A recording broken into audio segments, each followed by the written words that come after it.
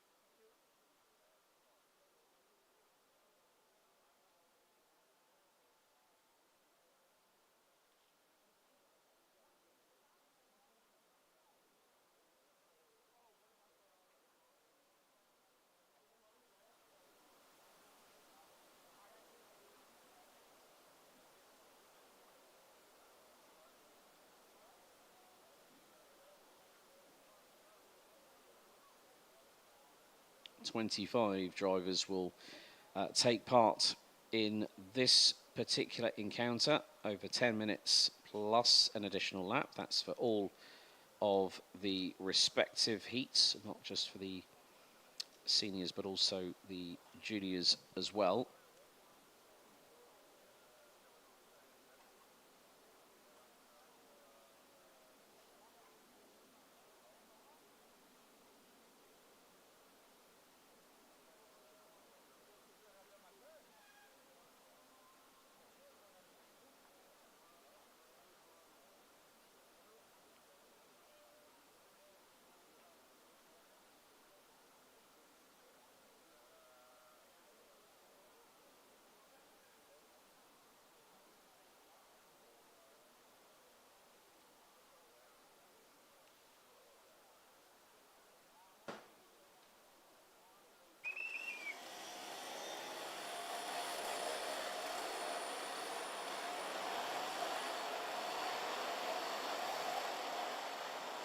Et le voici le grille de départ pour manche numéro 10 pour X30 Senior, les groupes B contre E. So, Sam van der Heyden versus Luca Lystra on the front row with van der Heyden on pole position. One of multiple race winners yesterday, Julien Sorvillo, will start on the inside of row number 2. Thierry Quinaud will be alongside in the 266. Row 3, Oscar Guccio and Anthony Bongartz. François Delati and Kevin Bakker round out row 4. And then completing your top 10 will be the Dutch pairing of Roberto Bas and Thomas van Vliet. Then next up, Farijalil and Luca Mulao will be on row 6. Row 7, Mirko Wouters and Delano Valens. Then it is going to be the all-British row 8, Joey Brown and Monty Braithwaite with Jules Van Hulen, Koen de Roy. Rounding out row 9, Keanu Valens and Mathis Renet. Rounding out your top 20. Keep your eyes on Simon Lacroix, starting 21st, has made significant inroads all the way through the day. Yesterday, he'll be joined by the Netherlands' Days van Dijk on row number 11. Thibaut Vyers and Isabelle Gazelle round out the penultimate row of the grid. And rounding out the 25th and final spot on the starting order, Belgium's Raffaele Santocono.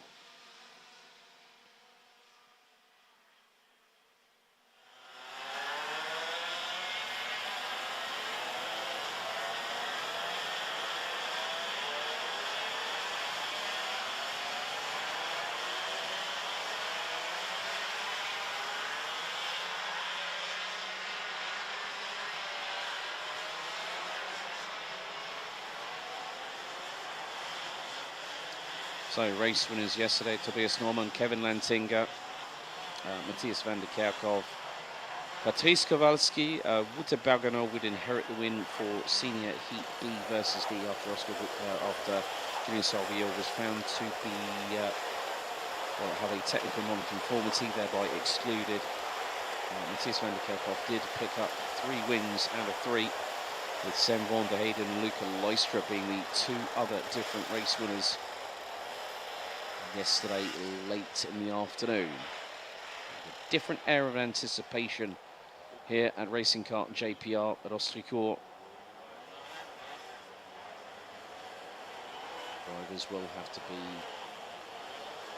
pretty much on their guard and eyeballs on stalks. 15 degrees air temperature, 6 km/h wind to the south-southeast, 88% humidity, 70, well, it's pretty much blanket cloud cover over the circuit. Actually light rain in the local area. But the red lights are on the starting gantry as we start to initiate finals day for X30 Senior and Junior. Revs rise, lights are out. We are underway, and a good start from Sam van der Heyden. Anthony Bongart's looking a little bit twitchy going through the exit of corner number 1, 3 wide towards the top part of the second half of the field as they head into turn 3. And the traction is going to be in an absolute premium. It's going to be like skating on an ice rink with trainers. So the circuit now losing all that grip and purchase that was gained all the way through yesterday, with air temperatures hitting north of 25 degrees Celsius. In through turn 6 and 7 we go for the first time. And it's just about making it work. Don't overcommit, don't make any unforced errors. And of course the curving through the chicane, heading into sector number, well, now as we start sector 3. Zen van der Heyden has got quite an early lead over Luca Leistra. Julien Sauvio now up into P3. Looks to be ahead of VDK Racing's Tyrone Kinau, Oscar Goodshaw, Anthony Bongarts, François Deletti, Kevin Bakker, Roberto Valls and Farah Jalil round out your top 10 as they come through the 14th and final corner. And Tyrone Kinau trying to get a move on Julien Sauvio through the final corner. But Sauvio attacks Leistra into turn 1 and takes second position away from the 372. That's then Van der Heyden. 1.265 seconds up the road after the opening lap of this race.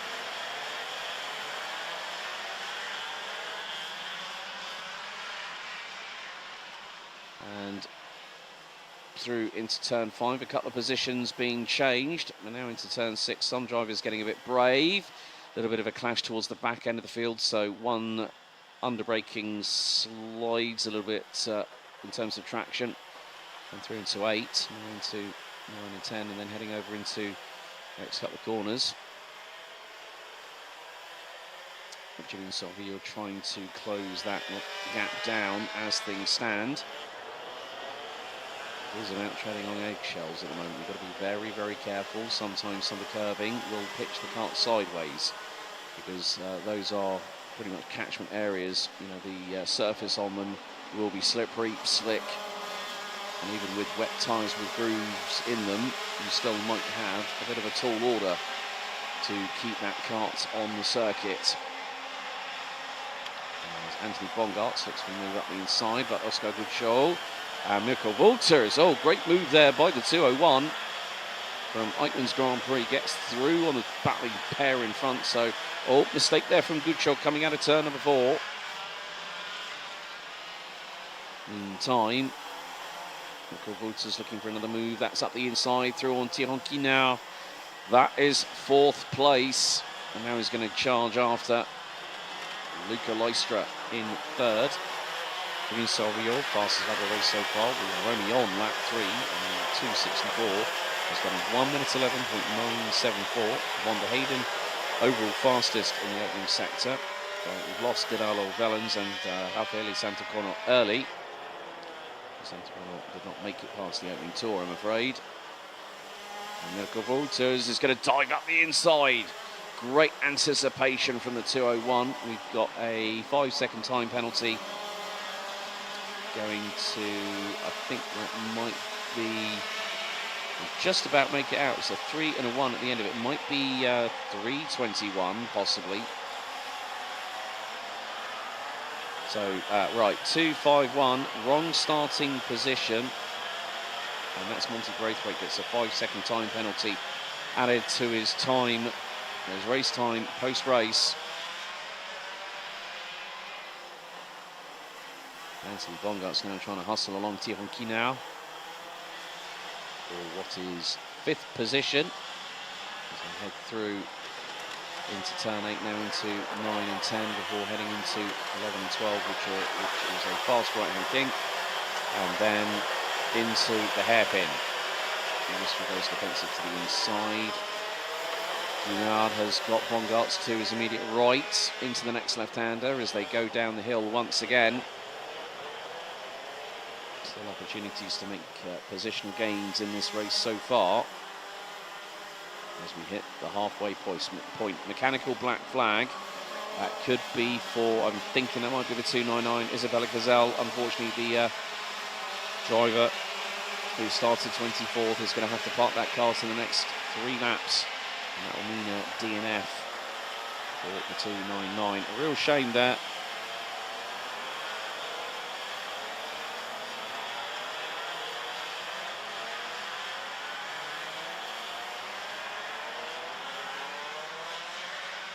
Anthony Bongarts still putting the pressure on Tyrone Kinau for that place.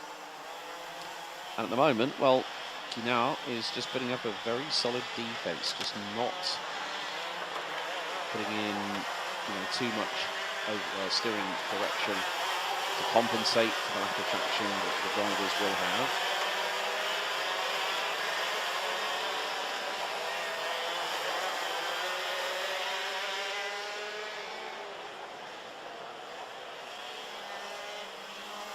as Mirko Wouters has finally got through on Julian Salvio. So Mirko Wouters now up into P2 from 13th on the grid, and has just put in the fastest lap of the race.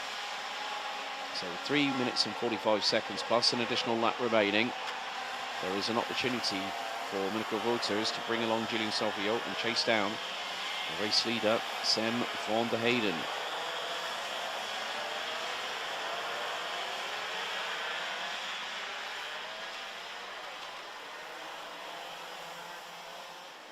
Some really good handling in the wet for the 201 of Wouters. Running with the Eichmann's Grand Prix Racing Team 311. Thijs van Dijk from the Netherlands has picked up a 5-second time penalty for a push to pass incident that has occurred out on circuit.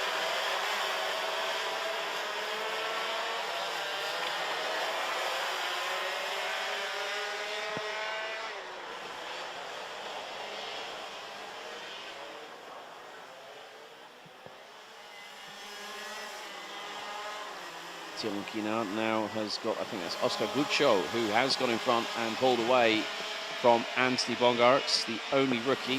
François Delety and Keanu Vellens look to have been the latest two casualties, so it drops us down to 20 runners and riders in this 10th heat.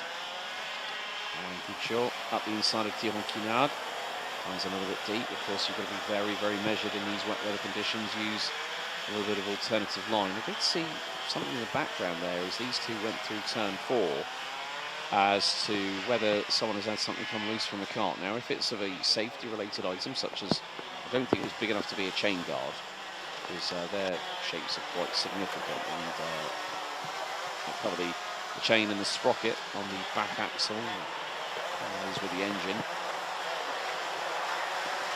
Michael Lystra, some struggles of his own, currently running in P7 is the number 372.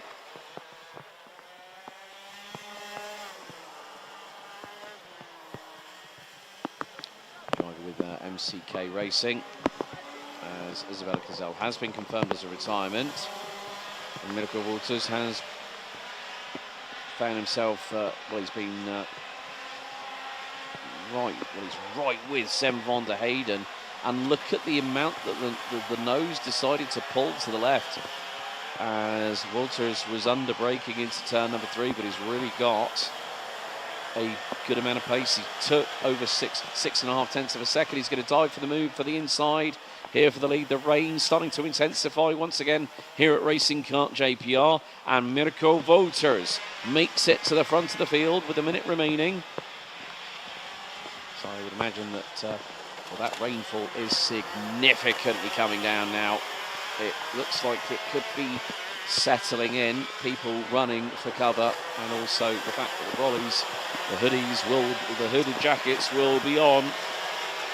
But at this point, Mirko Wouters doing a sterling job in this race, and he's going to bring us on to the penultimate lap. So lap 8 completed, looked to be a 14.5 kilometres of racing with 10 laps.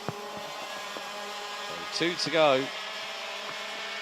Jules Van Hoel has made it up from 17th on the grid and is currently P9. Simon Lacroix now has made it up to 12th, having made up 9 spots. Joey Brown up from 15th to 13th, ahead of Panay and Roberto Baz. The pair having dropped a few positions. Roberto Baz having dropped from 9th to now 15th. And look at the spray. Rooster tails, peripheral vision compromised as we now hit 0 on the timer.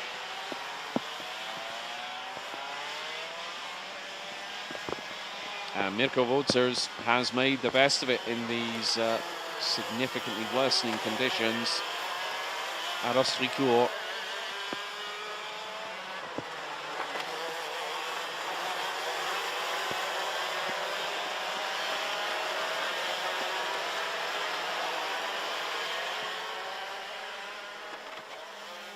So next time around, it's going to be final lap for these drivers. And Mirko Wouters from Eichmann's Grand Prix is going to start us on our final lap. Sven van der Heyden second, Julien Salvillo, Oscar Guccio. Thomas van Vliet has got through on Tihon Kinau, Anthony Bongarts, Jules Van Hul and Kevin Barker round out the top 10. And it's been a difficult one for Luca Leistra. Started second on the outside of the front row alongside Van der Heyden, but has tumbled down to 11th position. And he's closely being followed by 259 of Simon Lacroix.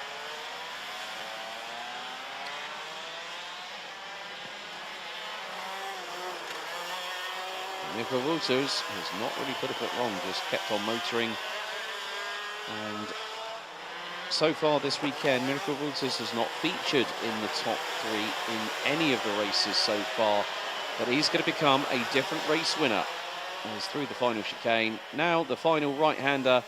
And Mirko Wouters from 13th on the grid, inside of row 7, picks up the win here in Heat 10. Second, Sven van der Heyden.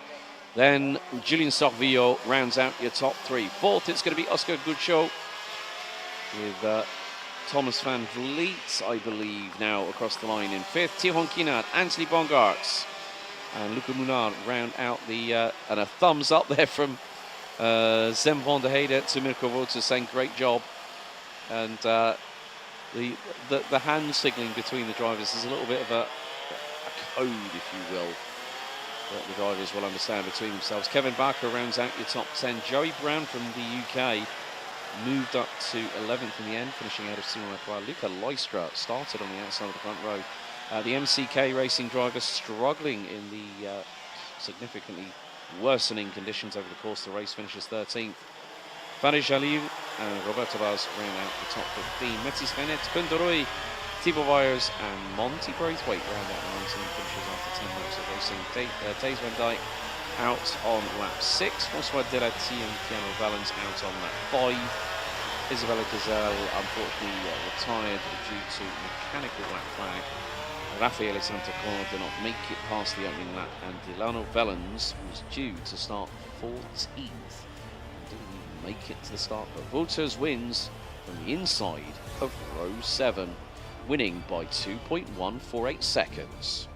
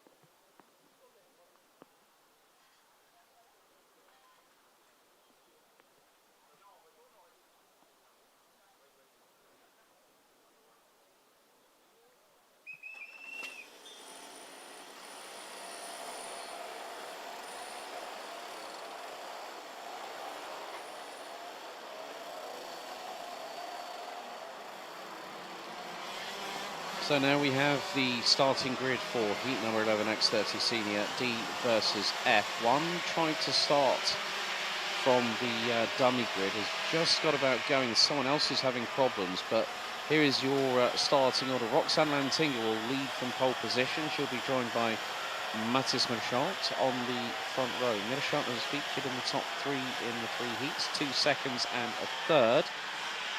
Roxane Lantinga has also picked up a second. That was in Senior B versus D, so they line up on the front row. Kevin Lantinga and Otto Paikkonen round out row 2 ahead of Ute Bergenot and Tobias Norman. Yanni Bouillet and Senna Meunier round out row 4 ahead of the leading rookie in this field, Nils Lelong and Dylan De Vos, who ran out the top 10. Mina Marczak will be joined by Angelo Mili on row number 6 with Alexandre Mercier and Nick Blancaspoor on row 7. Row 8, it's Jens Bozart with Gaetan de Brabandera, Marlon Bayer and Esteban Valgrave on row 9. Completing the top 20 will be Rafael Linders and Kenneth van Markerke. Rosanne Den Driver, Luca Montebello, Nor van Voorveld, Jesse Polderdijk and Matt Simon round out the 25 strong. There were a couple of drivers that were instructed by race director Dave Ritson to pull their carts off the grid on the trolleys. So the drivers that have not crossed the start-finish line, Ute Bergenot, Niels Hulot, Milan Marczak, Gaetan de Brabandera, who might have had trouble starting up, Rosanne Den Driver and Luca Montebello. Those drivers did not cross the timing beam at the start-finish straight after the sighting lap. Well, or actually they're on the sighting lap currently, but it was more the case of the run out of the dummy grid.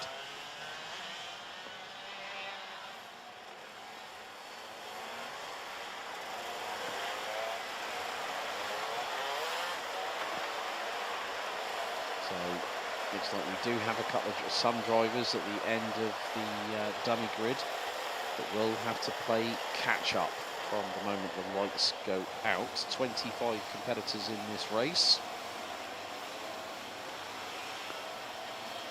The red lights are once again ignited on the starting gantry. Ahead of 10 minutes plus an additional lap of racing.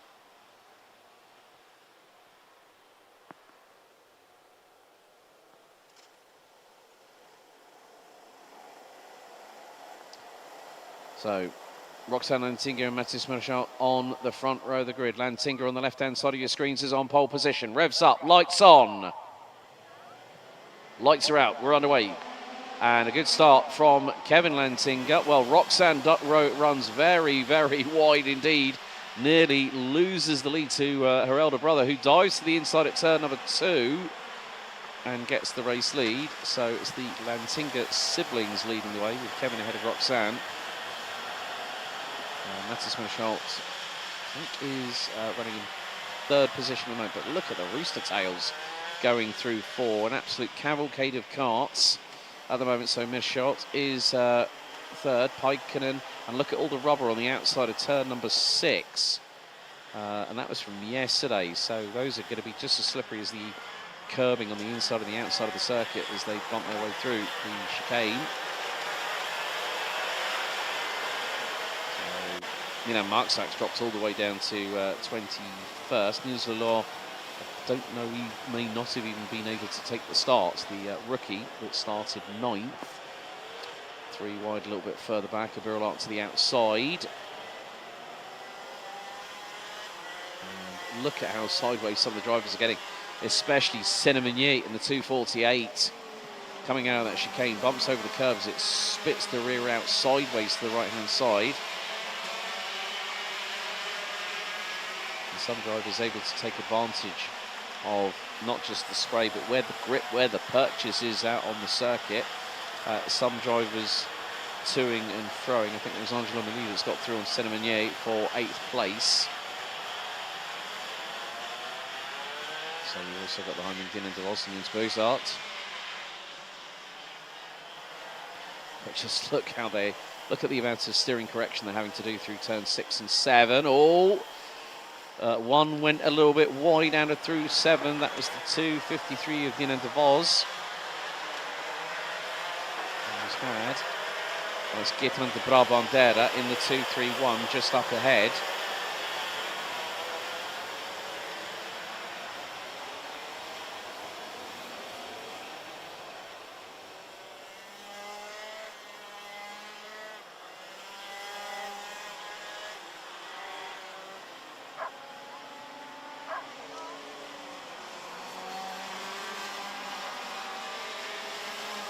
So at the moment, Kevin Lantinga leading by nearly 1.4 seconds over sister Roxanne. So it's proving to be tricky out there. And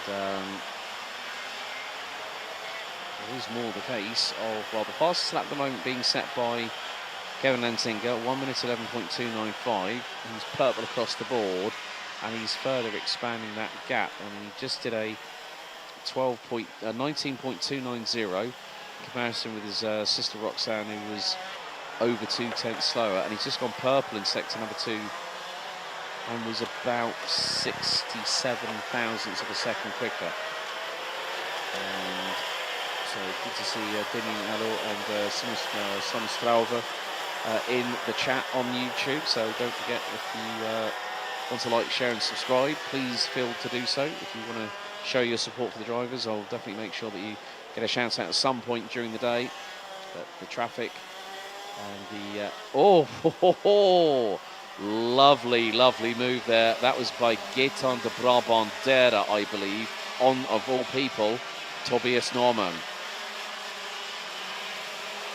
So more to the point, it is a case of seeing how things go as the track conditions do their very best to put everyone on notice, and that's exactly what's happened today.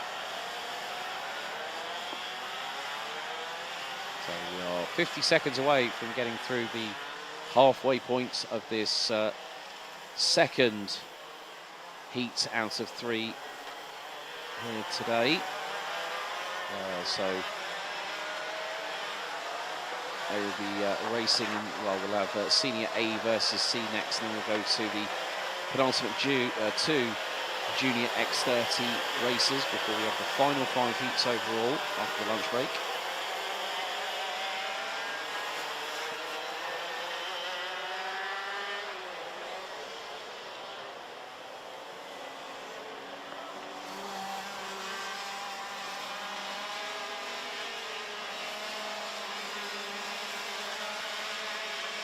So lead gap now is nearly 2 seconds. I think that was a black and white warning flag for Marlon Bayer from Switzerland, who's made it up from 17th to 10th at the moment.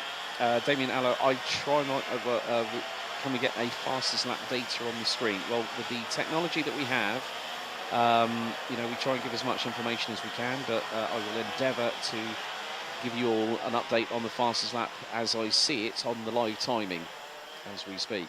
So again, Kevin Lantinga going purple. He's really expanding the gap and is looking for what will be his second heat win of the weekend, as there is the number 294 Mick Blancas on the Comp Kart chassis. Started 14th outside of row 7, now runs 7th.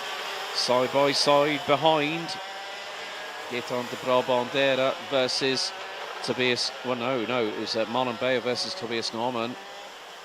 So Gaetan de Brabandera has ended up, switchback and a half there from the Swiss driver. Great job there to get through at the final corner.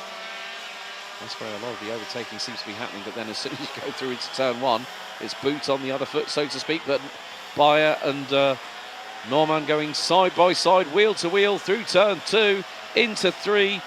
This could give the opportunity to Jens Bozart now, who's right with them. Bit of a wrestle with the steering wheel by the Swiss driver in the 274. And now diving to the inside goes Jens Bozart. A little bit of a love tap from behind on the kart in front. So Tobias Norman gets a little bit of a slight push from Marlon Bayer. And now you've got, I think that is Milan Marczak, I believe, that is right on the tail end of them, the 287. That's not great to do there, but I think there was a slight mistake by Jens Bozart And yeah, well, Milan Muksak in the 287 has made it through.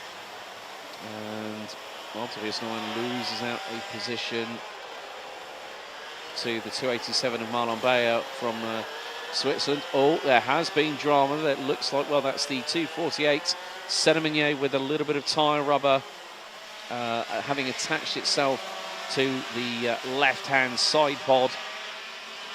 But at the front end of the field, fastest lap of the race so far, Kevin Lantinga leading the way by nearly 2.8 seconds. His best lap so far, 1 minute 11.021.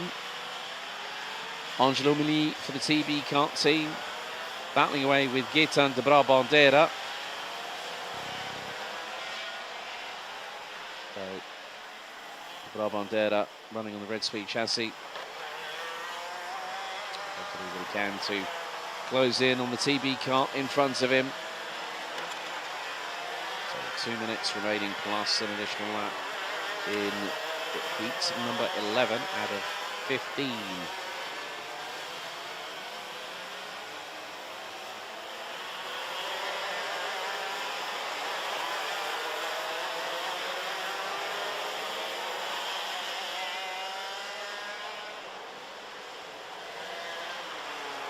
Well, Jensberg's not closing in on Tobias Norman. Tobias Norman now outside of the top 10.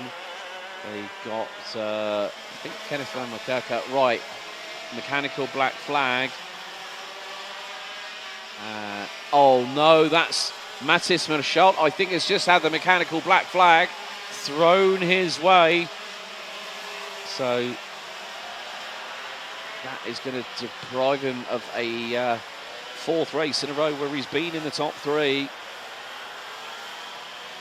So disaster for the 250 from Belgium, this year's karting Champions League Winter Series champion back in January at Marienburg. Had the opportunity to go to the second to Barcelona, Catalunya just a few weeks ago and test with MP Motorsport for a day behind the wheel of a Formula 4 car.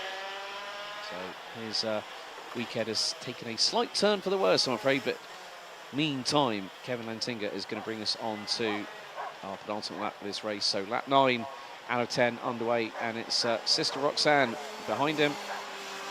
There's a big old gap. And yeah, Mathis Merschalt has just seen it. So I'm not too sure why. It could be if the chain guard has come off, then that would be self-explanatory. Whether the bumper has come adrift is another thing. So here goes Merschalt. Bumper, right rear, hanging on the ground and loose. So there's probably been a little bit of contact, and that has sheared the bolts and the nuts and the washers that hold the bumper onto the chassis underneath him. So that's a real shame for the 250. He's got Otto Paikkonen from Finland up his inside now through into turn 8. Merschalt, oh, he's probably looked down and he's gone, well, it's not the chain guard, it might be the bumper. Yes, it is the bumper, I'm afraid. That's very much a remedial repair in comparison with, let's say, something else happening. But yeah, that's a real shame. Mathis Merschalt is not going to be on the top 3 in the 4th out of 5 heats. He'll be back in action a little bit later on. The final lap is underway. So Kevin Lantinga has a lead over Sister Roxanne of 4 1/4 seconds.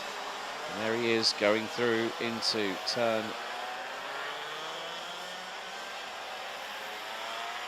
turns 3, 4 and 5 for the final time.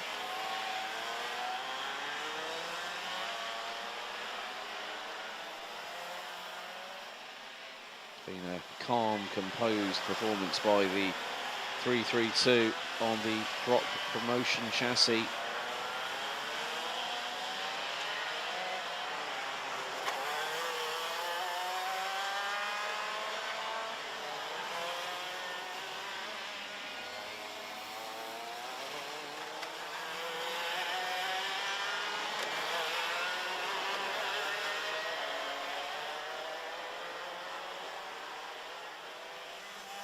So checkered flag will wave this time, and it's going to be a second heat win for Kevin Lantinga, sideways out of the final corner as he applies the power His sister Roxanne will make it a sibling 1-2 for the pair.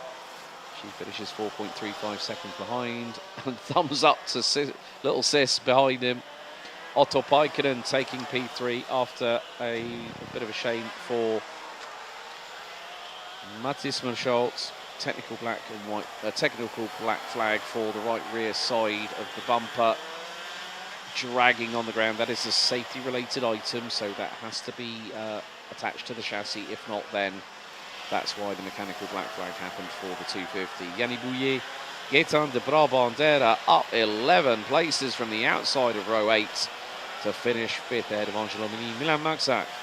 And Marlon Bayer ran out your top 8 with Kenneth Van Mokerke also making up 11 spots from 20th on the grid to finish 9th ahead of Denmark's Tobias Norman, Jens Berzart, Ute Bergano, Esteban Walgrave, Alexander Mercier, Luca Montebello, Noel van Voorveld, Jesse Polderdijk, Rafael Leenders, Roseanne Dendriver and Dinan de Vos rounding out the top 20.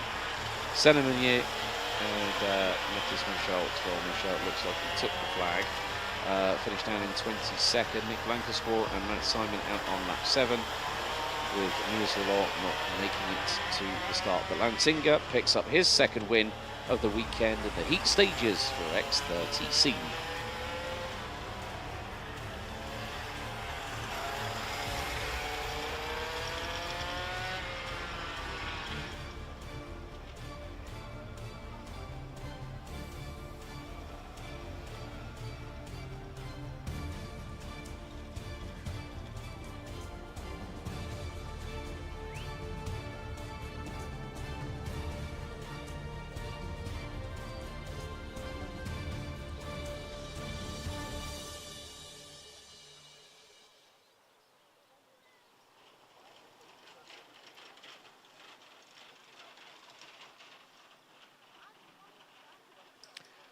That would now explain the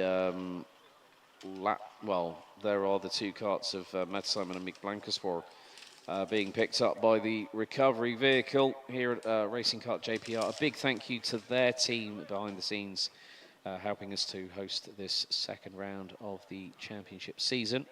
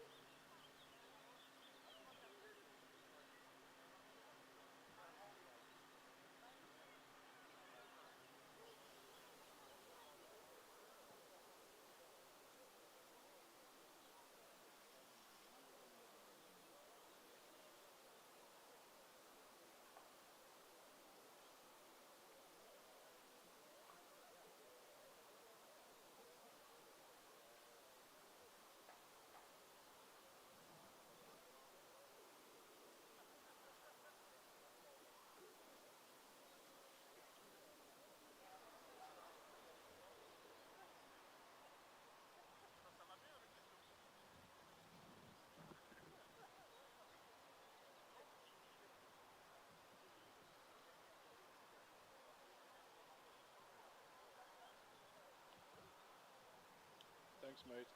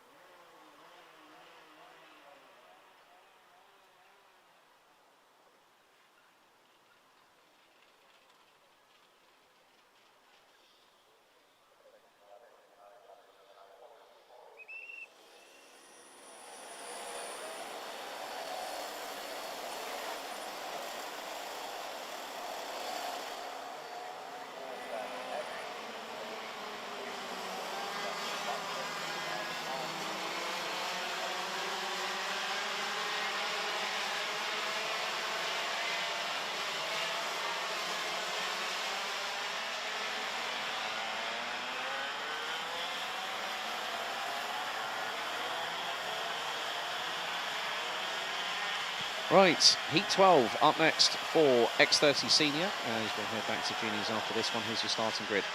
Matthias van der Kerkhoff looking for a 4th straight victory in the heat stages of this competition. Lines up on pole position. Patrice Kowalski, also a heat winner this weekend, lines up on the outside of the front row. Victor Louis, yet to win a heat race. Starts on the inside of row 3. He's also going to be joined by a driver that is featured at the sharp end of this field. He's not always had the best of luck, Quentin van Leeuwen. Clément Outron and Hubert Petit round out row 3. Clément Massot and Lucas Horsika round out row 4, rounding out the top 10. Scheduled to be Alexis Constant and Maxime Blanchemin. Charlie Bloom and Pepin Steiger round out row 6 with Marcus Bloom and Maxime Prudent set to start on row 7. Zachary Gunn and James Merkelberg round out row 8. Gaz Hothaus and Augustin Boulet, row 9. Dennis Bowman and Tom Schultz round out your top 20, followed by Ellie Dax, Andy Schoenherder, Florent Dierda, Germany's Moritz Moore, Raphael Boulard and Casper Norman completing the 26-strong grid.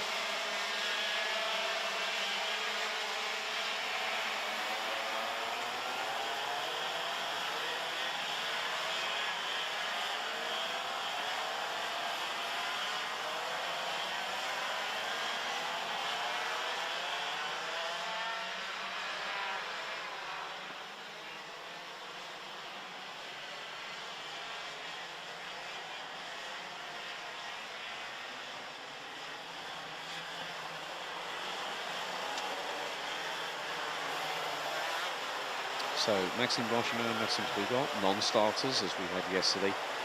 Also, Florent Dierda is going to be starting from the dummy grid. So out of the 26 starters, 24 will go racing for 10 minutes plus an additional lap.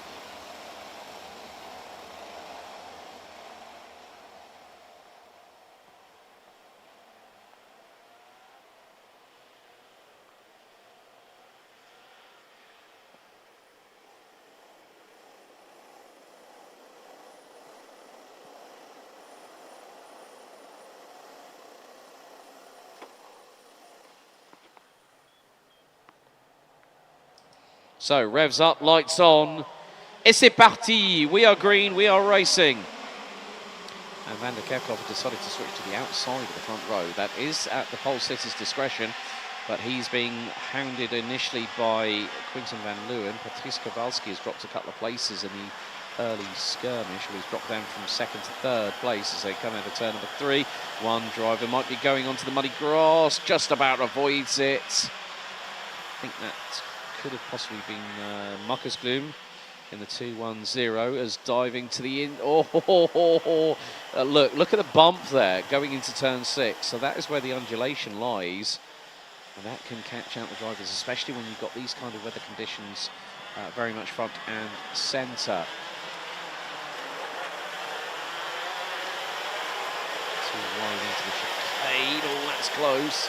And both pairs nearly exchanging sidewall rubber at that point, as we will head down the hill for the first time here on lap 1 out of a possible scheduled 10 laps of racing. That has made it out onto the circuit. It's got a little bit of catch-up, is about the best part of 6 seconds behind Casper Norman, who is down in 23rd at the moment. Possible opportunity for Victor Louis to get through, and I think might have just done so on Hubert Petit, which is the case. Clément Massot, Alexis Constant, Lucas Horsika making it 3 wide through turn 3, and now they start to squabble a little bit. Horsika in the TD can't get through. A couple of drivers using that inside curving through 4. Not easy to navigate under these wet weather conditions, but there could be a possibility of the wet weather tyres starting to disperse the standing water on the tarmac. Hubert Petit just a little bit of a touch with the back bumper of Alexis Constant going through into turn 8.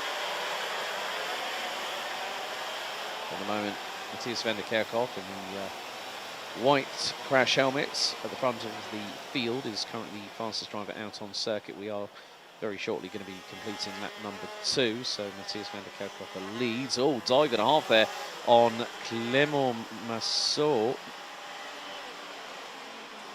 I've got a feeling that would have been more than likely Lucas Horsica, which was the case. It was a beautiful move. And that's a place where you don't really expect that kind of overtaking. But in these wet weather conditions, as Horsica up the inside of teammate Kowalski. And that is a change for the Czech Republic driver, who's now up back into P5. And right with them is the TV cart of Clément Massot, who got through at turn 5 on Kowalski. And here goes Alexis Constant diving up the inside, runs deep, and he loses 2 positions. One to Patrice Kowalski, and I think that might be Marcus Gloom just behind, or Charlie Gloom. And look now, they're all bumping over the curbing. That would have been Marcus Gloom, so Charlie Gloom not too far behind either. Petit looking for a move on Alexis Constant. Through at the hairpin. Oh, Constant, Co-Brown, clean up on aisle 3, narrowly saves it. Great kart control from the 222. Bit of a wobble, and that just goes to show you go off track, you are at the behest of the elements. Matthias van der Kerkhoff sets the new fastest lap of the race, 1 minute 11.646.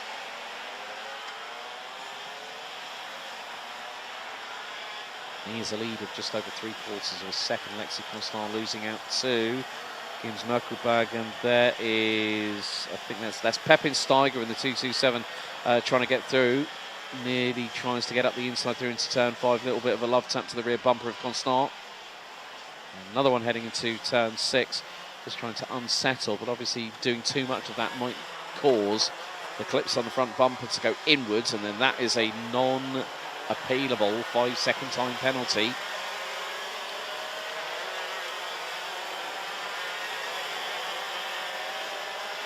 So 5 minutes and 23 seconds, plus an additional lap. Victor Louis and Lucas Horsica are now going into battle. This is the, and they've got Clément Massot and Marcus Gloom not too far behind. That was a great move there from Horsica. Through, threading the eye of the needle at turn number 14. Gets the job done, and Horsica back up into what is now 4th on the road. Horsica started on the outside of row 4 in 8th place. Clément Outram closing that gap to Matthias van der Kerkhoff to what is now a 0.6 advantage in favour of the 236 from Victory Lane.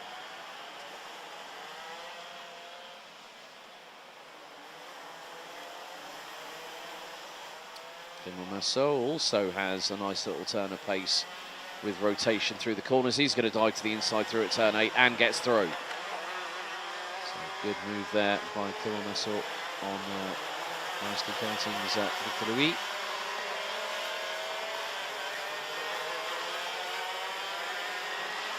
Belle bagarre entre les deux pilotes belges, parce que Clément Massot a passé Victor Louis.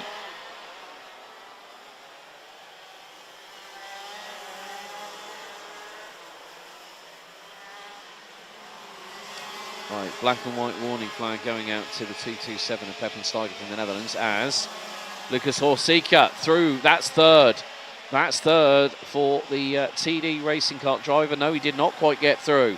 Oh, a little bit wide there from Quinten van Leeuwen, who cuts across the nose out of turn 2 and into turn 3. He's going to run it deep, trying to cut off the opportunity for Lucas Horsica, who is gunning for 3rd place.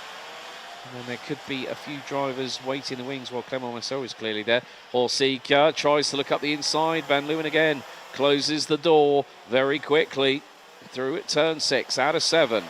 Now into 8 is a little bit further back. Exchange of positions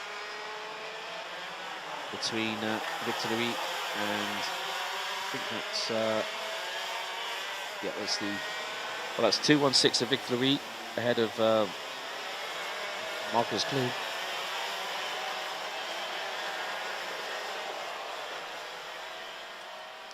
And well, Quinten van Leeuwen now has lost out, but it was to Clément Massot. Up the inside through goes Ostricourt. There's one of the RSD karts as well. I think that was Victor Louis. No, it's Marcus Gloom. And Van Leeuwen starting to struggle a little bit on the Henze Racing kart entry. So 2.5 minutes to go. Matthias van der Kerkhoff is comfortably controlling proceedings, on course for a 4th straight heat victory here in X30 Senior. Doing a stellar job, as there's going to be a change and another position lost. Victor Louis gets through at turn 5 on Quinten Van Leeuwen from the Netherlands. So that is Van Leeuwen down to 7th on the road. And, well, a lot of chances being taken by drivers. And, well, we saw one through turn 8. And that was Marcus Gloom taking advantage over the 327, representing the Czech Republic, Lukas Ostricourt on the TD kart. So we have just started lap number 8 out of a possible 10 laps. Clément Massot across the line, up from 7th, now 3rd. Marcus Gloom up from the inside of row number 7, started 13th, now up to 4th. Lukas Ostricourt started on the outside of row number 4 and runs in 5th place. Victor Louis 6th, Quinten Van Leeuwen, Charlie Gloom, Jim Melkerbach. Patrice Kowalski has been struggling and is now down in 10th place. And he's only 7/10 ahead, pretty much, of Hubert Petit, but, well, Clément Outran has closed that gap to Matthias van der Kerkhoff. Now out of the chicane. At the top right-hand corner of the circuit, van der Kerkhoff defends from Outran.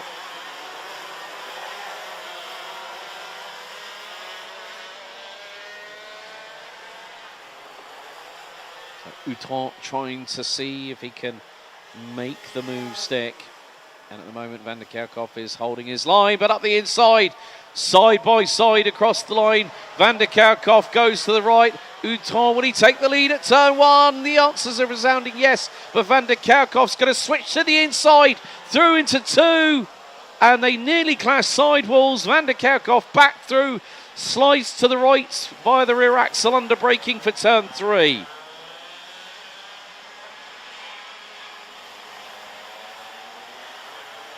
And Outran back through, retaking of the lead at turn number 5 by the 288. Clément Outran now fractionally about 2 to 3 kart lengths in front of Matthias van der Kerkhoff. Now, even if van der Kerkhoff finishes 2nd place to Clément Outran, up until that particular complex of corners in the middle of the circuit that we just went through, van der Kerkhoff up until that point had done a sterling job to hold on, but Outran had the pace to catch and pass the victory lane driver. So this time around, Clément Outran rather than Matthias van der Kerkhoff will bring us on to the final lap of this race. Outran has the fastest lap of a 1:11.385. So it now goes to an advantage. Marcus Gloom now past Clément Massot. Marcus Gloom a gagné 10 places. À la grille de départ, Marcus Gloom a commencé l'épreuve dans cette manche à 13e position. Et il a gagné 10 places dans 10 tours ici en Ostricourt. C'est une belle remontée pour les pilotes belges. Mais en ce moment, c'est le Français numéro 298, Clément Outran, qui est à la tête de la course. Et on est dans la dernière tour. Et les derniers virages s'approchent plus vite pour le pilote français. Et après 10 tours, le gagnant, Clément Outran, avant de Matthias van der Kerkhoff en 2e. 3e, bien fait, bien roulé, Marcus Gloom, avant de Clément Massot. Lukas Ostricourt rounds out your top 5. Victor Louis, Quinten van Leeuwen, Charlie Gloom, Patrice Kowalski and James Merkelbach round out your top 10. Well, there has been a change because the 293 just got a, well, there has been a slight change. Dennis Bullman gets a 5-second push-to-pass penalty post-race. Charlie Gloom finishes 8th, James Merkelbach rounds out 9th, and Patrice Kowalski completes the top 10. Hubert Petit, and, well, good effort by Arne Schoenhera, the number 302. The MCK Racing, Belgian, finishing ahead of Alexis Constant, Pepe Steiger, Zachary Gernon, and Casper Norman round out the top 16. Casper Norman making up 10 places, of course, that was including making that 8, because we had 2 non-starters in the form of Maxime Blanchiment and Maxime Prudhomme. Gaz Oudhaus, Raphael Boulard, Tom Scholz, Moritz Moore round out your top 20, Augustin Boulet, Florent Dirdin, Dennis Bullman, and Ellie Dax round out the finishing order, with Blanchiment and Prudhomme non-starters. But Clément Autran from Dream Racing breaks Matthias van der Kerkhoffer's win streak here in Heat 12.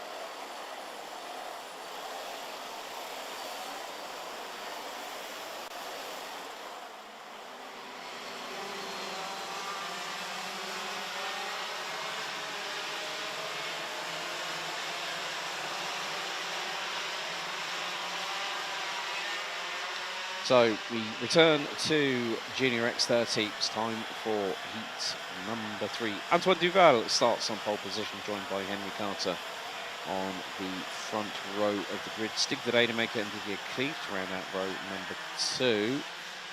There is actually a kart that has not been able to start. Looks to be Sam Galuk, I'm afraid, the 146. So Demon Koopmans and Viggo Moons ran out row 3. Sam Galuk and Jamario Hoff ran out row 4. Merle Taylor and Edouard Gourfoy ran out the top 10. Louis Beziré, heat winner yesterday, starts 11th. Keep your eyes on that young driver from Victory Lane.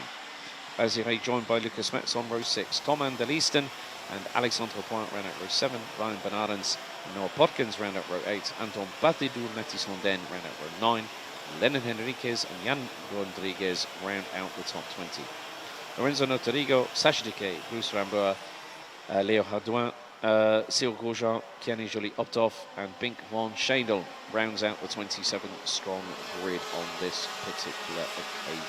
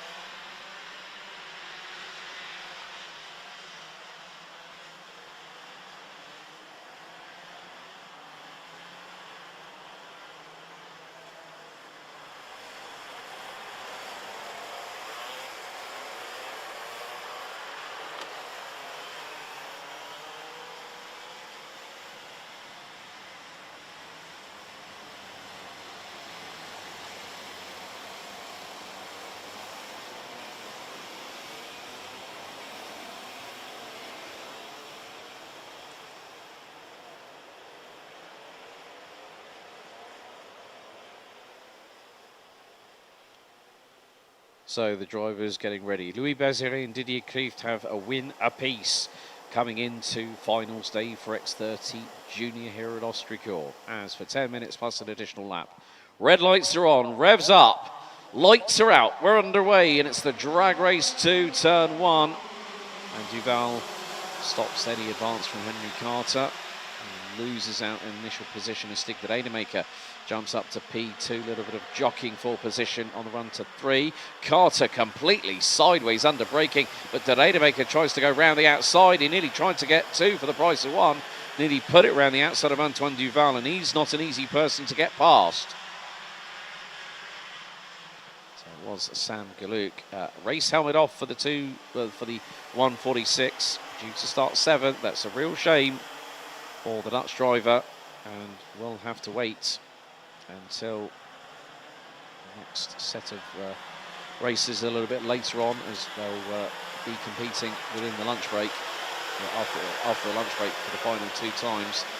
Bruce Rambour and Leo Hardouin might be tumbling a little bit further down the order, but we are very quickly approaching the conclusion of our opening lap, and Antoine Duval, the son of WRC race rally winner Francois, makes his way out of the final corner, leads after the opening lap, and the advantage over Stig de Rademaker is nearly 0.6 of a second. Louis Bazire has already bolted up the order. He's up 5 places.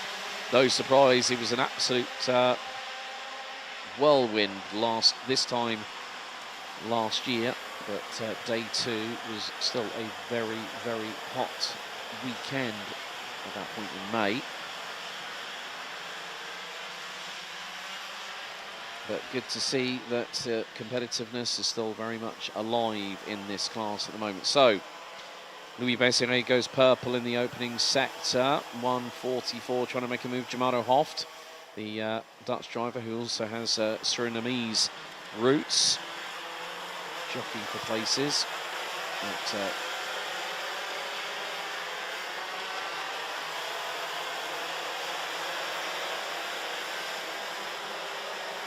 so Stig de Rademaker has made his way past Euro Karting's Antoine Duval for the race lead. Henry Carter on the Croc promotion, the youngster from the UK, in the 137 rounds out the top 3.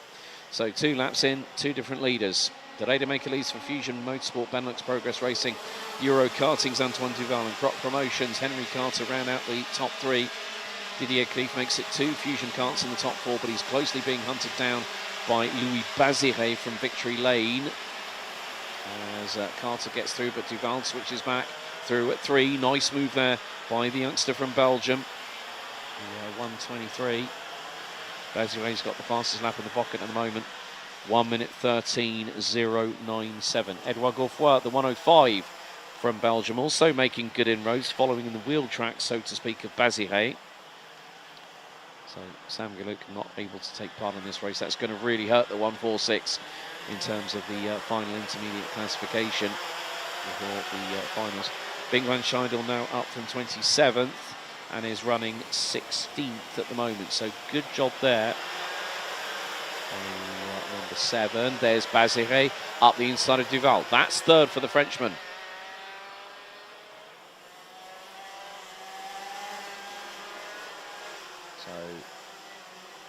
Bazire really, again, showing how fast he is, both in the dry yesterday. Up the inside he goes, that's through on Carter.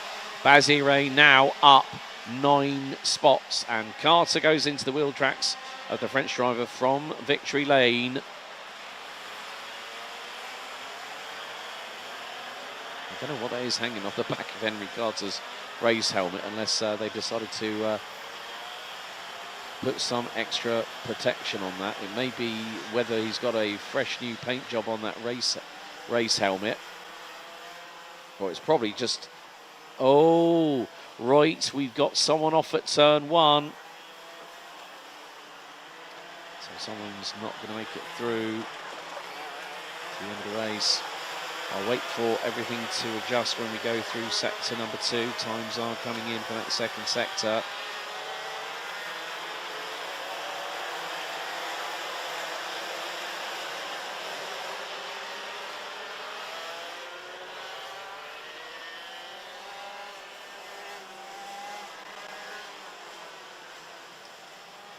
So someone did go off at turn number 1. Stig de Rademaker now has the lead over Louis Baziré by nearly 1.2 seconds. Henry Carter, Didier Kieft, Antoine Duval. They round out your top 5. Edouard Godefroy, Demok Gubmans. Who is the driver that has dropped? It is... I've got a feeling it's Alexandre Boif, the Luxembourger. Is not going to make it any further in this race. No, it's Sacha Duquet. Sacha Duquet, who started 22nd. The 111 from Belgium is out of the race on lap number 4.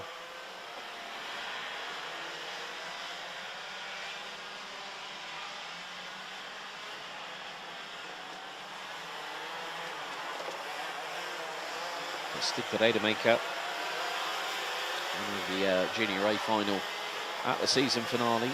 He's been a fusion driver for a multitude of years, and in the meantime, Louis Baziré trying to keep Henry Carter at bay in the 1:37 clock promotion entry.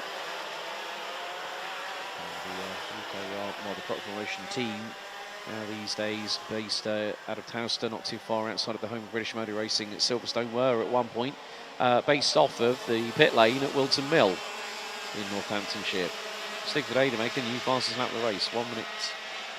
Well, that would have been a lap or two ago. 1 minute 12.809. Baziré has just put in a low 1 minute 12.9. De Rademaker a mid 1:13.1.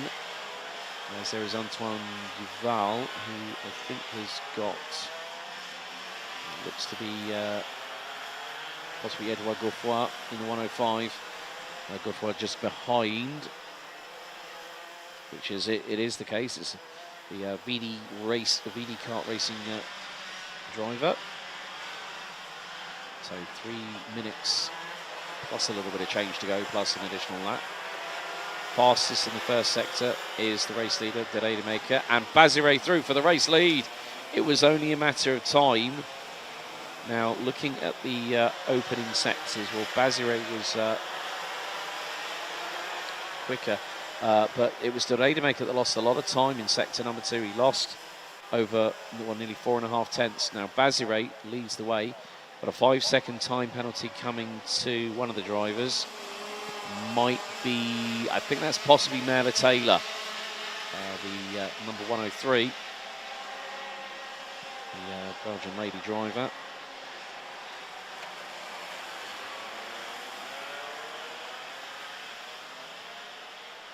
The driver with Euro karting, so that's going to be a 5-second time penalty, which will put Merle Taylor round about 11th position if things were to finish as they are now, based on a 5-second time penalty. Or waiting for an announcement on the live timing to find out what was the reason behind it.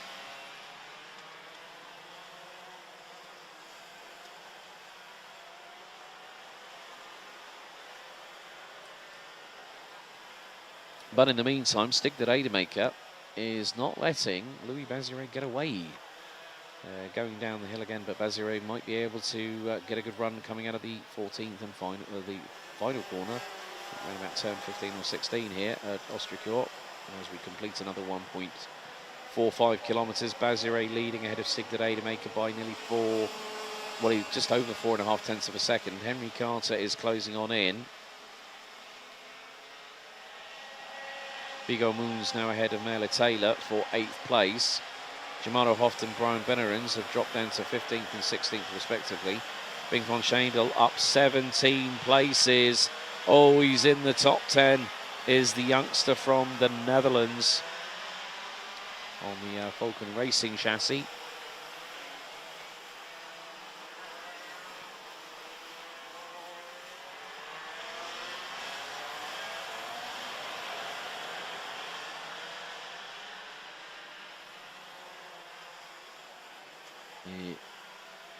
Après cette tour, on a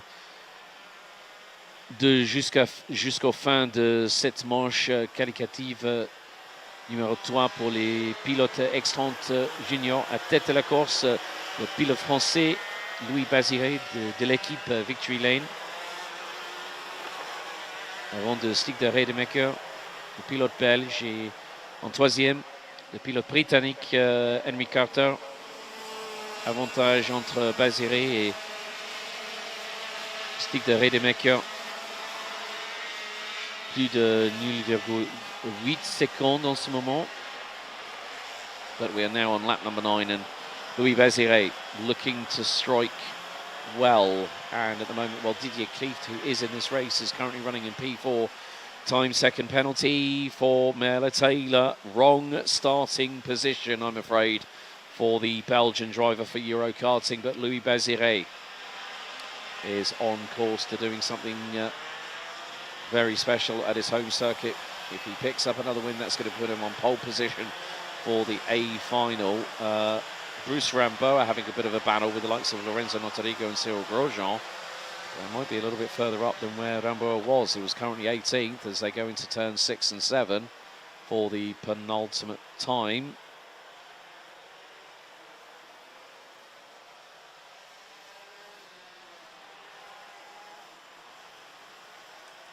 Mais en ce moment, le dernier tour se commence avec Louis Bazire.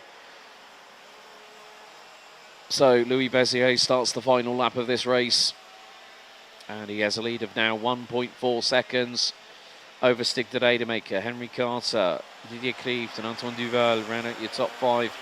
Edouard Godefroy,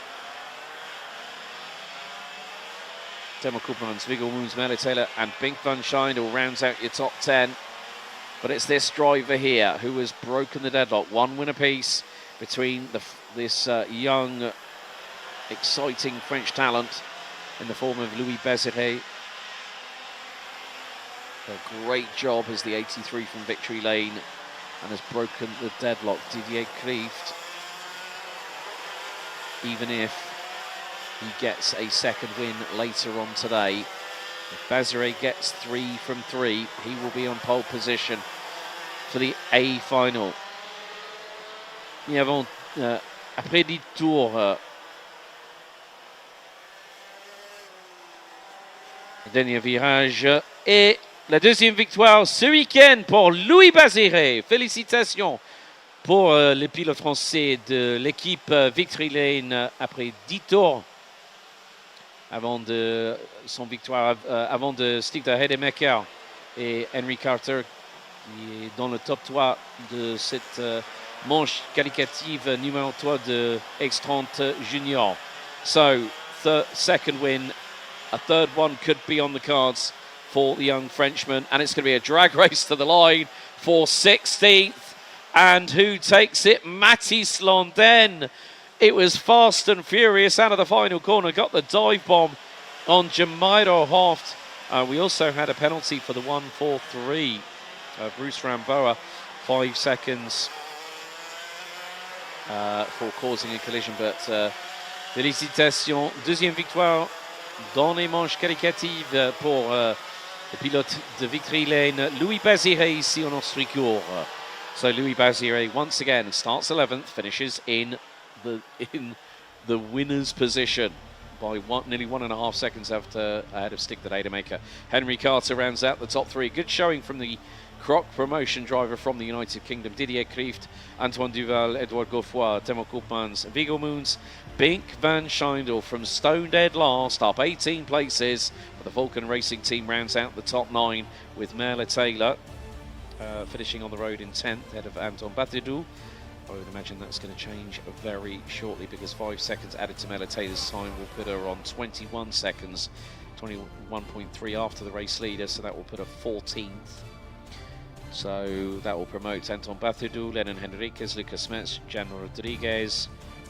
Well, Jan Rodriguez will finish 14th, ahead of Brian Benarens, Mathis London, Jamairo Hoft, Lorenzo Notarigo, Alexandre Poin, Cyril Grosjean rounding out the top 20. As you see the drivers now going onto the weighbridge. Tom Aldelisten, Noah Podkins, Leo Hardouin, Kiana Joly-Uptoff and Bruce Ramboa rounding out the 25 finishers. Sacha Decay out on lap 4 and Sam Galuk unable to take the start. But 2 wins so far. Can Bazire make it 3 out of 3 later on today?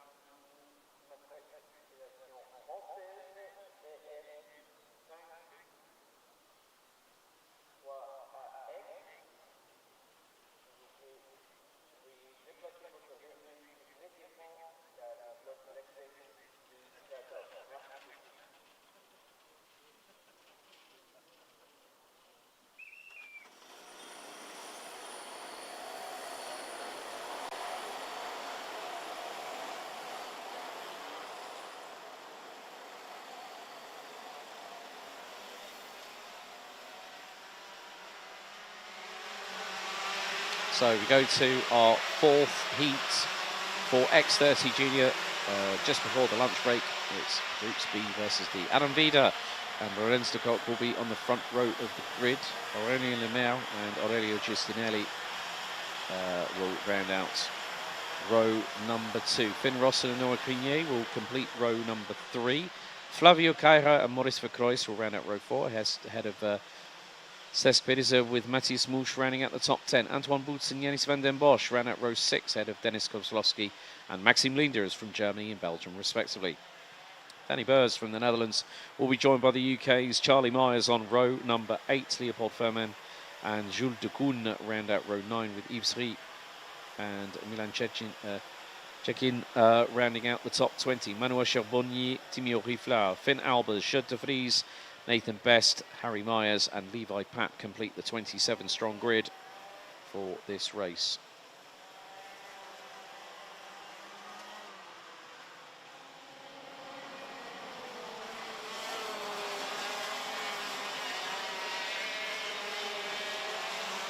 So we head on to the formation lap for this second race, out of which is the penultimate stage of the Junior X30 side of things. But then after the lunch break, we will go back to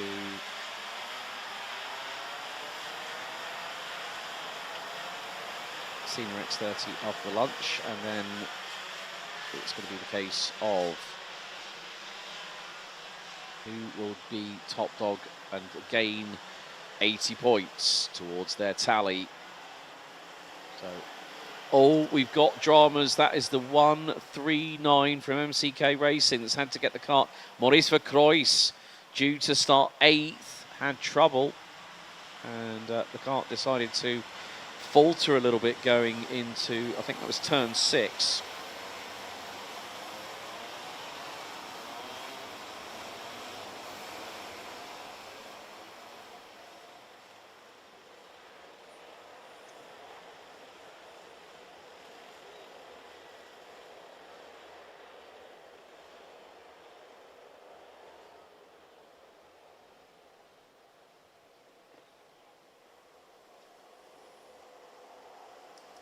So the drivers now get themselves into position. Looks like Maurice Vercroys might have been able to take his place on the grid as we go. Revs up, lights on.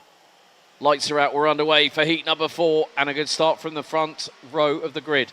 Lorenz de Kock slots in behind. Adam V, is down to third place as Aurélien Lemaire got the jump on the 101 from Fusion Motorsport Benelux Progress Racing, who's starting to fight back. Now they go into turn 3. Aurelio Giustinelli for the TB Kart team, as the likes of Finn Ross and Noah Crinier, I think, might have moved up one spot. Yes, he has. Behind the 136 to the 166 up into P5. Through turn 4, into 5, now into 6. Lorenz de Kock looking for a move on Aurélien Lemaire, the 164, who's made it up into P2.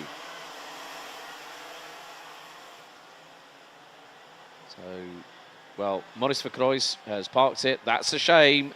That kart is not taking any further participation in this morning's activities, as 2, 3 wide, nearly 3 wide going through the chicane on the opening tour. Quite a lot of positional changes. Yves Rie down to 20th. Leopold Ferman passed by Finn Albers, who's moved up the order, as there goes Aurelio Giustinelli in the TB kart. He's managed to get through on Lorenz de Kock and also Aurélien Lemaire.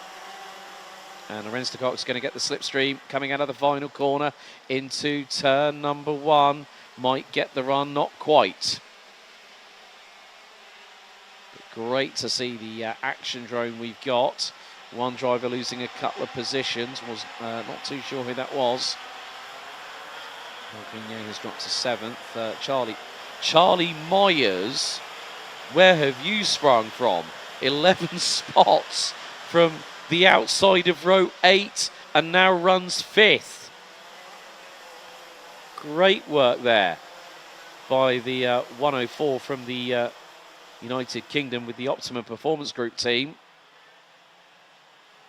Well, you put wet weather in front of a British driver, they normally soak it up like the proverbial sponge, as in the water, spit it out on both sides and go pushing forward.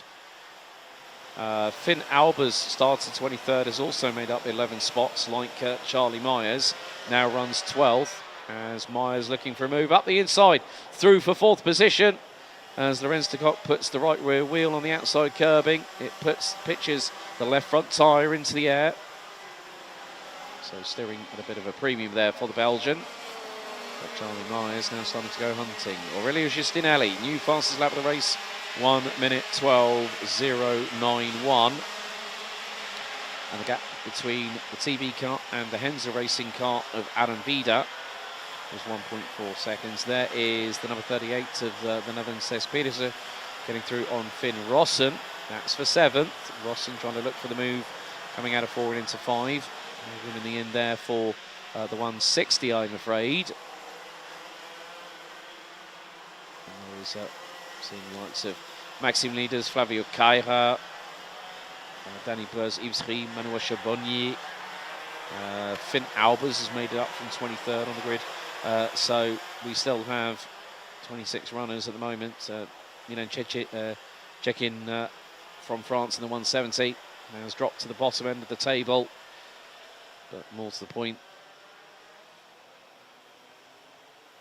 it is a case of who is going to take the victory. We've got three race winners so far. Well, we're on course for 3. Louis Béziré has won 2. Didier Krieft has won 1. Adam Vida leading now, but Aurelio Giustinelli just took a chunk of time, nearly 0.6 of a second, out of the Dutchman in front.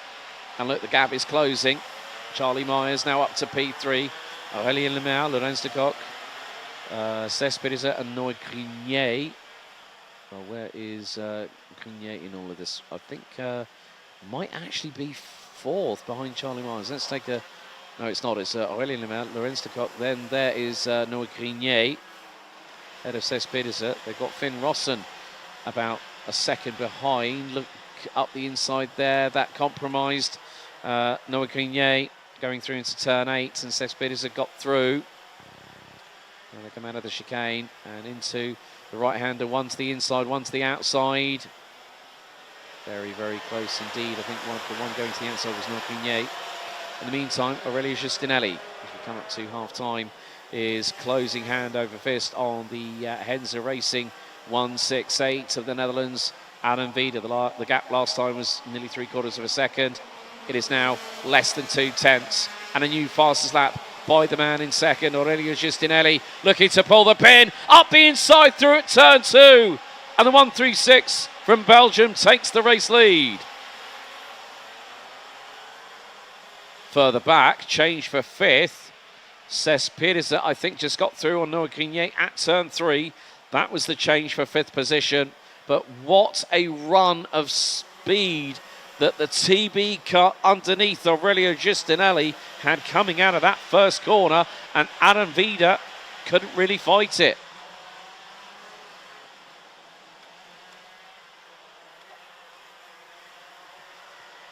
The battle for P3 being led by Charlie Myers from the United Kingdom.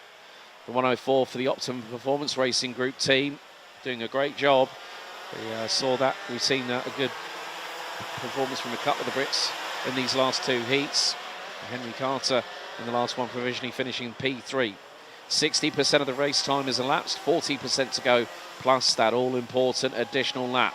And Adam Vida is now over 6.5 tenths behind Aurelio Giustinelli, who's put that's over an 0.8 of a second disparity. Oh, and we've had dramas. Oh, it's the 104, Charlie Myers from Optima. The man from the UK out on lap 6. Disaster. He doesn't even break the timing beam. And a technical drama has hit the Optima Racing youngster. And you could tell by the way he had his head in his hands that it was not to be. A real disappointing shame. But Aurélien Lemaire has lost out to Cesc Pedersen, who now takes P3.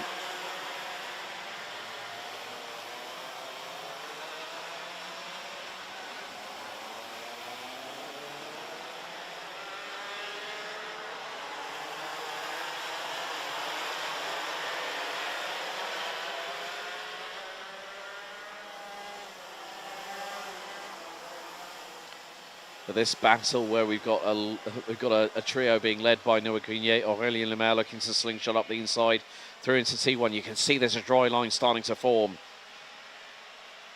So this now really does provide an opportunity for these drivers to keep on pushing and do their level best. Okay, it's not going to be quite getting the win. However, it's going to come a close second in this particular instance. 2 minutes and 20 plus an additional lap still to go. And you can see that now that there is a little bit more light in the sky up above, we are seeing there's no rainfall. We just have localized low-lying mist here as the drivers make their way through into the top right-hand corner of the circuit. But the battle for first and second. The track now coming back to Adam Vida, who's right on the case of the TB Kart. The 136 of Belgium's Aurélien Justinelli. Through the chicane they go, bumping over the curbs. So, give or take, it's going to be 3 more laps remaining in this race. Lap 7 completed, lap 8 underway. The gap between Justinelli and Vida. Vida dives to the inside line. Oh, but Justinelli had that momentum round the outside of the opening corner and kept the TB Kart in front. They were just under a tenth and a half apart, both having the rear end snake to the right-hand side under braking. But Justinelli doing enough at the moment to hang on by a finger thread through into turn 5. Vida could get the traction down a little bit better at certain points on the circuit, but Justinelli has got the measure at the moment of the Henze Racing driver behind. TB Kart, heavily established Italian brand, and now Vida on the young upstart, the Dutch brand, based just outside of Rotterdam, giving good quarter here and great racing respect between the pair of Justinelli and Vida as we fast approach the start of our penultimate lap here at Racing Kart. JPR dive to the inside, Vida gets through, Justinelli is fighting back. Now through into the final corner, Justinelli looks for the inside line. Vida covers it off. 2 laps to go, and the fight at the front of the field has imploded up the inside. Tries Justinelli once more, but Vida is there. Keeps it pinned and does not give him an inch, nor can Justinelli take a kilometre in the process. A tenth of a second covered the top 2 as they crossed the line. But what is this allowing to happen? Look who's closing in the background. Cesc Pedersen, who started 9th and was 1.5 seconds behind. So this is going to give the 38 an opportunity.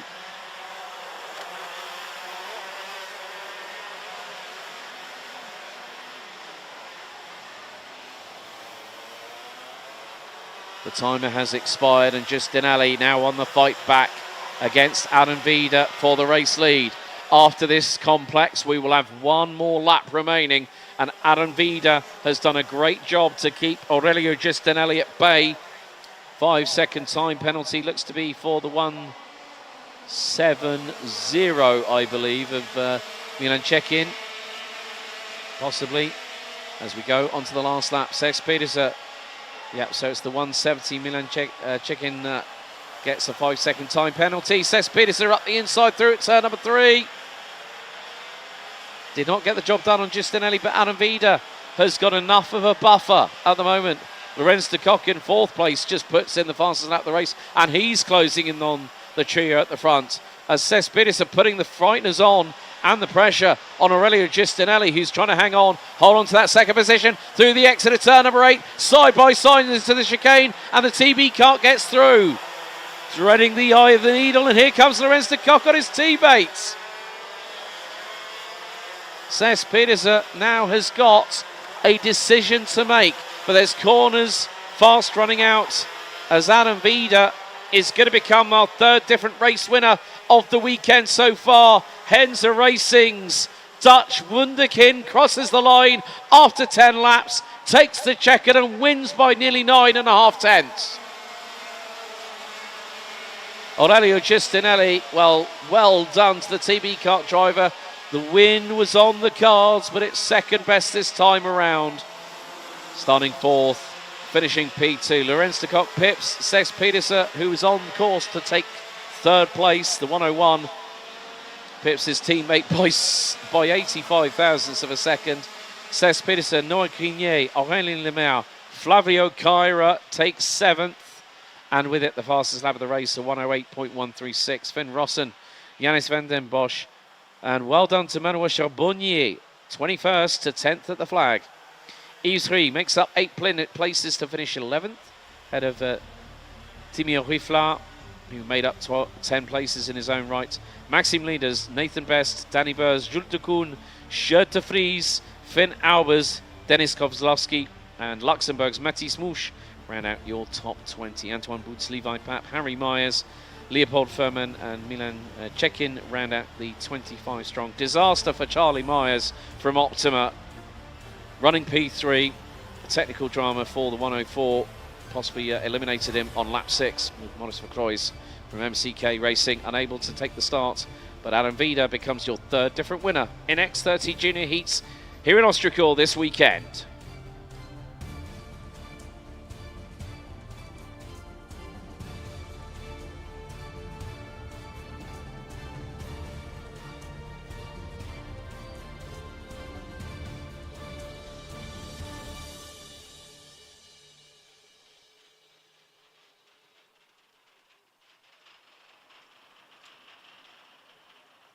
So that concludes the morning action for finals day for X30 Junior and X30 Senior. We're going to have a little bit of a wait, so we're going to go on the lunch break now, and we'll be back with you just before 1:15 this afternoon. What exciting racing we've had in wet weather conditions that are now starting to show signs of improvement as the rainfall hit this morning during morning warm-up and through the first few races.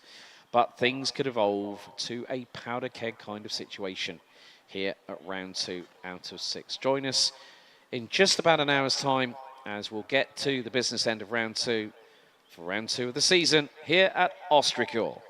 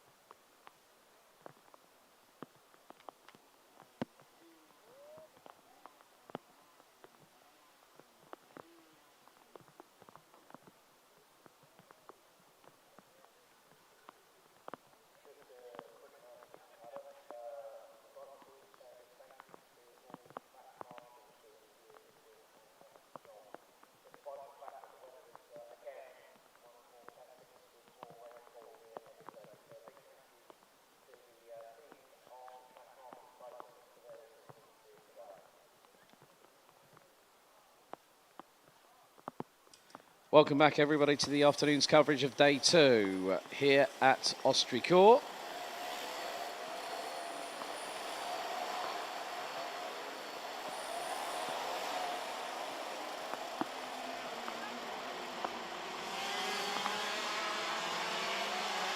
So we get underway with heat number 13 for X30 Senior. And here is your starting grid. It's going to be Roxanne Lantinger on pole position. She'll be joined by Luca Lystra on the front row of the grid. Kevin Lantinger and Thierry Kinard are on row number 2. Row 3, it's Ruta Bagano and Anthony Bongaerts, with Yenny Bouillet and Kevin Bakker rounding up the top 4 rows.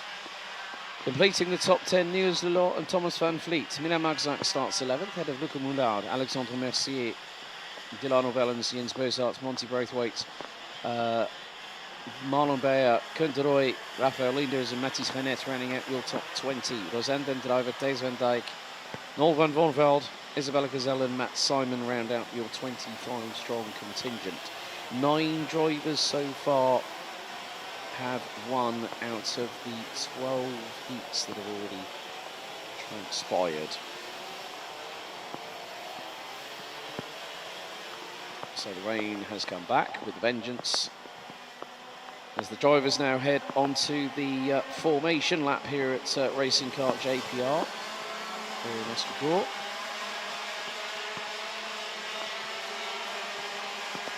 And peripheral vision is going to be at a premium, but you're going to be better off if you are starting towards the front end of the field, particularly on the front row of this grid.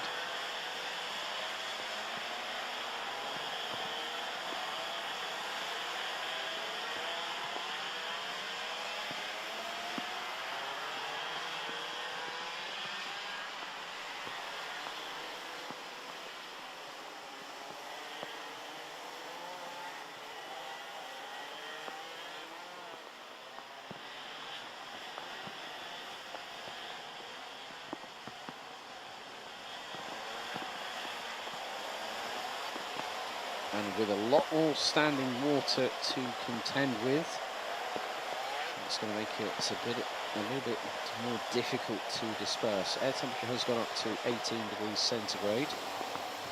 Wind is now to the southeast, 11 kilometres an hour. Humidity is 73%, and well, it's a bit of light and dark grey combination when it comes to the clouds up above here at this 1,450 metre circuit. It's Roxanne Lantinger on pole position. He's okay. Race director Dave Ritson has decided. Oh dearie me! It's like a pile up on the M25 going out of the final corner, and well, they've been sent around for another lap.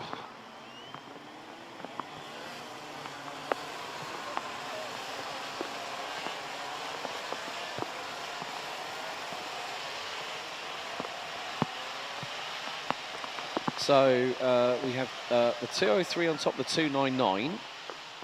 So Isabella Gazelle and Thomas van Vliet. Someone's lost their front bumper. Well, we are going to red flag the race. So multiple carts, 1, 2, 3, 4, 5, I think 6 at least, didn't make it away from the scene of the incident. So red flags before we've even gotten started.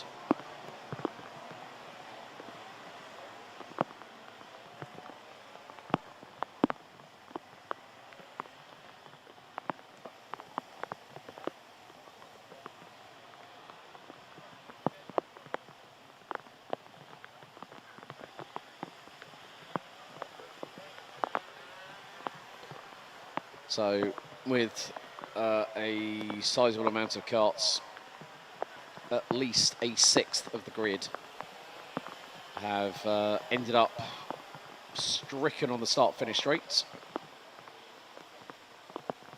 which means we are very much going to have a little bit of a delay here.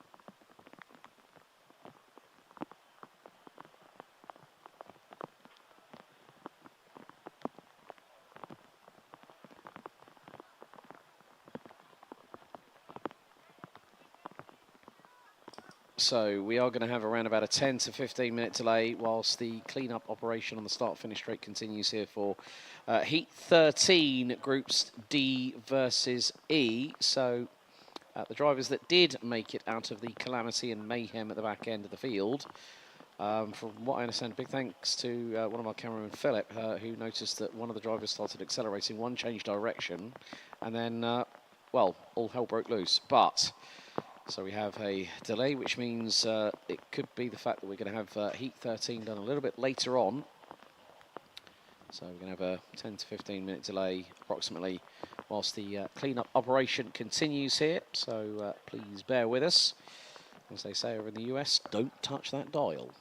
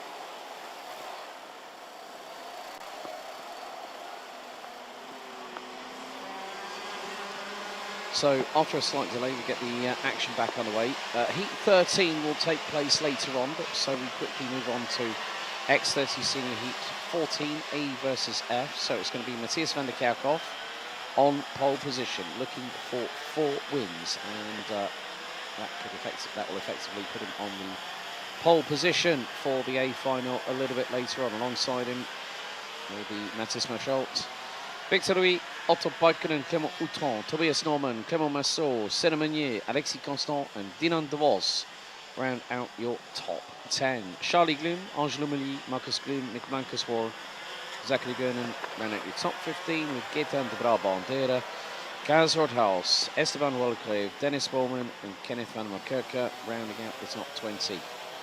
Completing the 25 strong that have ventured out onto the 1,450 metre circuit are Ellie Dax, Luca Montebello, Florent Dilda, Jesse Poldijk, and rounding out the grid, Raphael Boulard in the 205.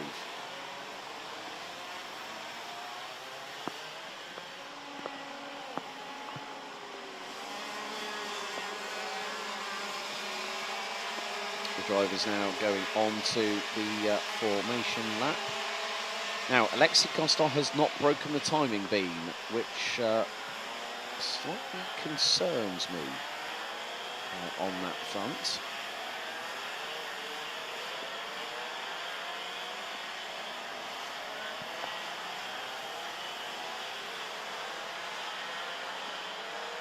Also another 2 drivers as well, Florent Dilda and Raphael Boulard.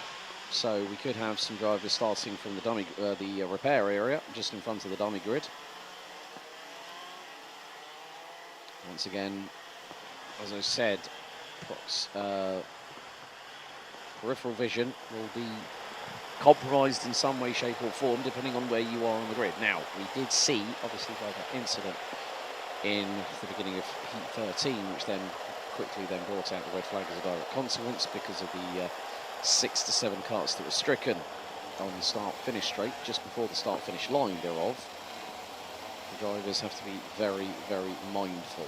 Now, there could be a possibility, depending on the formation, whether our race director Dave Ritson sends them around for another lap. It is at his call.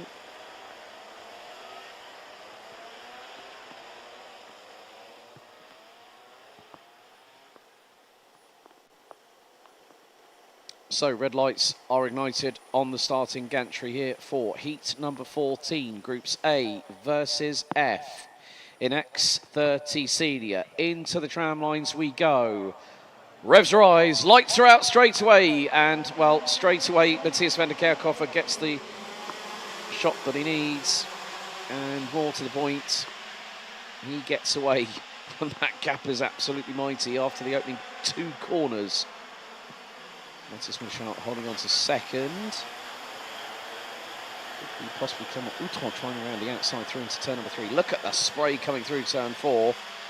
And you are literally gesturing on feeling outright. 2:17 for Dirda. Kart was the other way around. Maybe the fact that Alexis Constant, well, not too sure if Alexis Constant did manage to get through. Oh, we've had a drama through turn 6. One kart has exited stage right. So, Dinan de Vos, oh right, okay. Dinan de Vos was the driver that might have had the exit stage right coming out of turn 6 and into turn 7.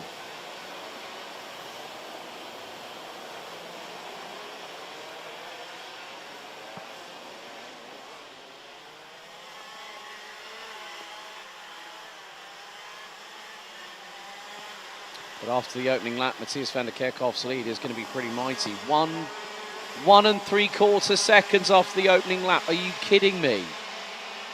He bolted like a bullet shot out of a gun. And now it's Otto Paikkonen who's got through into 3rd position. He's battling away with Tobias Norman. Mathis Marchalt down to 5th behind Clément Houton. Victor Louis now 6th. Charlie Gloom now 7th, up from 11th on the grid. Gaetan de Brabant making up 6 places. So did Luca Montebello, 10th and 16th respectively. As now Paikkonen dives to the inside. A little bit of a run wide there, but Marchalt, who tries to go for the crisscross round the outside into turn 8 by the Belgian. Brilliant inspired driving by Tobias Norman. the Dane for KCR Racing, just threw it around the outside of the fin and just gave it a go. Sometimes you have to put those chances in, but through into the hairpin. Outron through now on Norman. Well, not quite. Peikkinen still in front. Minishout to the back end of there, along with Victor Louis, Charlie Gloom, Clément Messot, Cinnamonier. Gaetan de Brabandera not too far behind, is down the inside. That's a great move. Clément Outron through on Tobias Norman. That was for P3. And now Norman running a little bit wide through turn one, but there was not enough momentum from teammate Matthias Minishout to get through. A little bit of a squabble behind, under braking. This back end of the TB car of Clément Messot steps over to the right hand side. Oh dear, right. Got one off, and that is going to be, that is a Birrell, a Charles Leclerc by Birrell kart that has had a problem. I think that's the 205, more than likely Raphaël Boulard, that has ended up out of the race.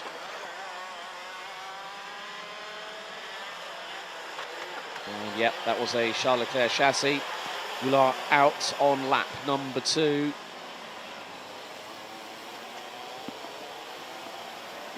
Still some drivers really, oh crikey, trying to go around the outside at the hairpin at the top right hand corner of the circuit. You are dealing with the limits of adhesion and the imminently fast approaching muddy grass on the left hand side if you chance it round that corner.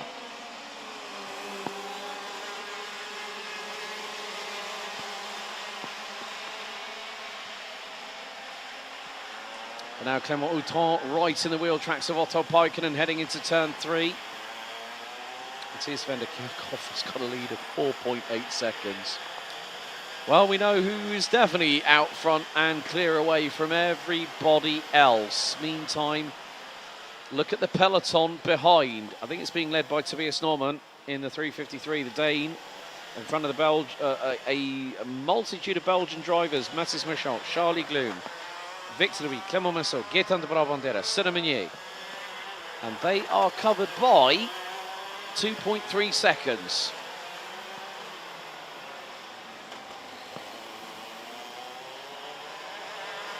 Charlie Gloom looks to have gotten through on Matthias Minishout, so change for 5th place. Gloom up 6 spots in the 245 from 11th on the grid.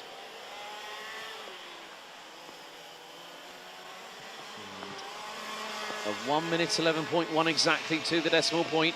Van der Kerkhoff was nearly 9 tenths quicker than Otto Peikkinen, but through on the inside as he runs wide the fin. Clément Outron is through for 2nd, but hits the standing water puddle. The back end steps out to the left-hand side, and he just caught it, steered into the drift, and caught the tail end from snapping around.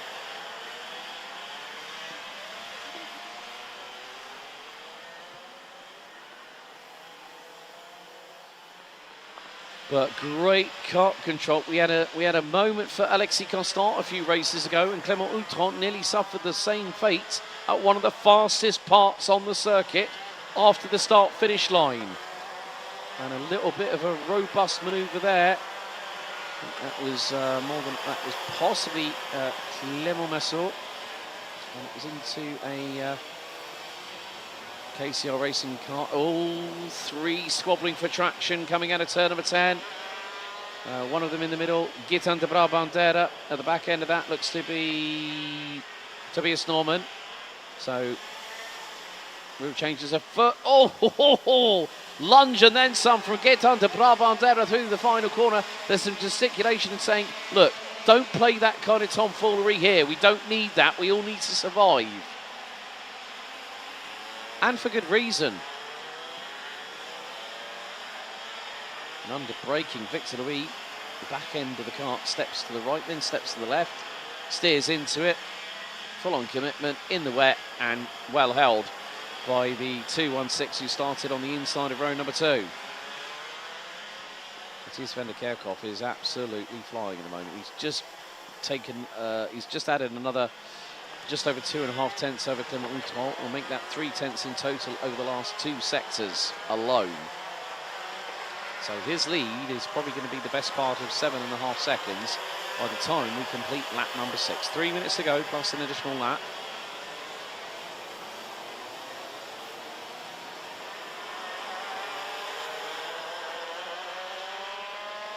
So Matthias van der Kerkhoff putting himself in the right place at the right time, and it is at the pole sitter's discretion. Normally pole position is on the right hand side of the circuit, and it is at the pole sitter's request. So also there will be a slight delay reference juniors heat 5 and 6, of course, with heat 13 having been scuppered by the red flag stoppage after the attempt to send the drivers round for another formation lap. 2 minutes and 20 to go. 7.1 seconds is the advantage between Matthias van der Kerkhoff, who started from pole position. Clément Outran started on the inside of row number 3. Now currently runs second. He has got Otto Paikkonen behind him. And there are the pair of Marcus Gloom and Victor Louis. Charlie Gloom up in P5, a little bit further up in the 2:45. He's ahead of Clément Massot in the 2:68. He's made it one place. Biggest gainer of positions, Guidon de Brabandera at the moment. 7 places, so started 16th on the outside of row number 8. Runs 9th.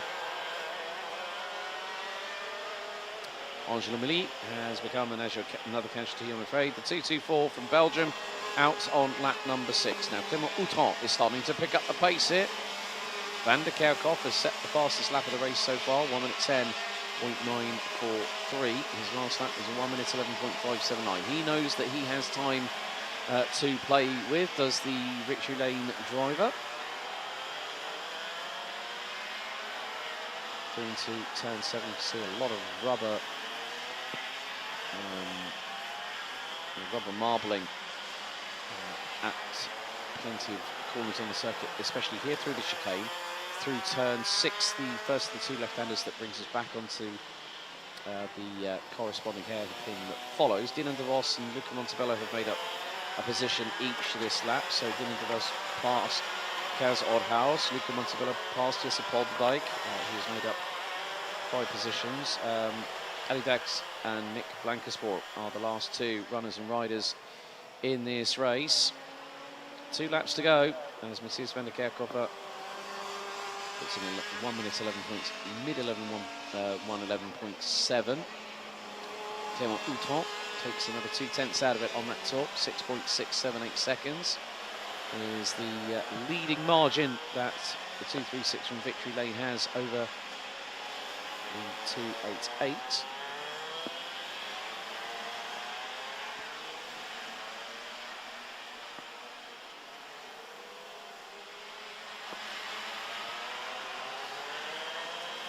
But with the timer now having expired, well, Matthias van der Kerkhoff knows that if he needs to go through some of the big standing water puddles and make a splash, and it costs him a couple of tenths, it's neither here nor there for the Belgian. But with this considerable commanding advantage and these wet weather conditions, and with the standing water, at some points not just looking at puddles but slight estuaries, they are proving a little bit tricky for the drivers in some respect to tackle. Last lap underway. Matthias van der Kerkhoff leads us on to lap 10. What's the gap between him and Clément Outran? French driver is 5.9 seconds behind. Otto Paikkonen rounds out the top 3. Mathis Moschalt in 4th. Charlie Gloom 5th. Clément Massot, Marcus Gloom. Gaetan de Brabandera now past Victor Louis, who's dropped to 9th. Senemanier now 10th. Esteban Valgrave is about 9/10 of a second away from possibly getting into the top 10. Tobias Norman, Zachary Gunnan. Kenneth van Kerker moving up from 20th position, now currently running 14th, and is ahead of Dylan de Vos. So 21 drivers look to be getting to the end of this race. And once it is all said and done, and once we have the final intermediate classification that puts us into finals time a little bit later on, while Matthias van der Kerkhoff, with now what is going to be 4 wins and a second position, will put him on the final intermediate classification lead, and that will net him a maximum score of 80 points here at Ostricourt. Clément Outram takes second position. Third goes the way of Otto Paikkonen from Finland. Fourth, Matthias Merschot, Charlie Gloom, Clément Massot, Marcus Gloom, Gaetan de Brabantera, Victor Louis, and Senna Meunier round out your top 10. Esteban Walgrave will round out 11th head of Tobias Norman.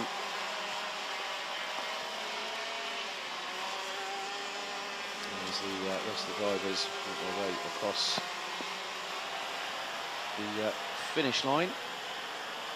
Esteban Walgrave 12th, head of Kenneth Mokerke, Zachary Hoenen, Dinan de Vos rounds out the top 15, Dennis Woolman, Kaz Nordhaus, Jesse Polterdijk, Luca Montebello and Ellie Dax round out the top 20. Mick Blankensport being the last of the classified finishers in this race in 21st. Lap 6 we lost Angelo Mali, lap 2 we lost Raphael Boulard, and also Alexis Constant and Florent Gilda did not make it past the opening lap. Van der Kerkhoff only picks up his fourth heat victory with a second. That puts him on provisional pole position for the A final later on this afternoon after a convincing victory.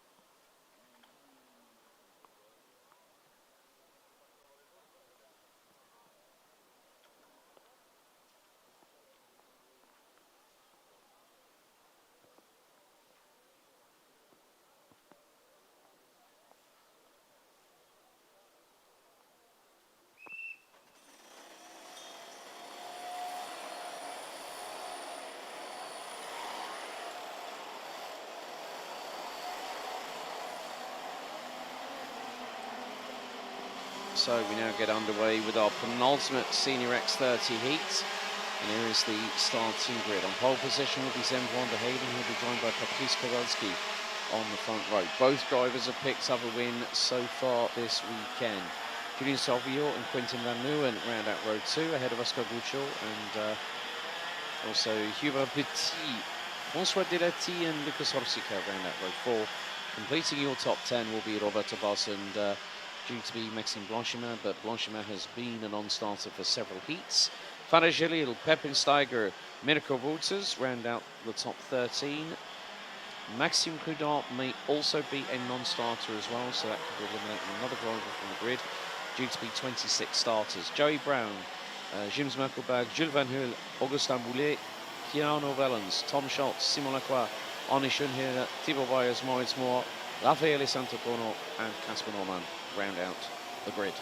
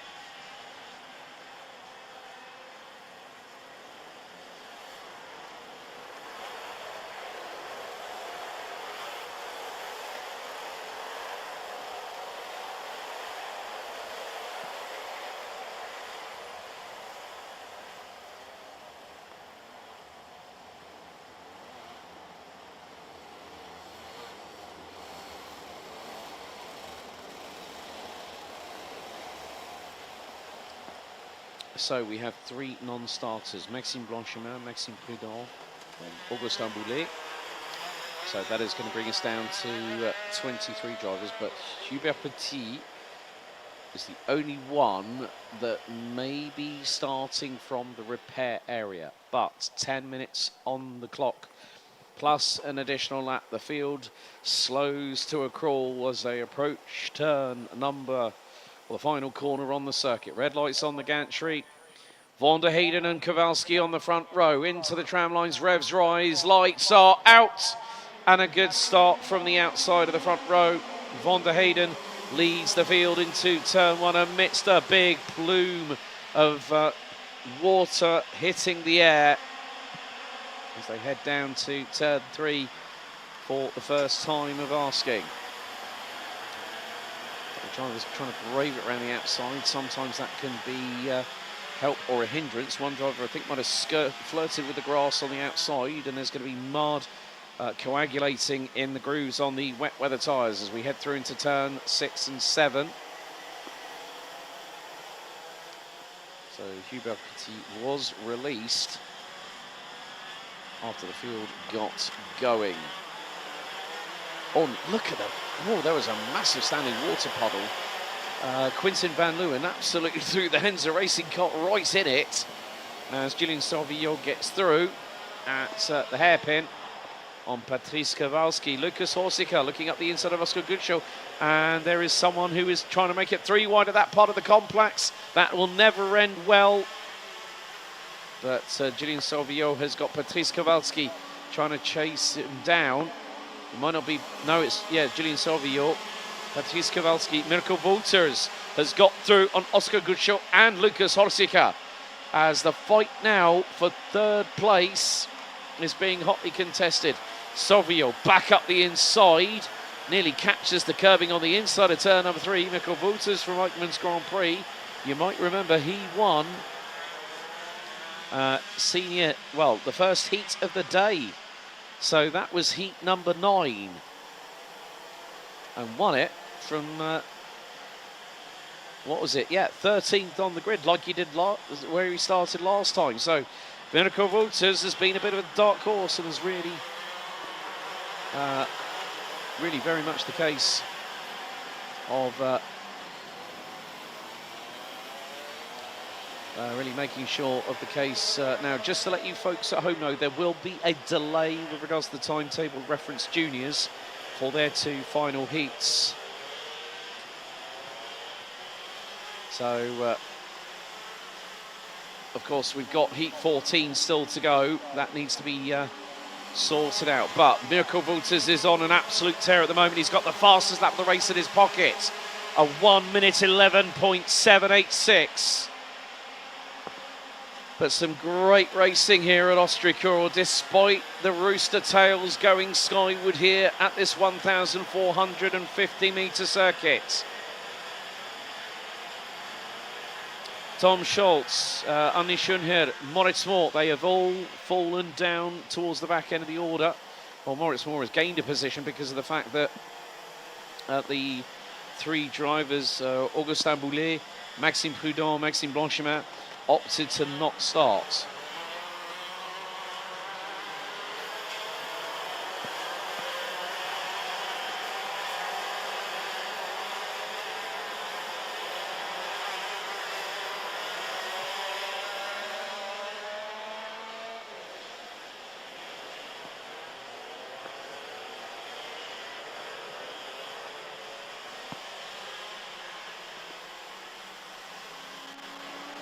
So Sam van der Heide has a comfortable lead at the moment, so the Dutchman is pulling away. He's 2.4 seconds up the road. Benelux Walters has an opportunity to chase him down.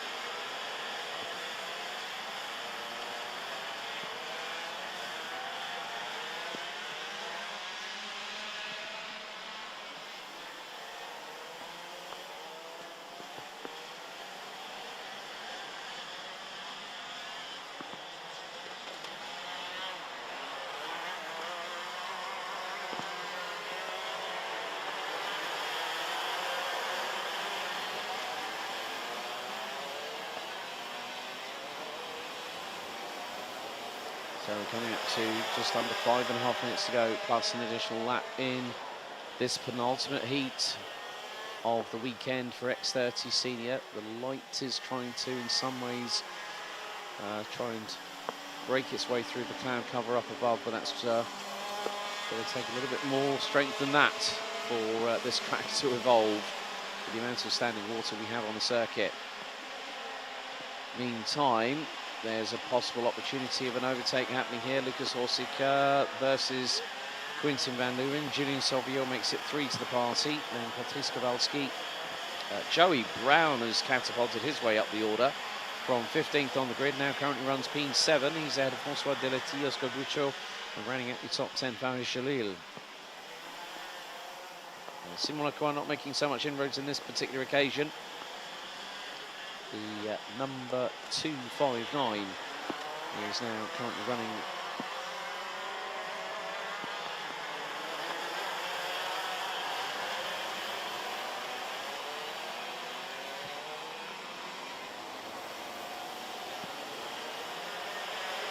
so Persia will run rounding out the top 10.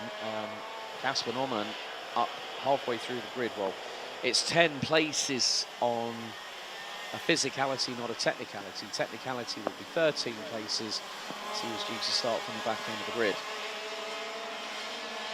So 3 minutes and 52 seconds to go.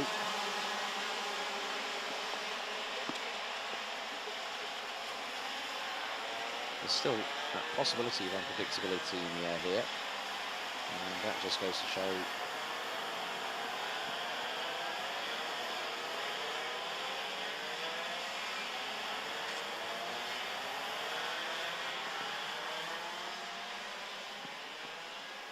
so with 3 minutes and 20 seconds to go. Still plenty of this race remaining on the cards, because sometimes behind the wheel of a kart, when you're counting down time, it feels like an absolute eternity.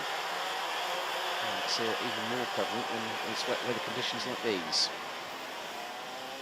No one said racing was ever easy, and these drivers are showing that it is proving to be a little bit more difficult than when they were in 27-degree temperature yesterday. Hot, sunny, easterly breeze, dive up the inside through the final corner again. There's those opportunities when some drivers will make moves stick, and that does tend to happen. And from some aspects, it's quite lovely to see those kind of moves.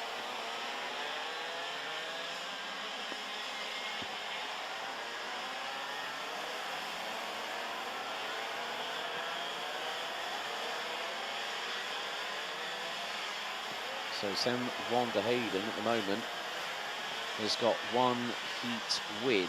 Now, looking to see if there's anybody else that has had more than one. Kevin Lantinga, he's had two. Obviously, the results, well, it could be the fact that if that Sam van der Heyden goes on and wins this, it depends on how the other scores are going to pan out. Now, if Kevin Lantinga gets a third heat win, that's going to put him with the best foot forward. But Mirko Wolters dives up the inside through the standing water puddle, on through the final corner, and he goes back to lead again. Brilliant stuff. Mirko Wolters has really been the one that's had to keep their eye on them. So, you know, from 13th on the grid, look at him. Drifting, you know, like he's like doing the samba, a bit like well, like the first time that I ever caught anyone driving in racing was Ayrton Senna back in the MP4 Ford McLaren at Monte Carlo, and it's like Mirko Wolters has found that the Eichmann's Grand Prix racing team kart underneath him has definitely become his karting dance partner here in the wet. So next time around we'll have 2 more laps to go.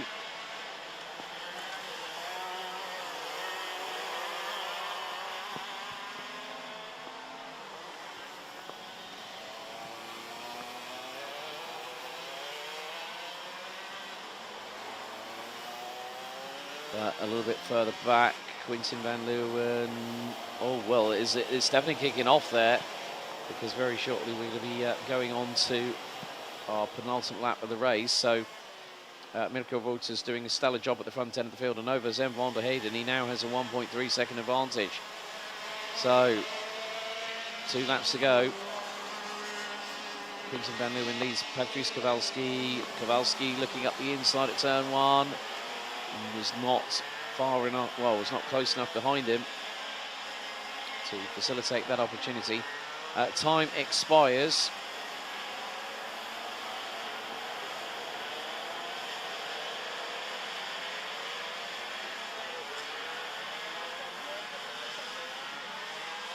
Joey Brown, one of the Optima drivers here this weekend. He can get account of himself. He's up 9 spots. And into P6. He's done it based on, you know, probably likes driving in wet. Goes, oh, this will be a bit of an even. Oh, you know, this will make things a little bit more even. But we've got François Delati and also Julian Sauvio battling away for position.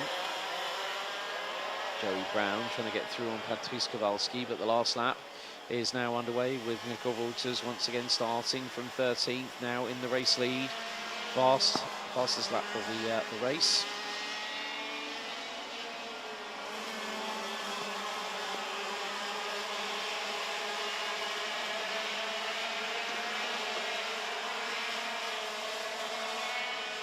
So final lap underway. Mirko Wolters looking to make it 2 race wins here today.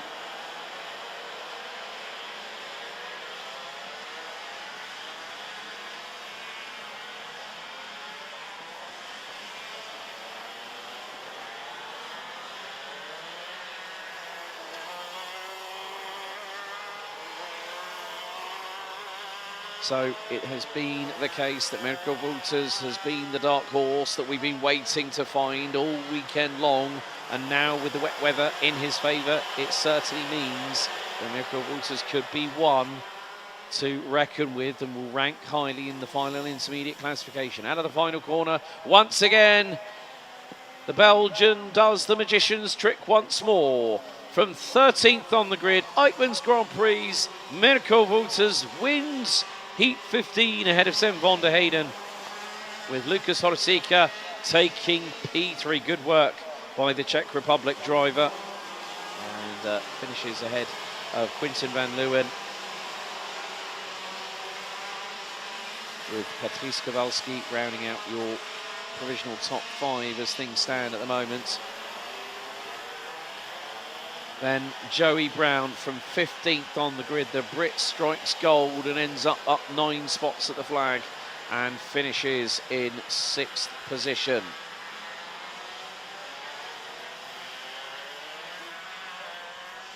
François Delety, Julien Sorvio, Oscar Guccio, and Jims Melkerbag round out your top 10. Jules Van Hoel 11th, head of Farid Jalil.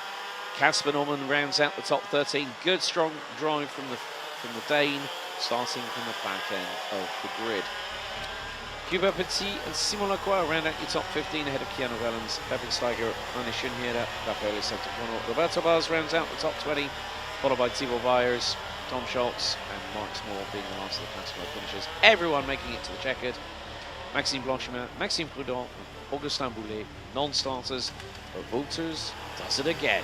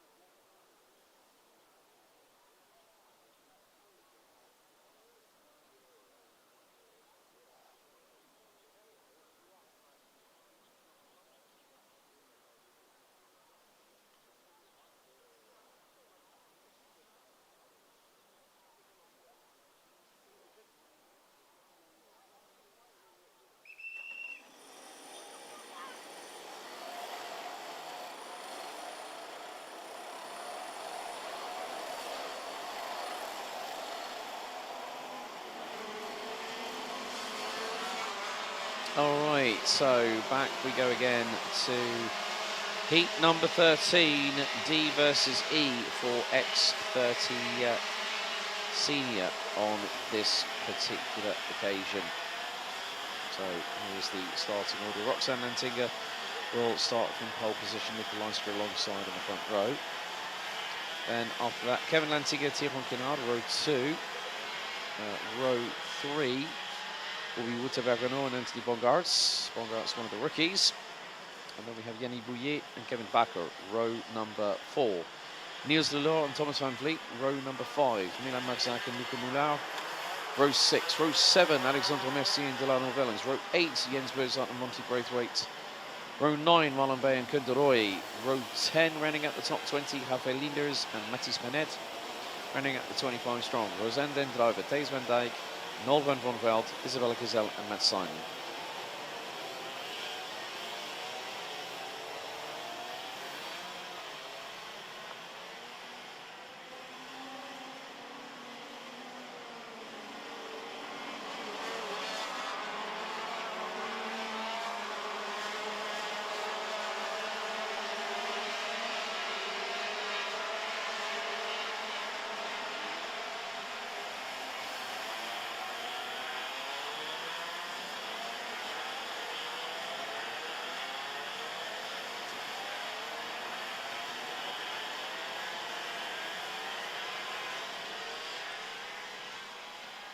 So, things having cleared up ever so slightly, but not by much, if I'm completely truthful. We still have a window of opportunity where these drivers will still be able to have their opportunity, and some drivers to hopefully go and see if they can pick up a victory in this one amidst the malaise that happened earlier on. But it is part and parcel of racing. Drivers do know about the dangers of motorsport, we all know, but sometimes things can happen. And as I said, this has caused a subsequent delay, knock-on effect delay for Junior A versus D and Junior B versus C, which are heats 5 and 6.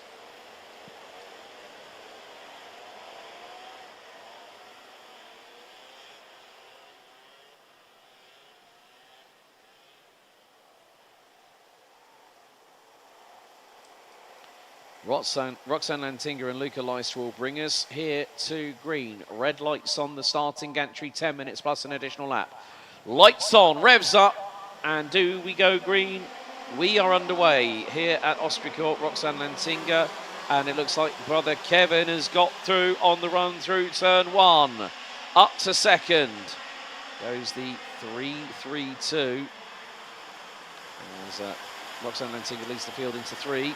Some drivers going towards the outside line to get that traction and to put them on the inside line for turn number 4, the left-hander, straight afterwards, then through the left at 5. Look at the speed over the bump. It might be slight, but when your backside is millimetres off the ground, you're going to feel it through your coccyx and up your spine. Oh, Kevin Lantinger nearly lost it. The right rear touched the grass, I think, and it spat the back out sideways. He caught it like a champ and pointed it in the right direction down the circuit. Brilliant stuff. More to the point that some drivers, they're pushing the limits, and then you'll find that sometimes there'll be that slight mark that accidentally gets overstepped, and that was true personification of what we saw. There is a spinner a little bit further back. I think that was the VDK racing car. That could be Tihonki now. The 266.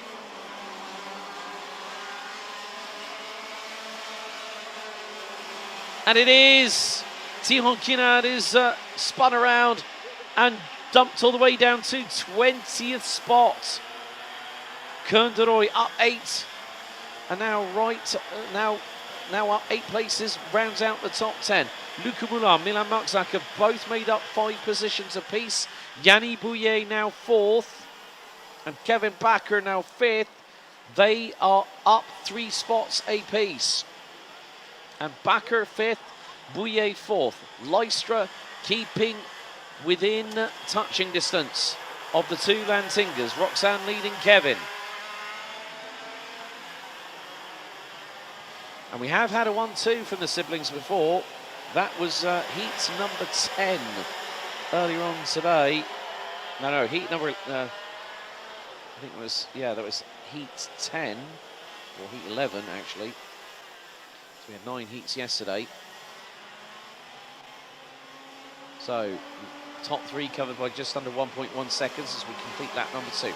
Kevin Lantinger fastest lap of the race, 1 minute 11.679.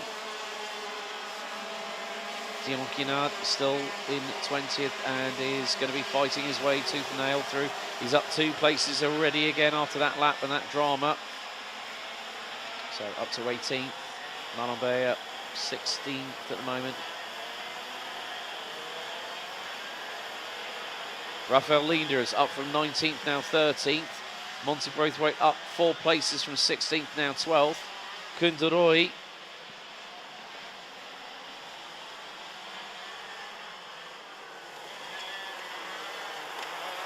rounds out your top 10. But the top 3 have broken away by a considerable margin. Between Luca Leistra in 3rd and Yanni Bouillet last time around was 3.2 seconds.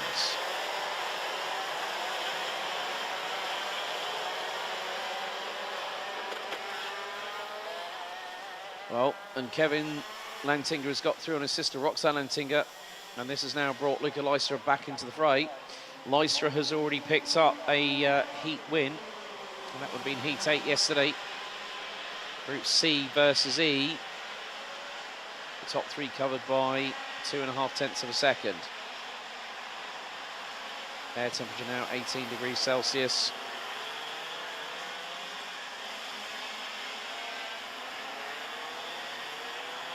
But Kevin Lantinga, he could be now, the thing is, Kevin Lantinga has already got 2 race wins. Oh, and off into the barriers backwards. That's the 295, Niels Lelaw, and that is off of turn number 3. Oh, well, that tyre barrier has definitely been rearranged significantly there.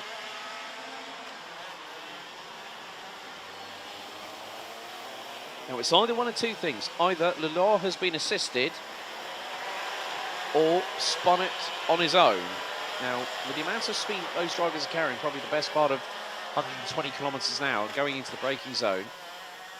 But we have seen how twitchy these karts have been in these wet weather conditions when you hit it on the brakes. So, perfect way to showcase this through the aerial drone shots as the 2 Lantingas and Leistra hard on the brakes.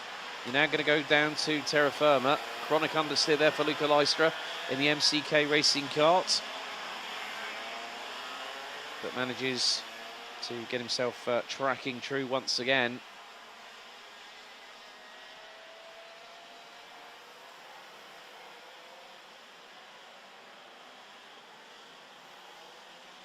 But more to the point, this is giving an opportunity for Luca Leistra to close in on Roxanne Lantinga and maybe have the chance of getting through for position.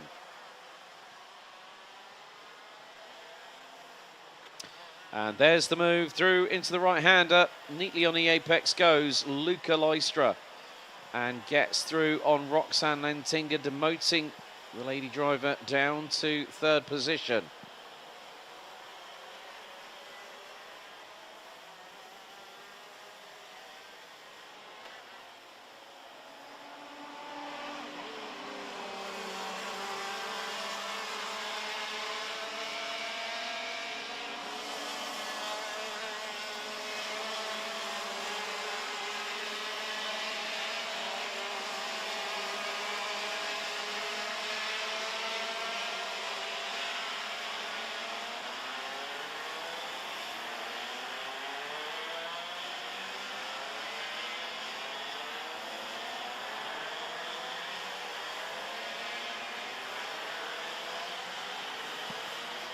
So coming up to the last 3 minutes and 20 seconds of this race.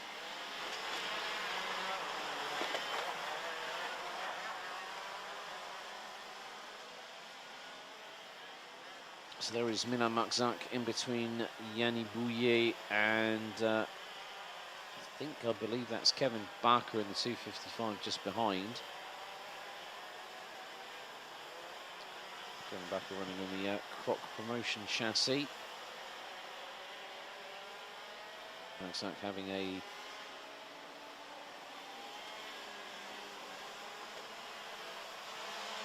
with a very black front bumper, no sticker kit on that. Right, 5-second time penalty going to 3:12, Jens Bozart, who is currently running in 17th position. So I'm wondering whether that might be related to Niels Lelaw. losing the back end of the 295 into turn 3 and rearranging the outside tyre barriers that have been otherwise placed other than where they're situated at the moment. Kevin Lantinga at the moment, 1.5 seconds up the road from Luca Lystra. His sister Roxanne running out the top 3. They're covered by 2.4 seconds. Kevin Lantinga, new fastest lap of the race, 1:11.483 as things stand.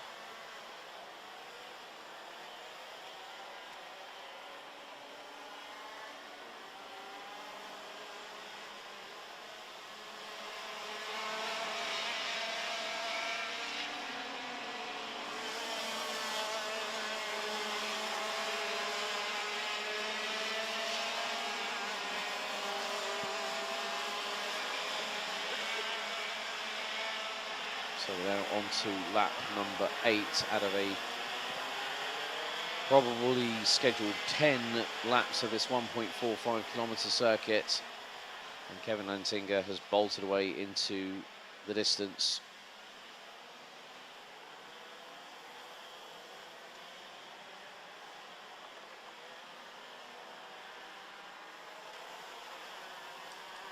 But with time fast running out, 45 seconds to go, plus an additional lap.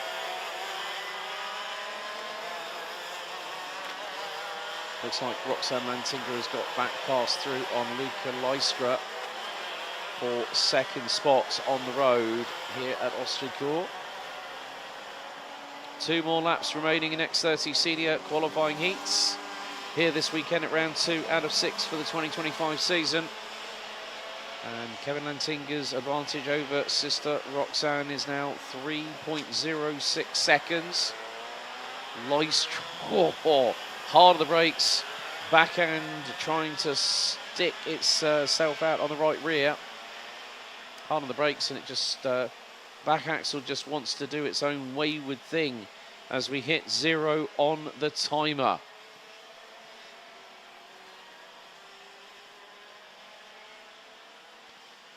So leaders have got probably about 1.75 kilometres remaining approximately of the circuit.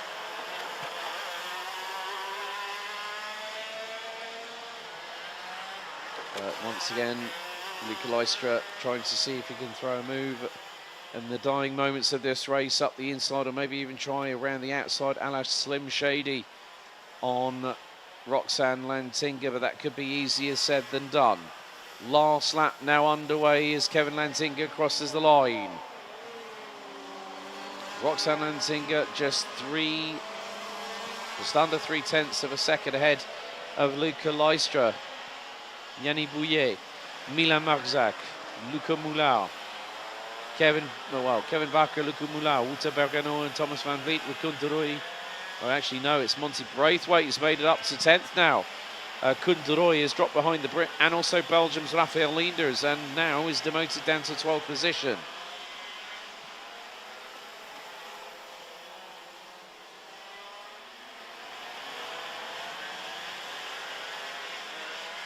It's pretty much going to be a nigh-on formality for this man here from the Netherlands.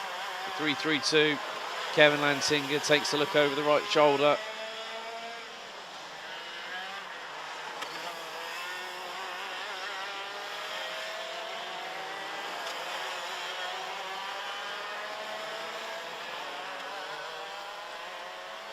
Well, a slightly mixed turn of events as Kevin Lantinga goes sideways out of the final corner. He wins the final heat of the weekend.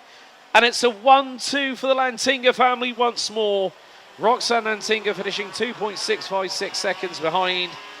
Luca Lystra rounds out his qualifying heat stages with a P3. Yanni Bouillet, Milan Marzac, Luca Moulin, Kevin Bakker, Wouter Bergano, Thomas Van Vliet and Raphael Leenders round out your provisional top 10. Monty Braithwaite, Kunteroy, Alexandre Mercier, Marlon Beyer, Thierry Quinard, that's your top 15. Could have been a very different story for the 266 for VDK had it not been for that earlier spin. Jens Berzert, Anthony Bongarts, Noel van Vonveld, Rosanne Dendriver, Thijs van Dijk, Matthijs Renet, Donano Wellens and Matt Simon round out the 23 finishers. Lap 6, we lost Isabelle Cazel and Niels Lelard, unfortunately retiring on lap number 4. But we have had a push to pass. Jens Berzert 5-second time penalty push to park for the 3-1-2, which will demote Jens Berzert from 16th in the running.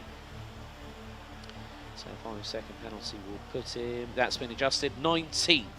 But Lantinga, it's a 1-2 for the family, with Kevin picking up his 3rd win of the weekend so far.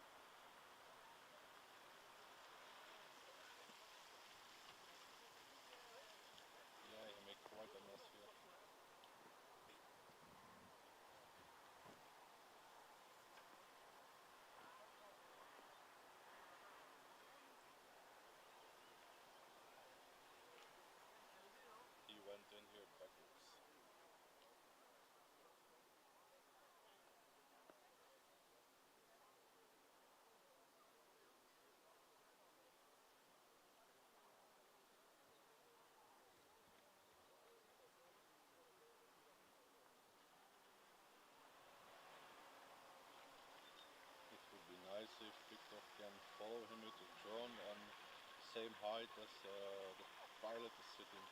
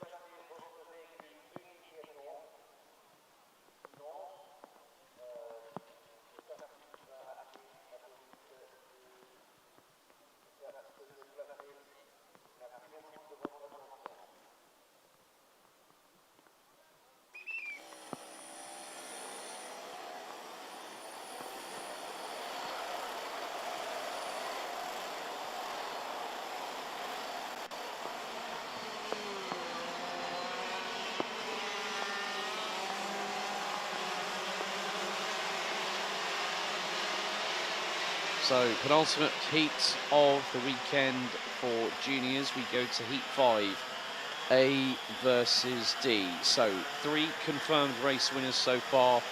2 wins for Louis Baziré, 1 for Didier Klieft, 1 for Alan Vida. So will Baziré make it 3 for 3? He's going to start on the inside of row number 6, but at the front end of the field, it's going to be Antoine Duval and Laurens de Kock. Stig de Rademacher and Aurelio Giustinelli round out row 2. Row 3, Théo Koopmans and Noah Grignier. Sam Gulick and Maurice Vercroys round out row 4, with Merle Taylor and Mathis Mouche rounding out the top 10. Louis Baziré and Yanni van den Bosch round out row number 6. Tom Anderleesten and Maxime Linders, row 7. Row 8, Brian Bernardens and Charlie Myers. Anton Bathidou and Jules de Koon round out row 9. Row 10 completing the top 20, Lennon Henriquez and Milan Chekin, with Lorenzo Notarrigo, Timmy Orifla, Bruce Rambert, Gerd de Vries, Cyril Grosjean, Harry Myers and Bink van Scheindel rounding out your 27 strong grid.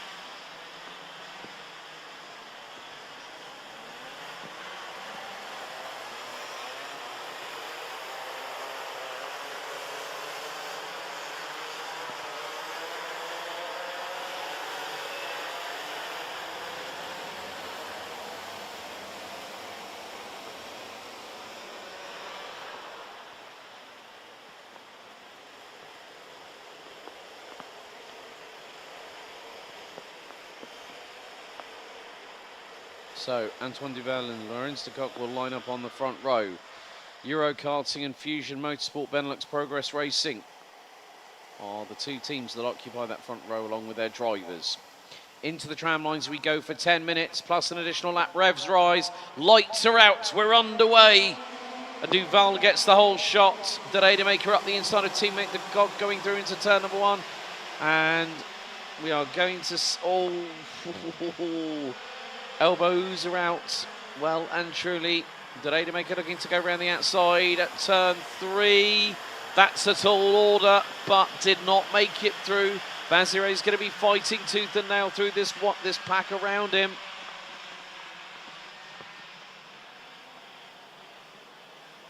As Antoine Duval, yet to win a heat so far this weekend, has been on the cusp. Not quite there by the 123. Baziré again has made it up 5 spots. He's up to 6th, and I didn't even need to look at the timing for that. Well, he's 7th, it looks like. Yeah, 4 places. Could make it 5 imminently. If he manages to get through on the driver in front, but that's going to be easier said than done. But the last couple of corners have been really where Baziré has also been able to take advantage, not just the straight line speed, but also the handling characteristics. After the opening lap, Antoine Duval leads the way by nearly 4.5 tenths of a second. Louis Baziré up to P6 as Giustinelli versus Grignier. This is TB Kart behind Euro Karting, and Giustinelli looking to measure a move.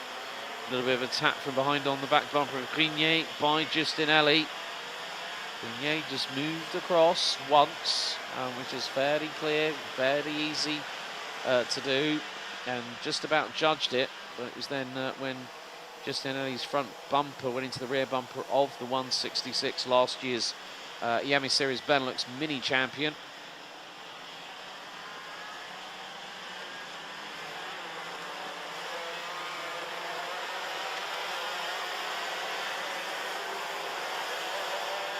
Here comes Louis Baziré up the inside, through into the right-hander. That is 5th place now for the Frenchman in the number 83 for Victory Lane.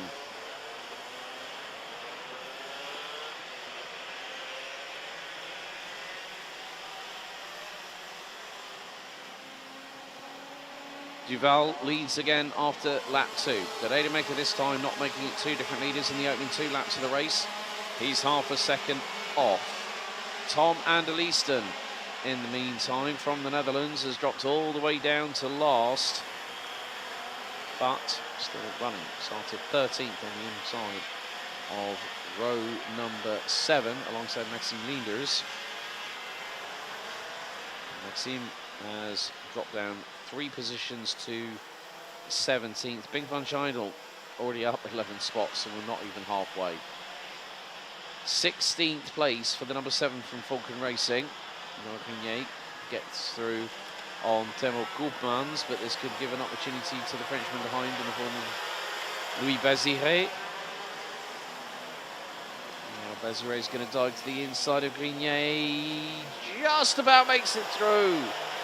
Well, I have to say the word chapeau to Grignet and Baziré on that particular occasion, because Baziré sent it, Grignet anticipated it nicely and didn't fight it, but still gave the racing room, the racing respect that a rival like Louis Baziré does command.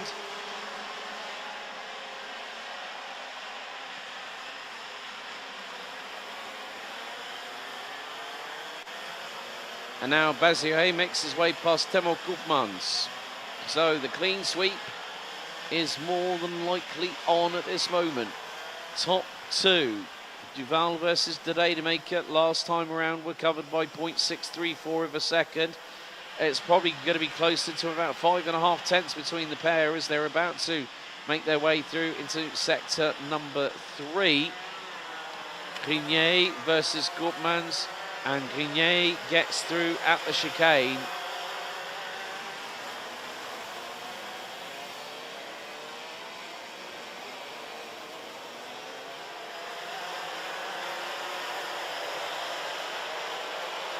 Now, well, bumping over the curbs go the pair of Aurelio Giustinelli.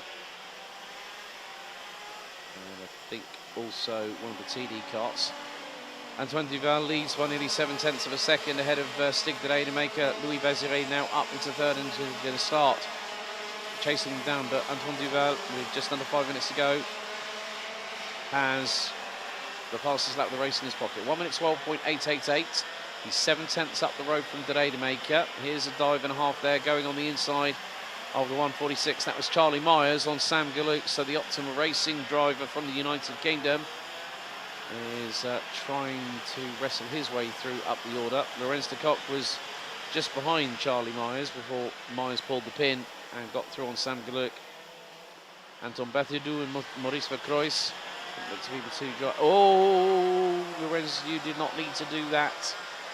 He clipped the wheel, it sent the car back end switching to the right hand side, and then a full-on drift, and then it was Lorenz de Kock's just presence of mind and self-conviction just to turn that kart in the other direction, get it pointing in the right way.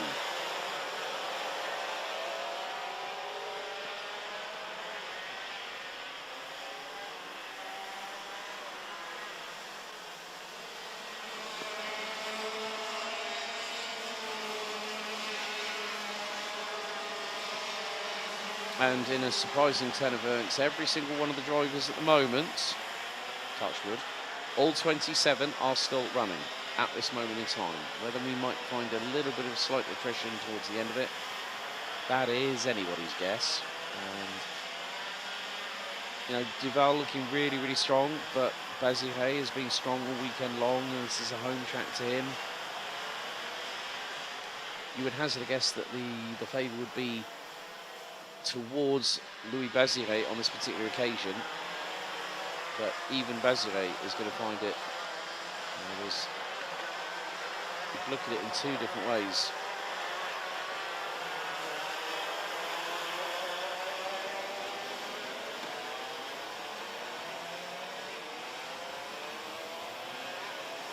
So we have just around about 2 3/4 minutes to go as the number 50.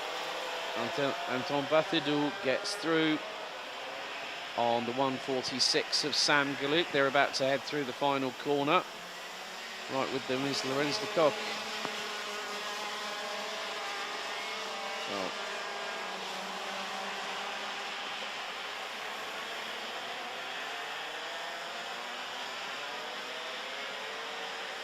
here goes Lawrence for the move on Sam Galuk. That's 9th place there for the Fusion Motorsport driver. Time is fast approaching, 2 minutes still to go on the counter before we go on to the final lap of this particular race here at Ostricourt. People using the big awning shelter where all the rental carts are kept, looking on.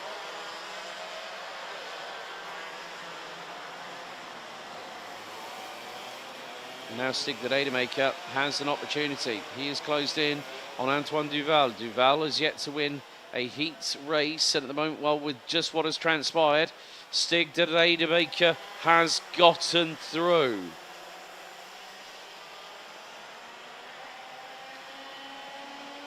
Now, Louis Bazire was about 1.7 seconds behind.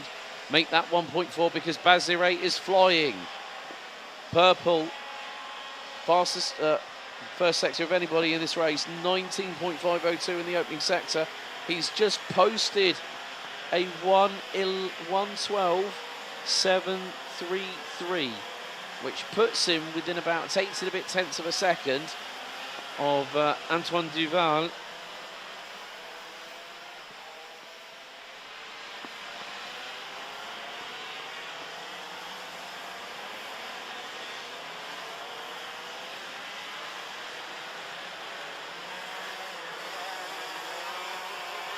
The big €64,000 question that needs to be answered sooner rather than later as we go into the final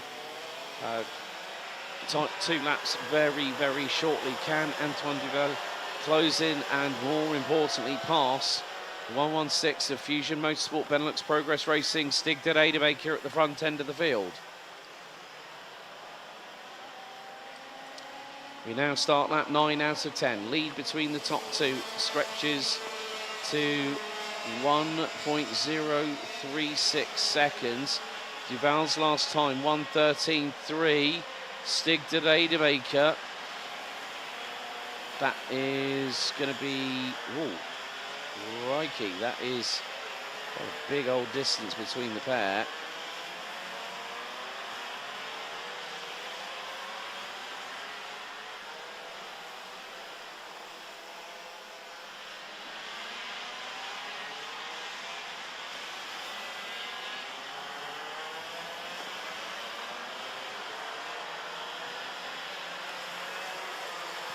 So the timer has expired, and Stig de Rademacher is on course to become our penultimate race winner of the weekend in juniors. So de Rademacher starts the 10th and final lap in this race. Louis Bazire with 2 wins and a third. That could be more than enough to guarantee him at the intermediate, the leader of the intermediate classification by merit in terms of 2 wins, plus also what looks to be pretty solid reference, finishing in 3rd place.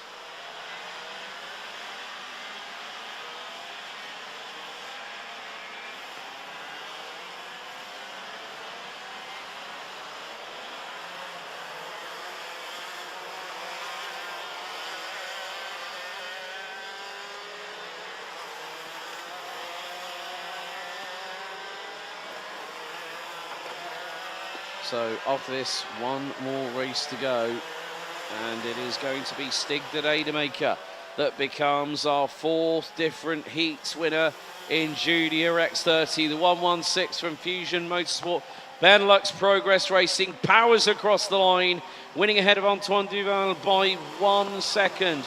Louis Bazire, 2 wins and a P3. That's more than likely going to put the French driver originally on that pole position slot, but then, well, I think if I remember correctly, Didier Krieft. This is going to be quite interesting. Bazire P3.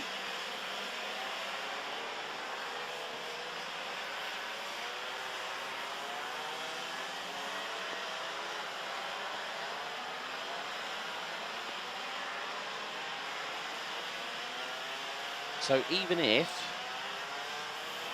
Didier Krieft wins the next heat, which is within the realms of possibility, I know, but he finished outside of the top 3. So the results are as follows. Stig de Rademaker, Antoine Duval and Louis Bazier ran at your top 3 in that penultimate X30 Junior heat of the weekend. Noah Grenier takes the world as a 4th ahead of Aurelio Giustinelli from TB Kart. Charlie Myers nearly got a P3 last time out. This time he has to settle for 6th, ahead of Temo Koopmans, Anton Berthaudou, Sam Galuk and Maurice Verkroijs, who ran at the top 10. Nele Taylor in 11th, ahead of Ingvan Scheindel, who made up 15 places. Let me just say that again. 15 places to finish in 12th. 13th, Lorenz de Kock, Brian Benarens, Timio Rifla, Lennon Henriquez, Tom Anderleesten, Maxime Linders, Milan Chekin. Then we've got Yanis van den Bosch running at the top 20, Cyril Grosjean, Jules de Koon, Lorenzo Natarigo, Bruce Rambo, Matthias Mouche, Gert de Vries and Harry Myers. They all make it to the checkered after 10 laps.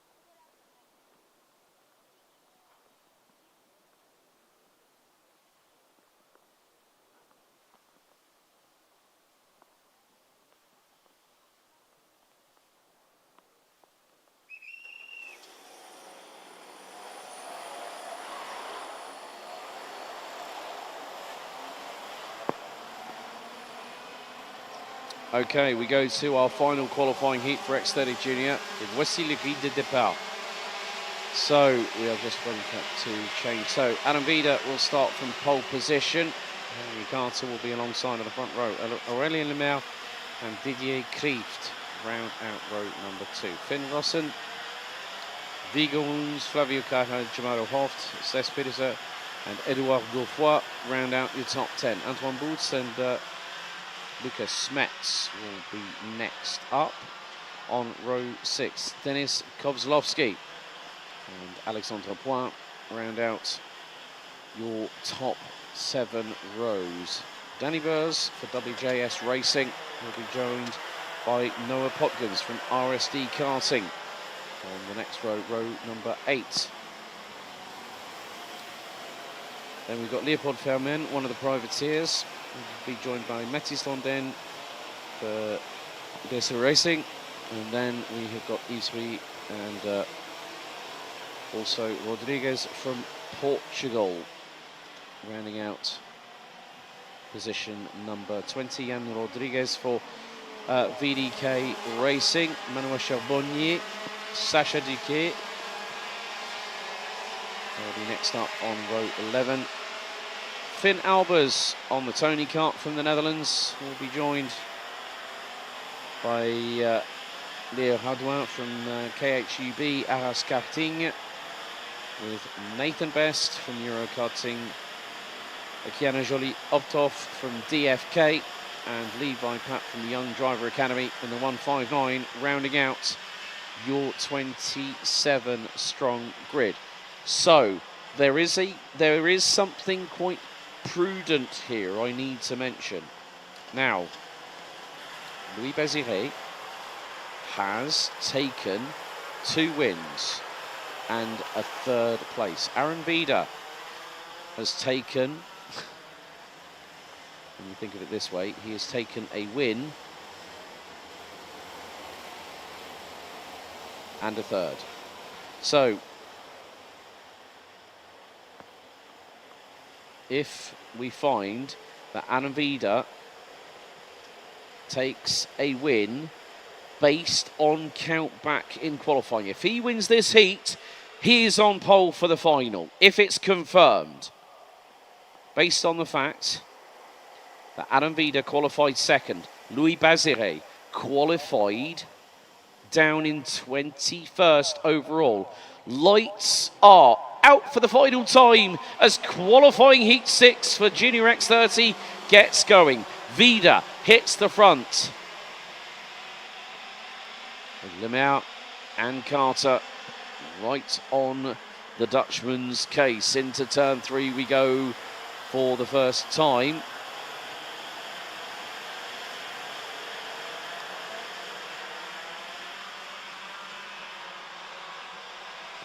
So Adam Vida trying to pull away. 2nd, it is going to be, I think that might be Henry Carter. Back up into 2nd position. Is it a Croc Promotion chassis? It has the number 137 on it. So yes, Carter is behind Vida.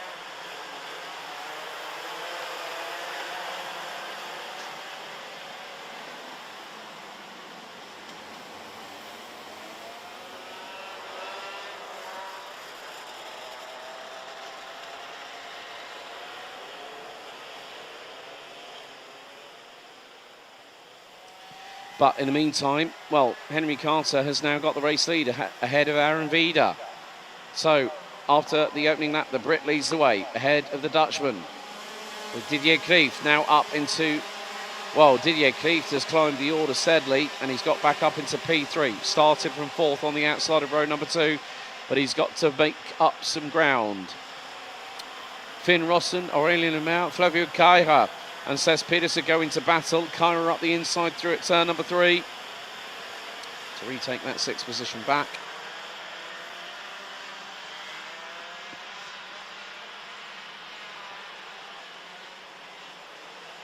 Caira, the youngster from Belgium with VDK Racing, looking to put himself in some kind of contention. But we've had a couple of drivers fall a little bit by the wayside. Noah Potkins in the 199, Lucas Metz in the 122, Dennis Kozlowski in the 112. They've dropped a big amount of positions in this race. So that could be rather crucial in the dying stages of this race.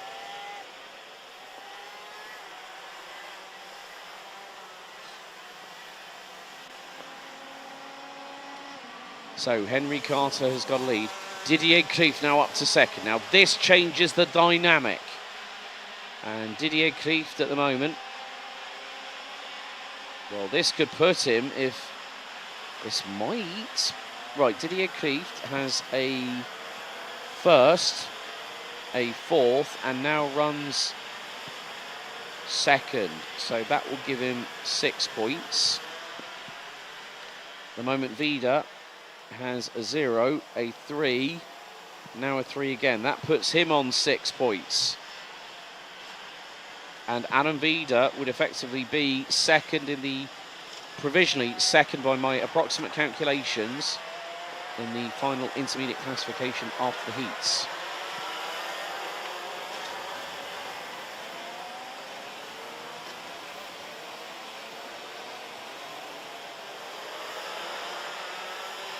So this is where things could significantly change. So Henry Carter leading the way, and that would make it a 5th different winner out of 6 heats. Oh, and one's gone off. That is the 160. It was Finn Rossen. Finn Rossen from the Netherlands is out. Oh, heartbreak for the youngster from the young Dutch driver, and is going to join the list of casualties.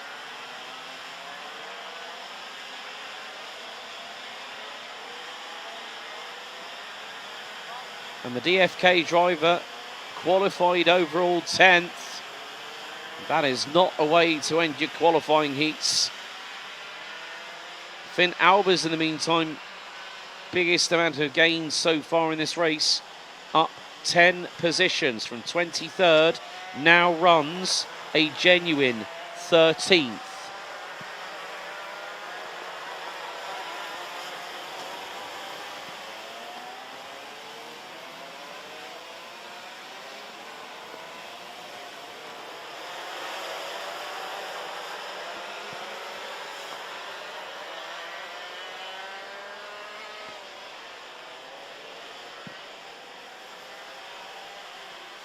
There is the 164 just going through shot, Aurélien Lemaire. Right, someone has got a 5-second time penalty.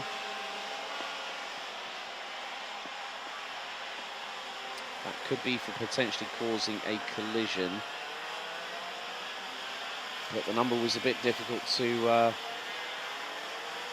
make out at that time. Meanwhile, Edouard Goffroy has just got past on VDK Racing teammate Flavio Caira. So, both of them on the Kart Republic chassis, both running 6th and 7th. Goffroy now up 4 spots. And there is Cespedes, and has just got through at the hairpin at turn 8 on Aurélien Lemaire as they bounce their way through turns 9 and 10. Oh, into the dirt! And that is not how you want to exit the chicane, Cespedes. And he's now between the 2 VDK drivers. That was a joker lap there by, unfortunately, the Dutch driver from Fusion Motorsport Benelux Progress Racing. Caught one wheel on the dirt on the left-hand side of the exit of the chicane, and it pulled him into the muddy grass. You know who's going to be the operator on the jet wash when that kart gets back to the awning, and it won't be the mechanic, I'm afraid.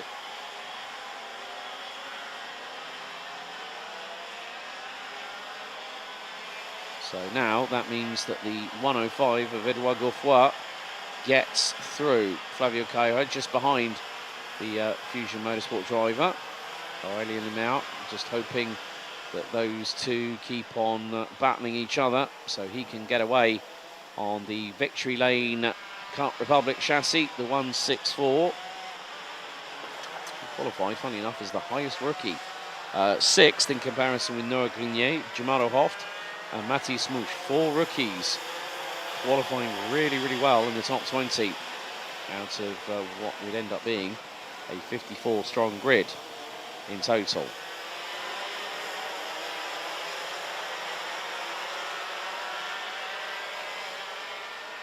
Coming up to the last 2 minutes and 40 to go, plus an additional lap. Henry Carter has now got a lead of 1.3 seconds out of Didier Klieft. Adam Vida. So at the moment, well, this will effectively put from if it finishes as it does now, Vida will be alongside Bazire, and Kreeft will be on the inside of the second row. So it's 80 points for Bazire. Kind of reminds me of when he did that last year here at this circuit. It was really, really strong here. .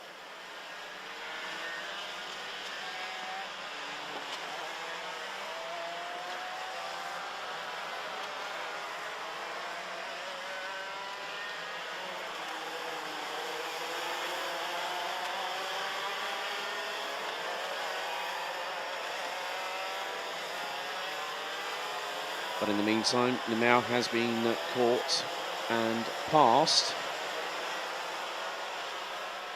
by Edouard Godefroy from VDK Racing. So Godefroy now up 6 spots from 10th on the grid.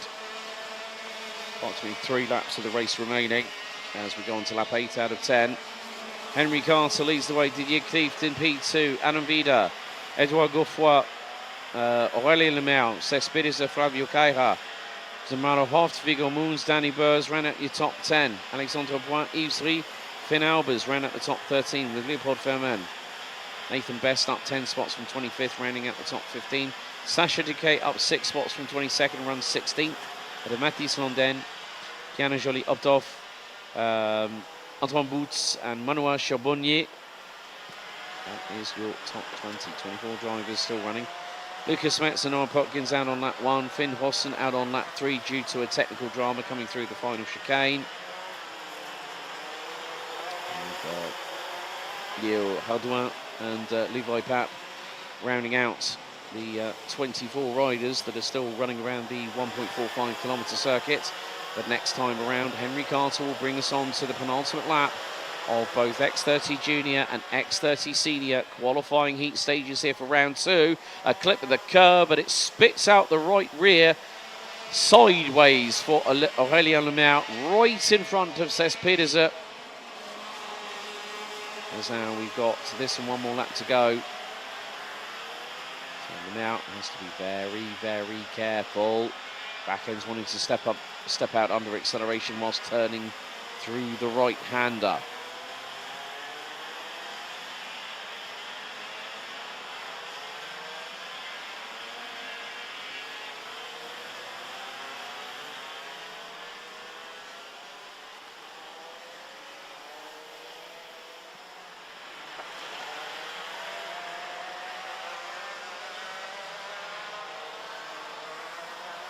So timer has now expired and we have one more lap to go. 24 out of the 27 starters will be on course to finishing this race here at Ostricourt.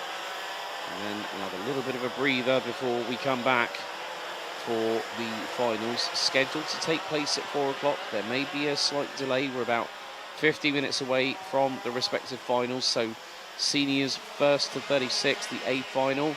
5-second time penalty looks to be for 1-1.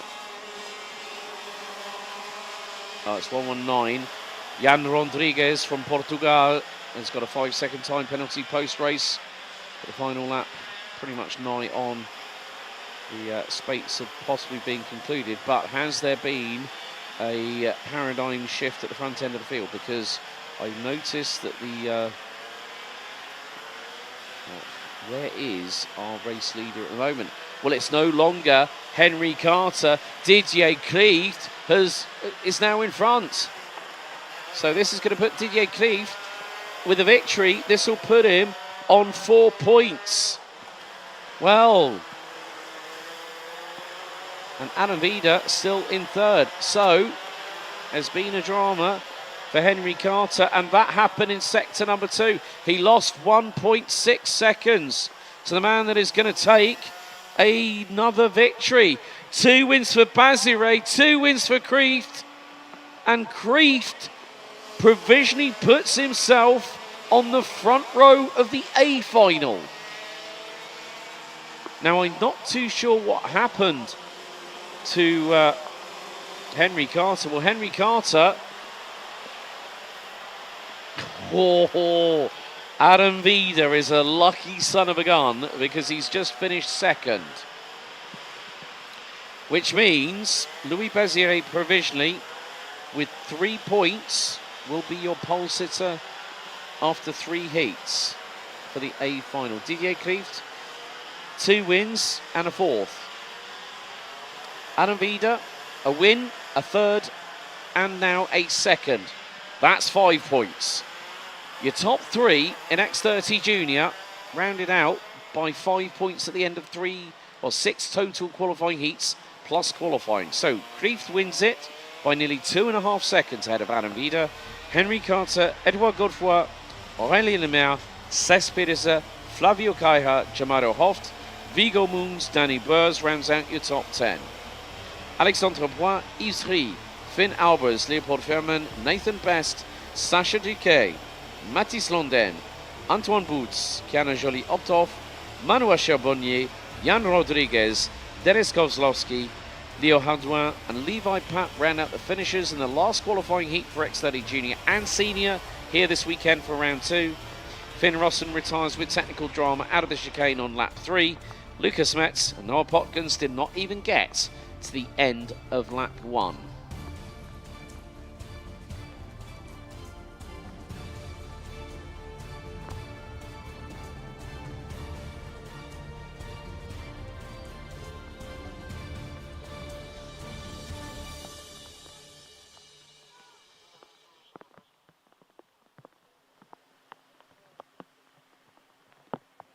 Well, the qualifying heats are in the bags, ladies and gentlemen, and we now will turn our attention very shortly to the finals here at Ostricourt for round 2 of the Iame Series Benelux season 2025. Join us in around about around about 45 minutes time when we get going with, first of all, the A final for seniors, then the B final, and then Junior A final will start at around about 16:50 local time, with the B final for juniors bringing this second day and these two classes here for round 2 to a close before they head to Karting Genk in late July. We'll see you a little bit later on for the finals.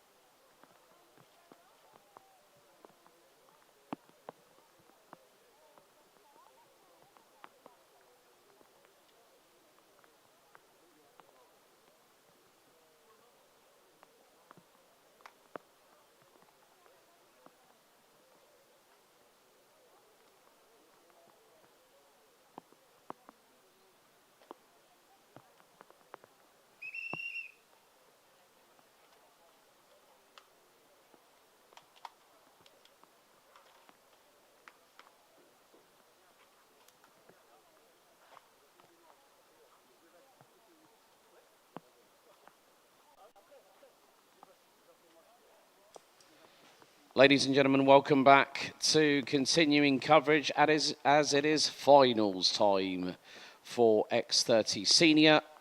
We are getting set and ready for our top 36 drivers. There you have our top 2 in ranking after heats. Kevin Lantinga to the left, Matthias van der Kerkhofer, who scores 80 maximum championship points towards his tally. And with that in mind, let's give you an updated score on how things are looking. Well, after the opening round, Luca Lystra was leading the way coming into this championship season, but now it goes, well, that's the Iame X30 Senior as of Marienborg. So Luca Lystra came into this.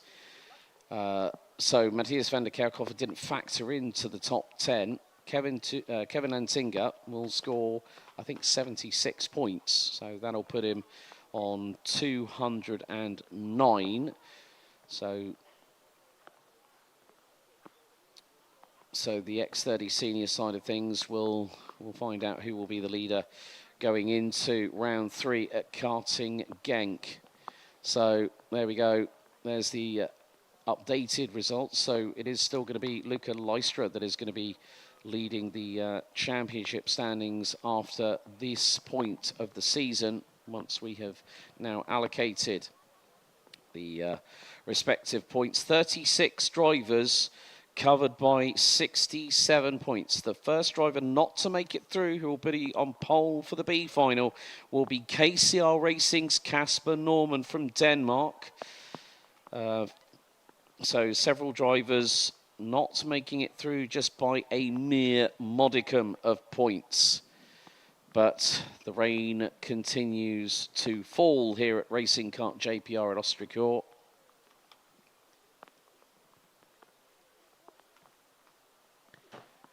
But then we now go into our final race for these 36 drivers. And we go from 10 minutes to 14 minutes, plus an additional lap for every single final. This afternoon here in the northeastern part of France, about a 25-minute drive from Lille International Airport.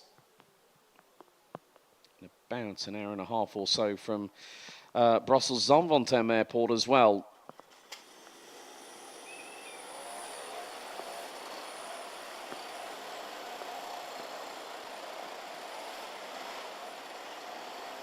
So here is your A final for X30 Senior for round 2 here at Racing Kart JPR in Ostricourt in France. Matthias van der Kerkhofer being confirmed as a 5-heat winner, equaling Henki Kaltrinen's efforts this time last year. Kevin Lantinga will be alongside him on the front row of the grid. Sem van der Heyden and Patrice Kowalski round out row number 2. Luca Lystra and Clément Outron will be on row number 3. Row 4 will be Roxanne Lantinga and Victor Louis. Quinten van Leeuwen and Otto Paikkonen round out your top 10. Mathis Merschalt and Tobias Norman round out row 6. Eder Mirko Wouters and Wouter Bergano on row 7. Lucas Horsika and Thomas van Vliet round out the top 16.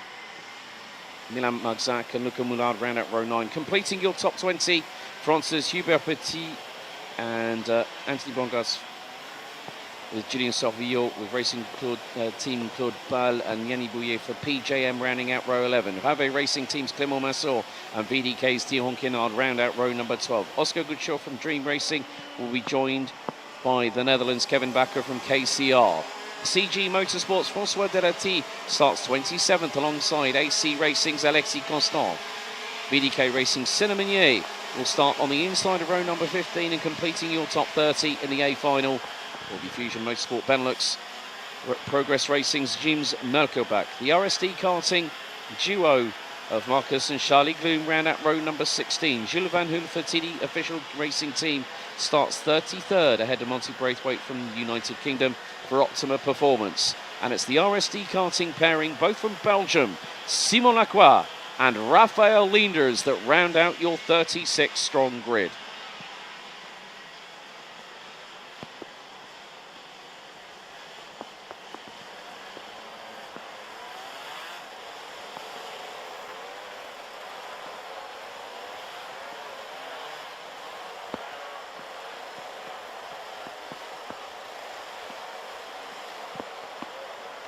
Once again, a big thank you to the track marshal team who have braved the elements all the way through today, along with the drivers and those people that have been here at the circuit at Racing Kart JPR. Also a big thank you to the circuit as well for providing once again stellar karting action here at the 1,450 metre circuit. But now it is time to go for the all-important championship points.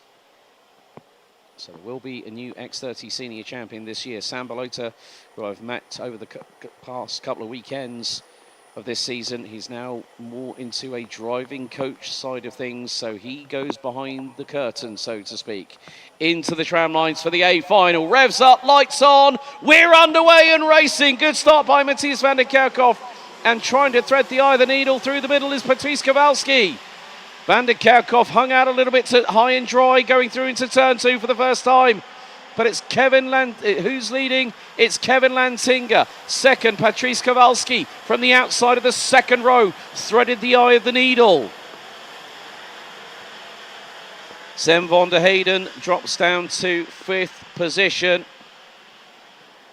as Lantinga leads the way into turns 6 and 7 for the opening time. They all go over that bump. Everyone trying to make it through, and all 36 drivers have made it through the opening sector. Big old standing water puddle coming out of the chicane following turn 8. But at the moment, Kevin Lantinga doing a solid job at the front end of the field. He's trying to his best effort to pull away on course for possibly what could be a 156-point haul this weekend. Lantinga leads after the opening lap by nearly 1.2 seconds. Kowalski.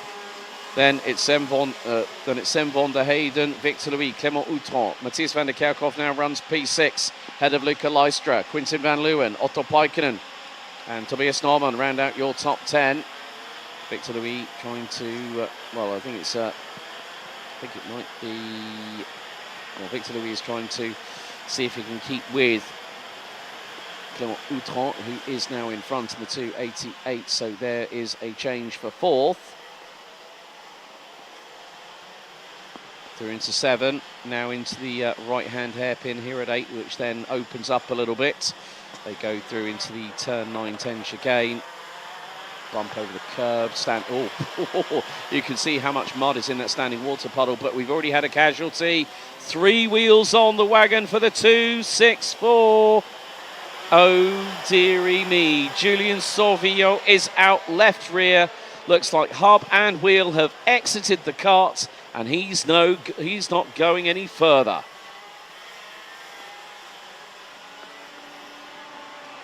Lantinga is pulling away after the opening lap, opening 2 laps.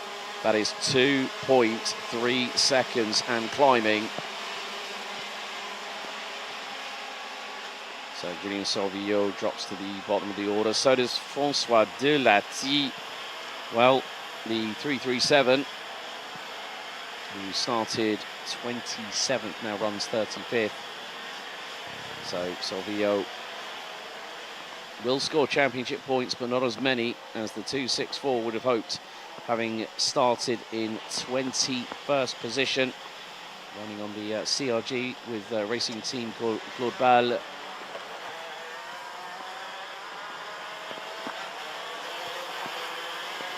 But Sem van der Heyden for the Hout Racing team being challenged by Clément Outram and Luca Lystra. Have the pair got through?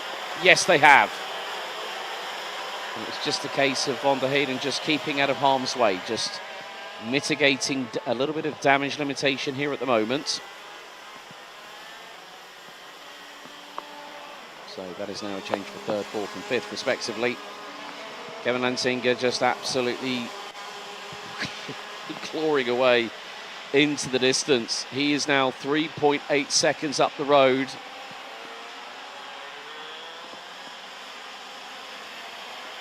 As Luca Lystra now has Sem van der Heyden trying to go up the inside of him.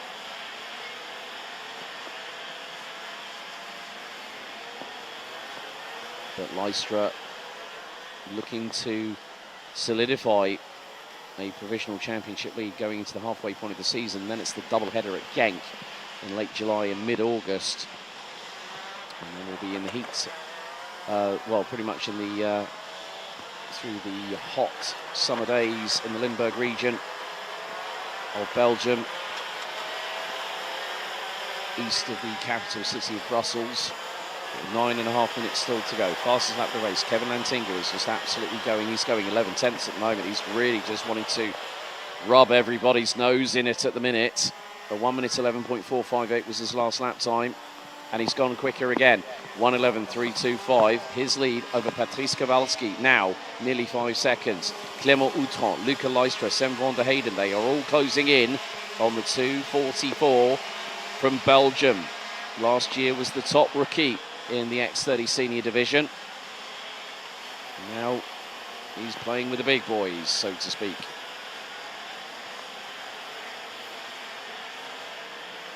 Bit of a difficult start for Roxanne Lantinga, the younger sister of Kevin. She's currently running in 14th position, having started 7th on the grid. Looks like Clément Outran's front end on that Dream Racing Cosmic chassis went a bit skyward coming out of turn number 7, but oh, no, Sam van der Heyden got it completely wrong coming out of the chicane. He bumped over the curb, the back axle started to spin mid-air, and it turned the 247 from Haupt Racing Team around. It was going to catch out somebody at some point, and unfortunately Sam van der Heyden was on the receiving end of the short end of the stick through that chicane, and that has tumbled him down. That's put him outside of the top 10. That's put him outside of the top 15. That put him down to 16th. Clément Outran now through turn 3 has got through on Patrice Kowalski for second position.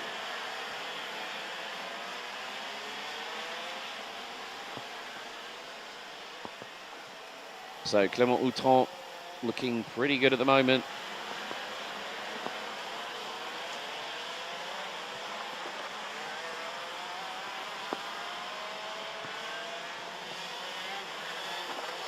So 35 drivers, apart from 35 out of the 36 drivers.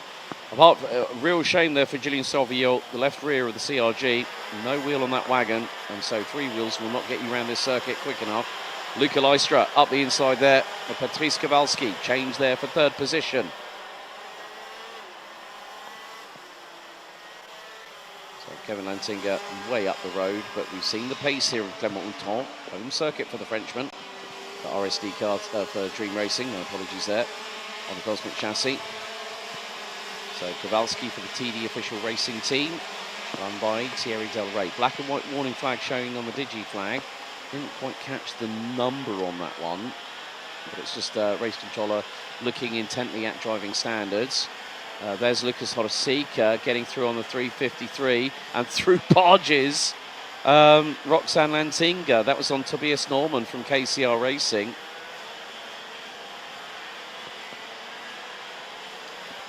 And Tobias's teammate, Mathis Merchant, is a little bit further up the road, so Tobias Norman drops out of the top 10.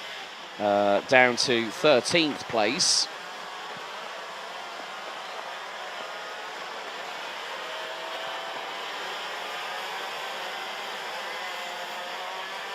So the battle is starting to develop between Matthias van der Kerkhoff and Otto Paikkonen. Currently running 7th and 8th at the moment as we speak. Mirko Wolters making a little bit of magic again. He's been a bit of a dark horse today as the 201 from Eichmann's Grand Prix racing team. And, oh well, Otto Paikkonen nearly got a scare courtesy of Mirko Wolters. Black and white warning flag going to, I think that might be the, I think it was the 263 possibly. It's just a bit difficult to make out with these conditions because you've got the water rooster tails coming up, and it's slightly obscuring the other side of what I can see from the Digi flag. Another black and white warning flag going out at the moment. Simon Aqua's made it up to 25th at the moment, so good work there by the RSD karting Belgian driver. Rafael Linders has made up 8 places. Marcus and Charlie Gloom have made up 7 and 9 spots respectively. The 2 Glooms up to 23rd and 24th. That's Charlie ahead of Marcus. Clément Massot up from 23rd, now running 17th. Ahead of Oscar Guccio, who started 25th. Yannick Bouillet, who started 22nd. And Kevin Barker, who started 26th. They now complete your top 20 overall, as we have 4 minutes and 22 seconds still to go, plus an additional lap. Kevin Lantinga has been putting purples across the board in terms of lap times being set. He set a 1 minute 11.165. The last time that Clément Outron crossed the line was nearly 6/10 adrift. So the lead now is 6.8 seconds and climbing. Quinten van Leeuwen now trying to dice with Patrice Kowalski, I believe, for 4th spot. So Kowalski in exactly the same place as where he qualified through the final the ranking after heats. So 4th and 5th make their way through turn 7, now into turn 8. You can be brave here if you try and dive bomb through on the inside, but sometimes that doesn't always work. And oh, well, you can just see how much air that both Patrice Kowalski and Quinten van Leeuwen just took. Now, with those heavy impacts, that can sometimes cause a problem with the back of the chassis. If that bends it slightly upright towards the rear bumper, then that might mean that the driver is going to have to counter what the kart is wanting to do in relation to throttle, brake, steering inputs. Of course, when we get to the finals, there's a little bit more of the risk versus reward situation that drivers are going to put themselves under in terms of pressure. But doing something like that, we saw it go wrong for Sem van der Heyden, who now finds himself in 16th position, ahead of the 2.68 of Clément Massot. So there's still plenty of things that could happen in the next 2.5 minutes, plus an additional lap for the A final for X30 Senior. But the way things are going, it's in the pocket so far for the 332 of Kevin Lantinga. Clément Outron, Luca Leistra round out your top 3. We have had some dramas in this race, but notwithstanding, some drivers have found this storm to be easier to weather than others.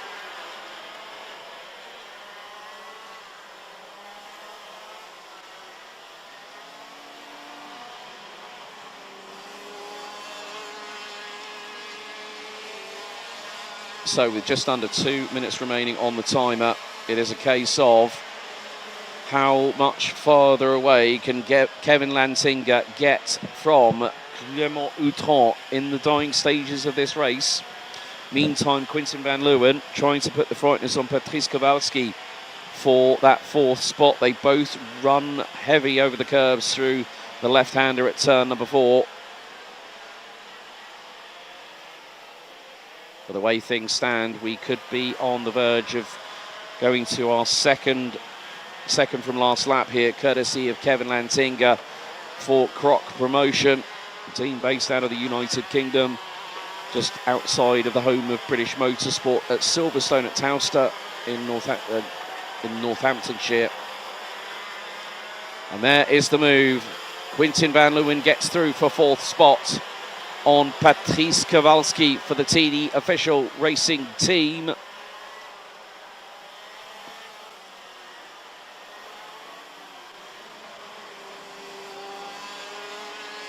So we have around about 2 laps remaining on the counter here at Racing Kart JPR in Ostricourt for round 2 of the season.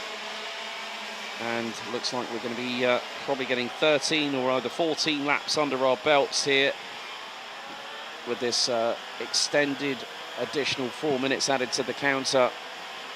But Kevin Lantinga has done exactly what he needed to do. Matthias van der Kerkhofer, fantastic in the qualifying heats, got 5 out of 5.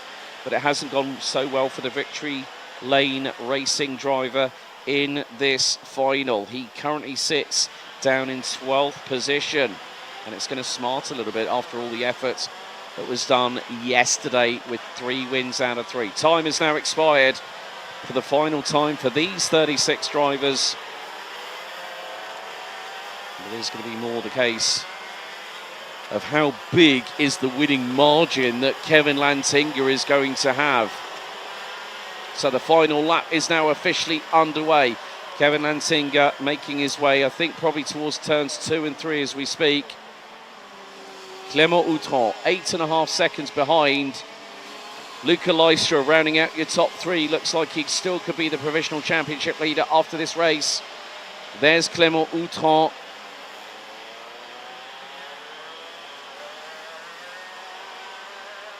So there is Kevin Lantinga, turn 6, turn 7 for what will be the 13th and final time, not including the 2 laps building up to the race start. He's been through a little bit of the ringer this weekend as Lantinga, but he's made it count where it's mattered the most, because this win is going to bring him kicking and screaming right to the sharp end of the championship standings. As he goes down the hill, a couple of corners remain. He's going for a drifting show here at Ostricourt. Kevin Lantinga, Tokyo drift styling, out of the final corner sideways. He wins the A final by a commanding, convincing margin. And that celebration is well deserved. Clément Outran, félicitations, deuxième place.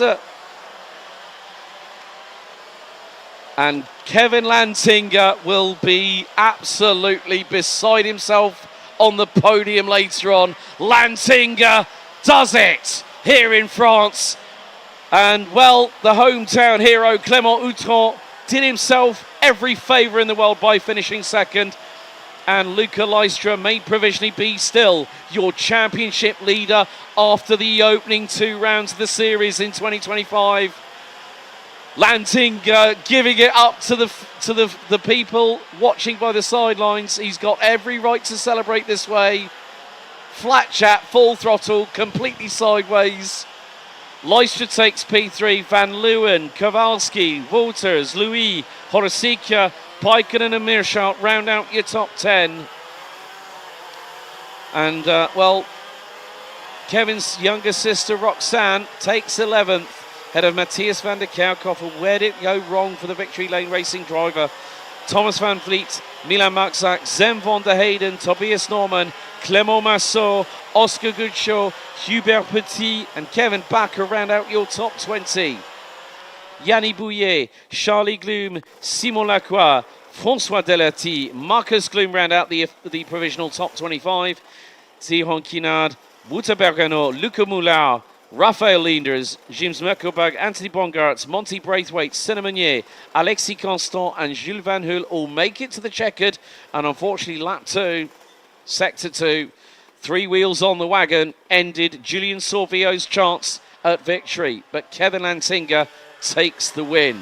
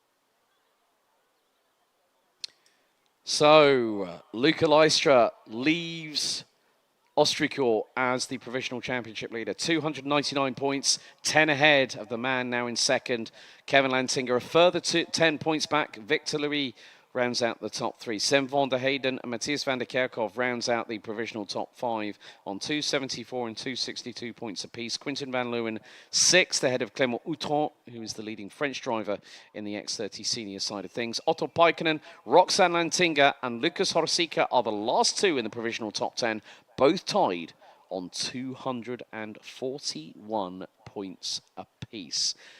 That really means that going into Genk, it is going to be a fantastic atmosphere. The anticipation, you'll be able to cut through cold butter with a very, very hot knife rather rapidly at Limburg. But we now concentrate on the next 36 drivers. Now, 4 drivers did not make it through.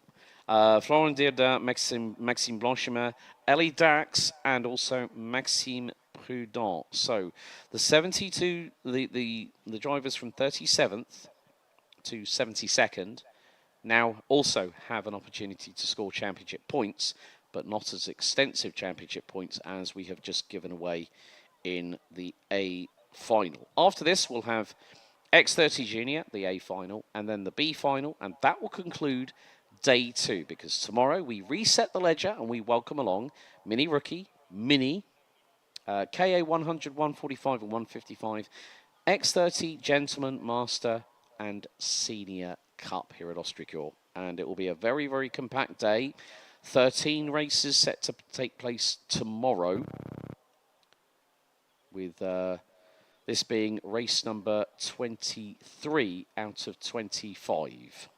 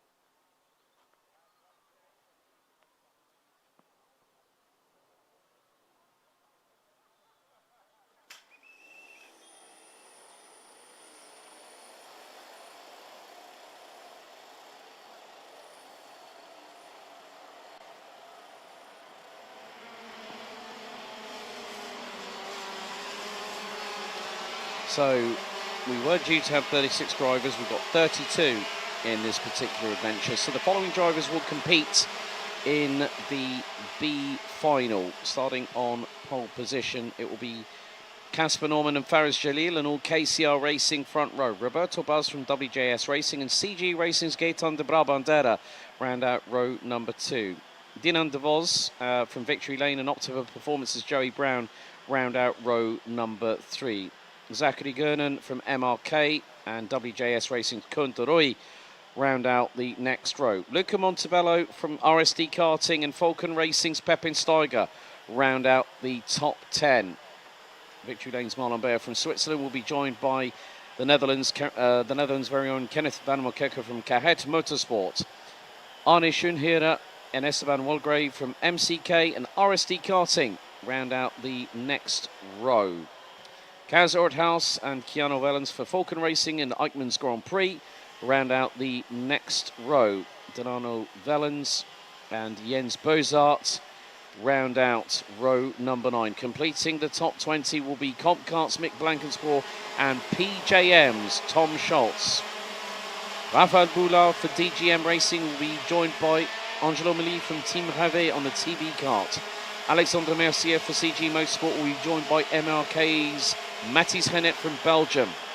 Rosanne Den Driver from the Netherlands for Falcon Racing will be joined by Dennis Bowman, also from the Netherlands, for WJS. Thibaut Vyers for DFK will be joined by MPK's Augustin Boulet. Moritz Moore for VDK Racing will be joined on the penultimate row of the grid by Noel van Voorveld for Falcon Racing. And at the last row, rounded out by 2 Dutch drivers for DFK, it's Jesse Polderdijk and Thies van Dijk completing a 32-strong grid. However, I have noticed that there are a couple of drivers that did not cross the stripe. I think it was 3 of them. Luca Montebello, Delano Vellens and Angela Mali. So we could be down to 29 drivers out of the 32 due to start. Looks like there is further rain making its way onto the circuit. There's a bit more grey cloud cover overhead. 14 minutes plus an additional lap to decide who will be the winner of the B final for X30 Senior. Before we head on to juniors, our final 2 races of this second round of the season, and then we will bid them farewell and welcome them back in true form on the 25th and the 26th of July at the home of champions. Revs rise for the B final. Lights are out straight away. We're going racing. And 3-4 wide, trying to go into turn 1 on the opening lap of this 14-minute encounter. Luca Montebello and Delano Vallens may not have taken the start, but we are going to see how things transpire at the sharp end of this field. The field makes it all 2 rows of 3 wide. 2 go onto the muck and the grass on the left-hand side. Coming out of turn number 3. Gaspar Norman leads the way. It's going to be Roberto Baz, I think, in second position. Couple of drivers going 2 wide. That's very, very brave at turn 6.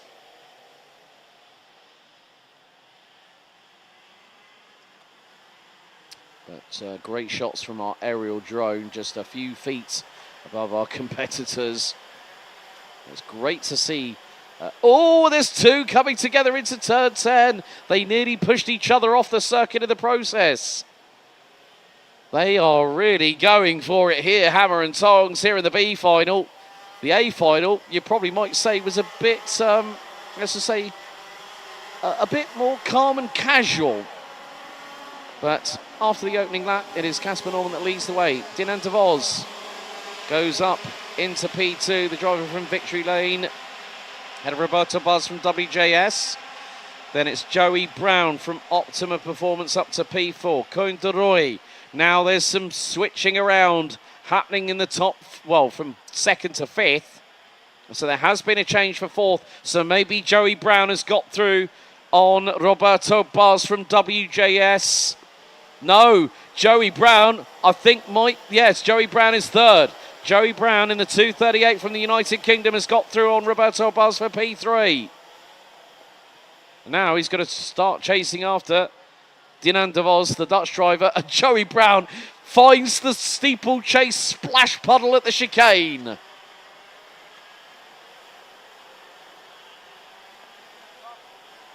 A little bit further back, a bit of pushing and shoving. But they've got to be ever so careful. You can see all the muck and the dirt that's on that runoff area, that green runoff area coming out of the turn 10 hairpin as Joey Brown gets through on Dinan de Vos, and now the hunt can begin.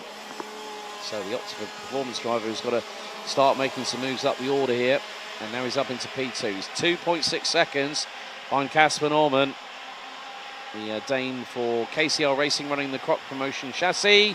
Oh, and there's going to be a change. I think it might have been Kunderoy on Dino de Vos for P3 at turn 3. Roberto Baz is also there. So this is getting very, very close.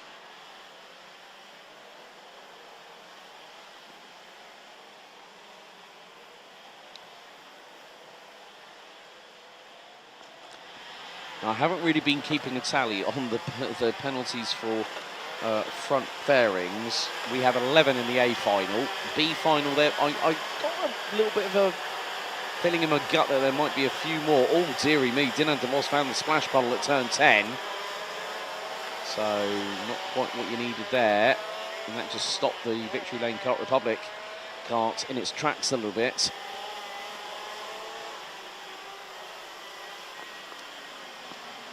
So, Casper Norman leads by 2.6 seconds ahead of Joey Brown. Roberto Baz rounds out the top three. Dinan de Vos, Koen de Roy, Gaetan de Brabandera, Marlon Beyer, and Schönhira up 5 places from outside of the top 10. From 13th on the grid, now runs P8 ahead of Zachary Gunn and Mick Blankensport. On the comp kart has made it up 9 places.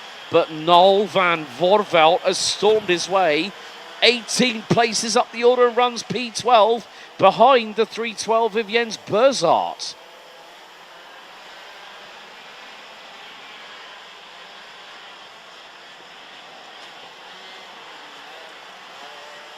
Now, Joey Brown has put some distance between himself and the chasing pack. There's Gaetan de Brabandera closing in on Dinan de Vos, who's now dropped to 5th place in the meantime.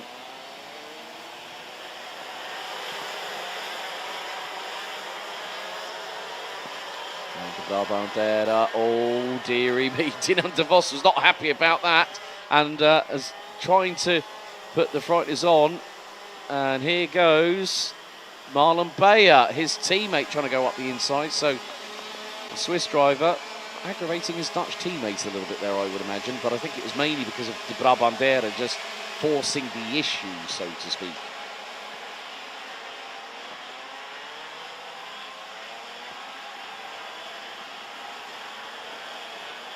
But at this point, well, it's anyone's guess as what might transpire in the next 8 minutes and 40 seconds, plus an additional lap.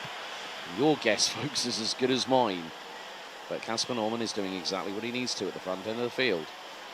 Joey Brown, however, has started hunting. He's got the loud pedal to the floor on the right-hand side of that kart, and he's just put in the fastest lap of the race, 1 minute 12.816. But Gaetan de Brabandera has just gone purple across the board in the 2-3-1. On the red speed with CG Racing. And now he's going hunting after the 2 in front. So Koen de Roy and Roberto Baz, the 2 WJS Racing teammates. And 2-3-1 dives up the inside. Oh, that's a beautiful move. Timed it to perfection to Gaetan de Brabandera through and Koen de Roy. And gets the job done. Turn 14 in the wet is a prime bit of real estate when it comes to overtaking. And De Brabandera just showing his hand at pretty much the last moment, truth be told. But I don't think he's out of the woods yet because Koen de Roy is closing in once again on his rear bumper. So Luca Montebello and Delano Vellens did not start. Niels Lelor is all the way down. Well, Niels Lelor is out. Angelo Milly, I think, might be out as well. The drive on the 2-2-4 for Team Ravet and the TB kart. Looks like that car has been parked as well. So started 22nd, will be classified 31st once everything has been concluded. Reference Senior X30 here this weekend.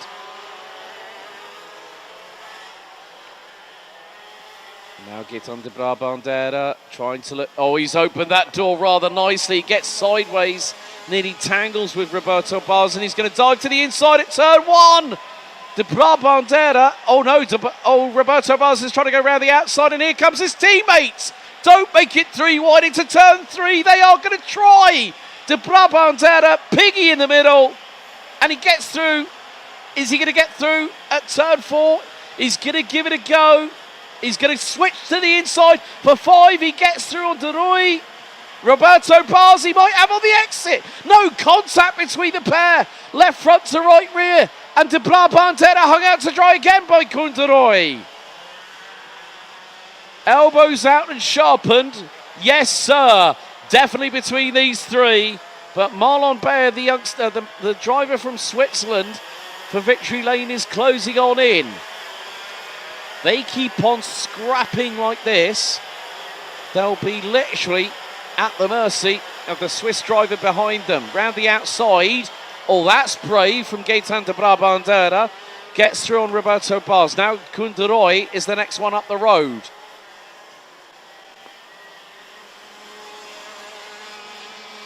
Well, Casper Norman and Joey Brown seem to be settling for their respective positions. There's still 5 1/4 minutes to go, plus an additional lap for Joey Brown to chase down Casper Norman from Denmark. But truth be told, Brown might say, well, you know what? Okay, second in the B final. Oh, and that's definitely a tail-happy Eichmann's Grand Prix kart. I think that might be Keanu Vellens in the 260. Keanu Vellens currently running in 16th. Ahead of Dennis Bullman in the number 293, who's made up 10 places so far. Noel van Vonveld is 1 position away. Started 30th, now is 11th. And that is fantastic work for the driver for the Falcon Racing team from the Netherlands. And Van Voorveld is lapping quicker than Zachary Gurnan in the 317, who started P7 on the grid in the MRK Tony kart.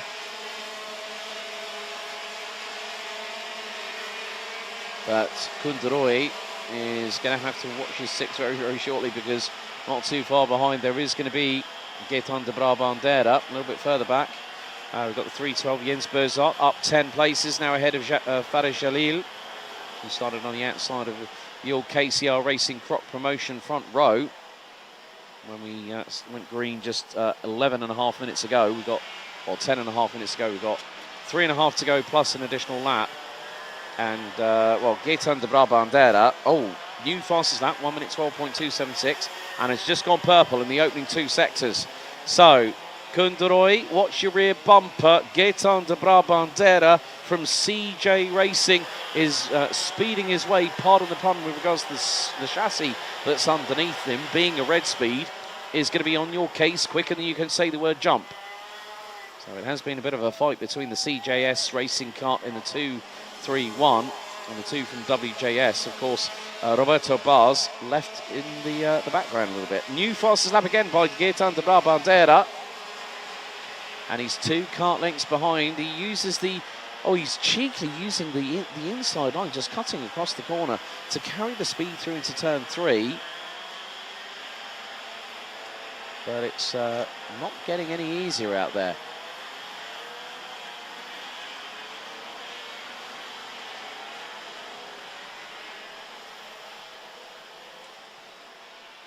However, there is still a opportunity for Gaetan de Brabandera to make the move. That'll, if he gets that P3 at the end of this race, that'll be well deserved after a big old fight. Joey Brown, currently in P2, started 6th on the grid. Koen de Roy, currently 3rd, started 8th on the grid. Gaetan de Brabandera is exactly where he qualified after the ranking after heats. 40th overall out of effectively 76 drivers.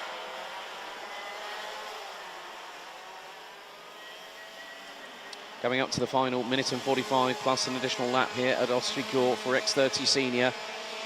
So that's a mistake there from Koen de Roy, but carries the momentum through the corner. Might be just his tactic. Gaetan de Brabandera skims the grass with the front bumper. Like literally he's turning it in and it's gaining grass there.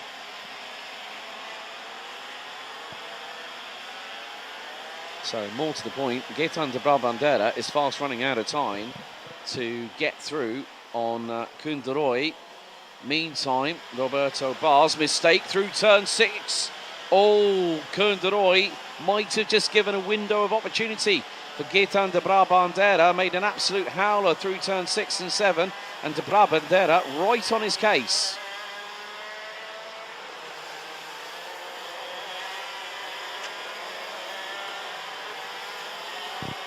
So 48 seconds plus an additional lap still to go. We have had some retirements, unfortunately. Mick Blankenspore out on lap 6. Lap 7, Raphael Boulard out on lap 6. Angelo Mili, lap 5. Niels Lelot out on lap 2. As next time around, it will be the final lap of competition for X30 Senior. Joey Brown, however, has decided, okay, might as well risk it for the biscuit, so to speak. He's closed that gap up to Casper Norman last time around by over 0.2 of a second. So the gap down from 2 to 1.8 seconds as things stand at this moment in time. So, timer hit 0 for X30 Senior for the final time this weekend at round 2. And Casper Norman is pretty much going to make it his own here in the B final. Missed out of going into the A final by 1 single point.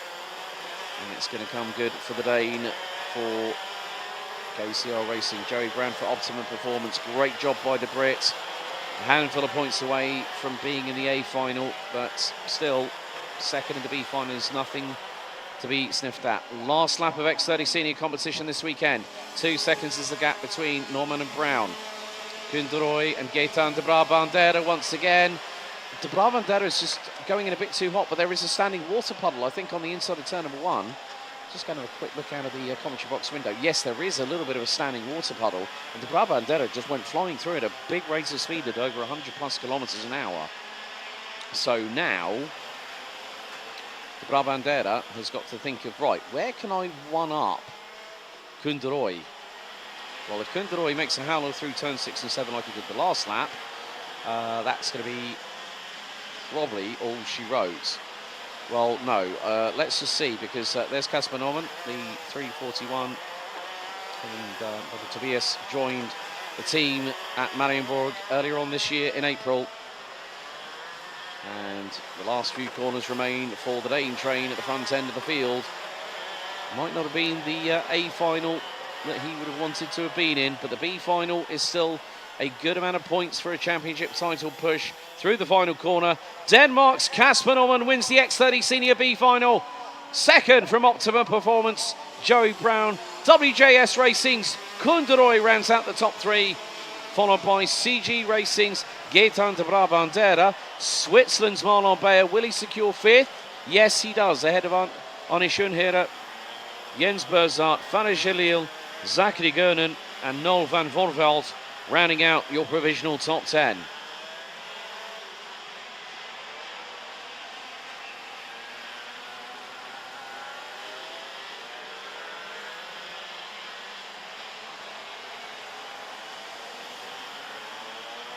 So, from 11th downwards, Kenneth van Mokerke, Keanu Vellens, Dinan de Vos, Esteban Valgrave.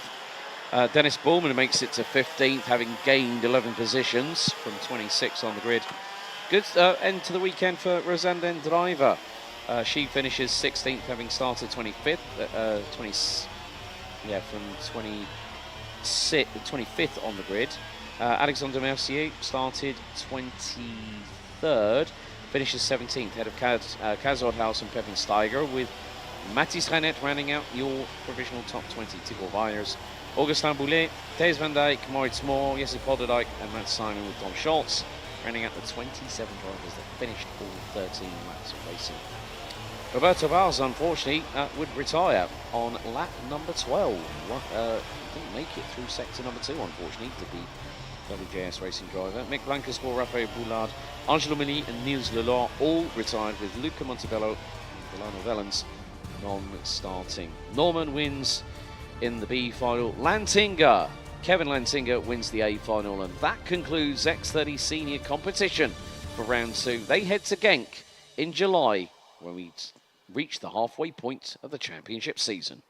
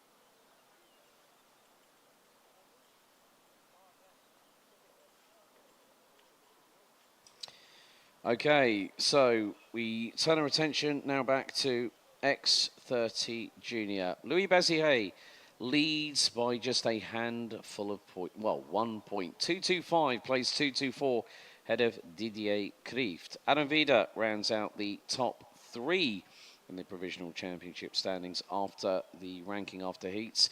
Stig de Rademaker on 213. Noah Grenier, last year's mini champion, currently P5 in the championship. Strong effort, only 13 points behind. Flavio Caira is the only driver out within the top 6 that has broken into the 200 plus club when it comes to points. He's 3 ahead of Timo Koopmans. Henry Carter and Lorenz de Kock rounding out the top 9 on a 194 apiece are ahead of Bink van Schijndel, who has had a bit of a comeback drive this weekend and is currently on 185 points in 10th position.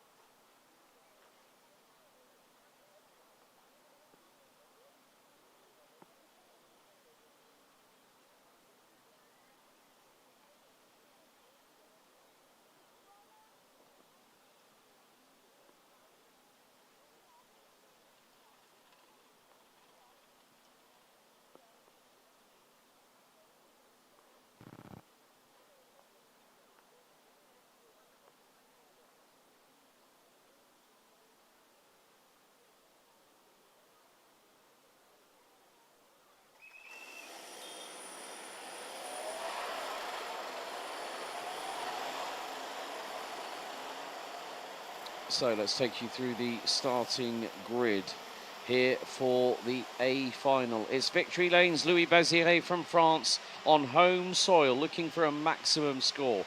He'll be joined by Fusion Motorsport Benelux Progress Racing's Didier Krieft on the front row of the grid. It's Henze Racing Team and Fusion Motorsport with Adam Vida and Stig de Rademaker rounding out row number 2. Belgium's Antoine Duval from Eurokarting will be joined by countryman Aurelio Giustinelli for TB Kart on row 3. Noah Grenier for Eurokarting and Croc Promotions Henry Carter round out row 4.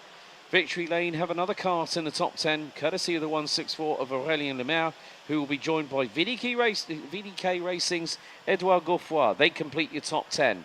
TD Official Racing Team's Timo Koopmans and Fusion Motorsport Benelux Progress Racing's Lorenz de Kock round out row 6. It's also another Fusion Motorsport Benelux kart in the form of Cesc Pedersen, who's joined on row 7 by Flavio Caira from VDK. WJS Racing's hopes lie on Jamaro Hoft on the inside of row number 8, joined by RSD Karting's Mela Taylor. Danny Burrs from WJS will be joined by Falcons, Bink van Schijndel on row 9, completing the top 20. TD Official Racing Team's Vigo Moons and SRS's Maxime Linders. Rounding out the 36 strong grid will be as follows. Falcons Yves Rie, RSD Karting's Timio Riflar, Eurokarting's Yanni Vandenbosch, Victory Lane's Luxemburger, Alexandre Point, TD Officials Lennon Henriquez, Eurokarting's Nathan Best, Team Corners Sam Gluck, OKS's Anton Bathidou, DFK's Finn Rossen, Maurice Verkreuz from MCK Racing, Optima Performance's Charlie Myers, and then it's Mathis London, Jean Rodriguez, Antoine Boots, Leopold Ferman, and Manuel Cherbonnier on the Pantano for TYS Racing, rounding out the 36 strong grid. Looks like Manuel Cherbonnier might not have exited pit lane. So we could have 35 runners and riders starting this race. How many will we have after this one? Well, who knows? Hive of activity down in Parc Fernet as the X30 Senior B finalists have gone through the weighbridge, or they're going through the weighbridge, and there are technical checks being done as we speak. But we are set. We are ready for this last A final of X30 Junior. The B final will conclude the racing action here at Ostricourt before we say goodbye to them and see them again at the home of champions, 25th, 26th of July for round 3, the halfway point of the 2025 season. As into the tram lines we go for the final time for the X30 Juniors. The A final is revs up, lights out, we're underway. Plume of rooster tails spiral into the air as we head into turn 1 with Bazire leading the way as they hurtle their way through turn 1. Great aerial drone shot as you see the amount of jockeying for position, particularly towards the bottom part of the top 15. Into turn 3 for the opening tour. One of the Fusion carts goes wide to the outside at turn 3. One driver's done the Joker lap already and has caught the grass and has got severe mud, grass and other parts of lint probably in the grooves of the tyres that are connected to the chassis. 3 wide and a spinner! Oh, make that 2 and the cart scatter and someone has nowhere to go. And there's more drama through turn 8. They're scattering like skittles in a bowling alley. The first 60 seconds have been absolutely crazy here in the A final. But Bazire has kept calm, kept composed, and leads after the opening lap. 5-second time penalty. Couldn't make out the number, but I will get confirmation through the announcements on the live timing very, very shortly. But oh my goodness, that first lap, chaotic at best, and it all went horribly wrong, starting at turn 6 and 7. Turn 8, as I said, skittles in a bowling alley. 4 wide coming out of turn 3. Oh, dearie, dearie me. That is just how close these drivers are getting to pushing beyond the limit. So, Maxime Linders, has tumbled all the way from 20th. That might have been the cart that spun.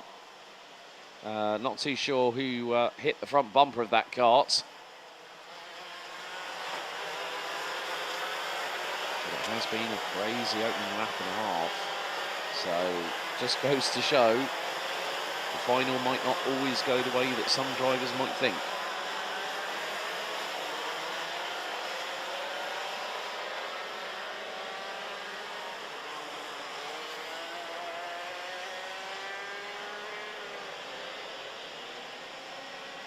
So Louis Bazire canters off into the distance. He's 1.3 seconds ahead of Didier Klieft. Now, bearing in mind, if it stays like it is after this 14-minute plus an additional lap adventure, the big thing is that the lead was only 1 point coming into this part of the championship. So when you look at the points that you get, it's 80 points for a victory and 76 for second. So that lead for Louis Bazire would provisionally expand to a 5-point advantage over Didier Klieft if things were to conclude as they may do now. So the big question is, how far is Louis Bazire wanting to push his victory lane Kart Republic chassis underneath him? Well, at the moment, he has just done a low 19.6 in the opening sector. He's lost nearly a tenth to Didier Klieft. Well, Henry Carter is looking pretty racy on the Croc Promotion chassis. He's chasing down Stig the Rademaker, who is one half of the breading for the Henzer Racing Fusion Motorsport sandwich at the moment, because right in the middle of that is Alan Vida from Henzer Racing Team in P3. And we see a wonderful little shot. That's the inside of turn 3 going into turn 4. But at the moment, Bazire, right, okay, 117 gets the warning, black and white warning flag from race control. That is Lennon Henriquez for the TD official racing team, who has lost 6 positions over the opening 3 laps. Didier Klieft, new fastest lap. Stig the Rademaker purple in sector 1. In sector 2, it's sector 2 and 3, Didier Klieft.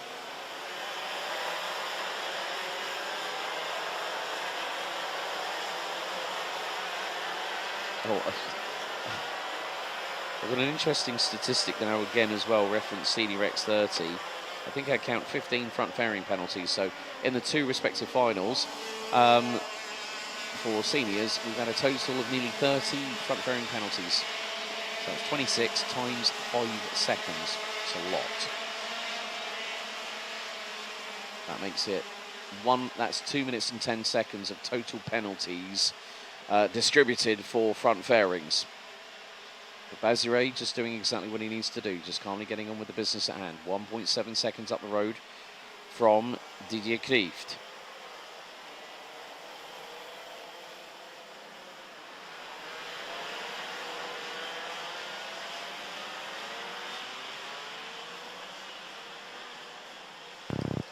There's some wonderful shots here from our aerial drone following some of the drivers, which includes the 137 of Henry Carter from the Croc promotion team, closing in once again on Stig de Rademaker for Fusion Motorsport.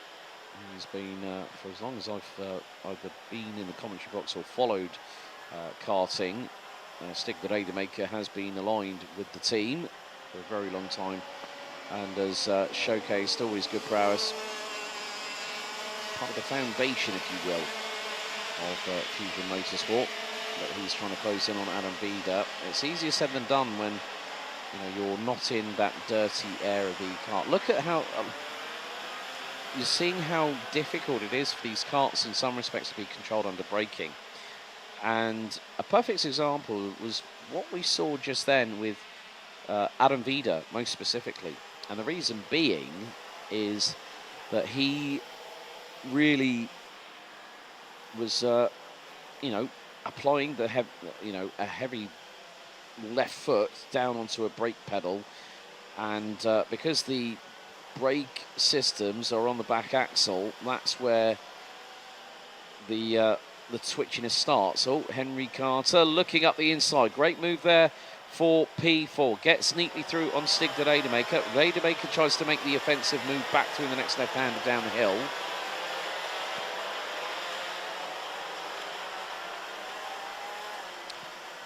But Carter holds his line for the moment. Bazire leading now by 1.9 seconds. Didier Klieft has got the fastest lap of the race in the pocket. 1 minute 12.932. De Rademaker closing in on Carter through turn 2 into turn 3. They are actually indirectly working together, so to speak. So Carter... Oh, but De Rademaker slowed! All of a sudden, Stig de Rademaker slowed. He lost about 3 seconds. Now, was there something awry? Now, could this be the fact that Stig de Rademaker, if he's picked up a problem now, how heavily could that affect him? I'm going to wait to see how much time he lost in sector number 2. They're about to cross the beam for that. Stig de Rademaker, well, it didn't cost him that much time, but it was the opening sector. He lost 2 seconds. 2 seconds was what Stig de Rademaker lost on that opening sector, which is now going to put him effectively 6 seconds behind race leader Bazire at the moment, depending on how far ahead Bazire has gotten over Didier Klieft, and now the gap expands from 1.9 to nearly 2.1 seconds. So Bazire really... Oh, and we've got a drama at the far top right-hand corner of the circuit. There is a driver off. And I'm trying to pick out the livery. Think it might be a WJS racing car. That could be... No, that's Anton Bathidou that has just gone. The OKS driver from France, I think, might have just been the casualty on that one. And yeah, unfortunately, that is going to be Anton Bathidou, I'm afraid.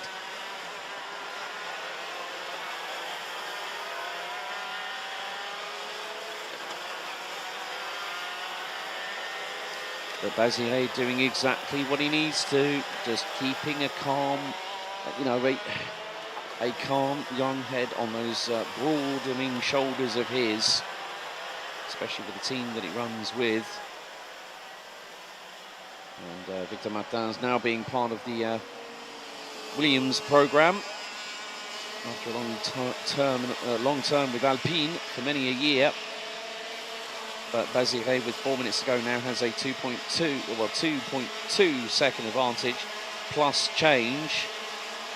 And on his home circuit here at Ostricourt, well, you wouldn't really want to bet against anyone like that. He was absolutely sterling here last year, trying to fight as best he could for the remainder of the championship season. But it was a real shame for him not to be able to get the crown, which was won by the person from the Netherlands, Juice Mulder, who was also top rookie that year. Looks like there has been a change. Is that Henry Carter through on Adam Vida? Yes. P3 for the Brit. And Stig de Rademaker is about 3.1 seconds behind that battle. Those 2 seconds he lost on the previous tour were crucial. He just came out of turn 3 and the cart just bogged down completely.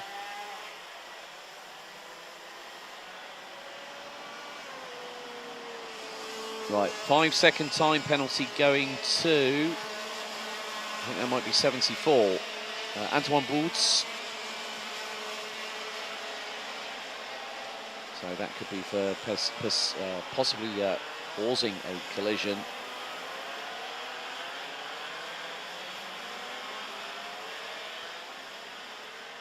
So approximate air temperature at the moment, around about 18 degrees centigrade.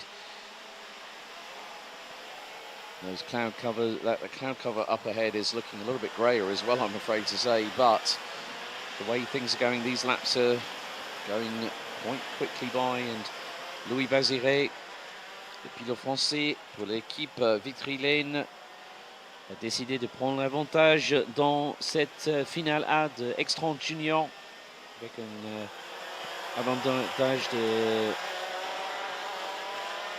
plus de 2,8 secondes avant le pilote irlandais Didier Klieft. So it has been a pretty flawless race so far. Another 5 second time penalty coming in, but Basiré is like a metronome. He's hitting every apex, every braking point, accelerating out of the corner at the right place, right time. This is exactly what he needed. He needed to come to a circuit that he knows very, very well. But Didier Klieft could lose out a little bit more. Reason being, Henry Carter is closing in. The Croc promotion driver from the United Kingdom is trying his level best. Carter has got through on Adam Vida. Now has a sniff, a whisper of an opportunity within the next possibly 2 to 3 laps. As we hit the final minutes of this race, plus an additional lap still to go. Basiré just absolutely, he's the boss in the room. He's going to come through to start our penultimate lap of this A final. So Basiré in the number 83 crosses the line. Didier Klieft is being reeled in a little bit here. Henry Carter went quicker by over 2 tenths. So the win might not be on the cards for the Croc promotion driver from the United Kingdom, but he definitely has an opportunity to give it a go and try for second. He closes up to Didier Klieft through turn 3. Now into the left at 4 and then the left at 5 before the next 2 left-handers as you go over the slight bump and the change in tarmac through into turn 6. There you go, there's the bump. Cars are looking a little bit more planted than Didier Klieft as they exit out of turn 7. Will Carter go for the lunge into 8? No, he decides not to do it. He's going to wait until they get out of the chicane and then really put the hammer down. And look, he's right on the rear bumper of Didier Klieft. Is he going to go for the move? He's going to try, threading the eye of the needle, and Carter's through! Carter's through with just over a lap remaining. He makes the move on Didier Klieft to the top right-hand corner of the circuit. And Klieft did not, well, try to fight it. But one more lap. Dernier tour ici en la finale X30 Junior. Finale A. Et à la tête de la course, c'est le pilote français de l'équipe Vitry-Lane, le numéro 83, Louis Baziré, who has got an advantage now of 4.1 seconds. This will be a maximum score for the Frenchman, and well deserved.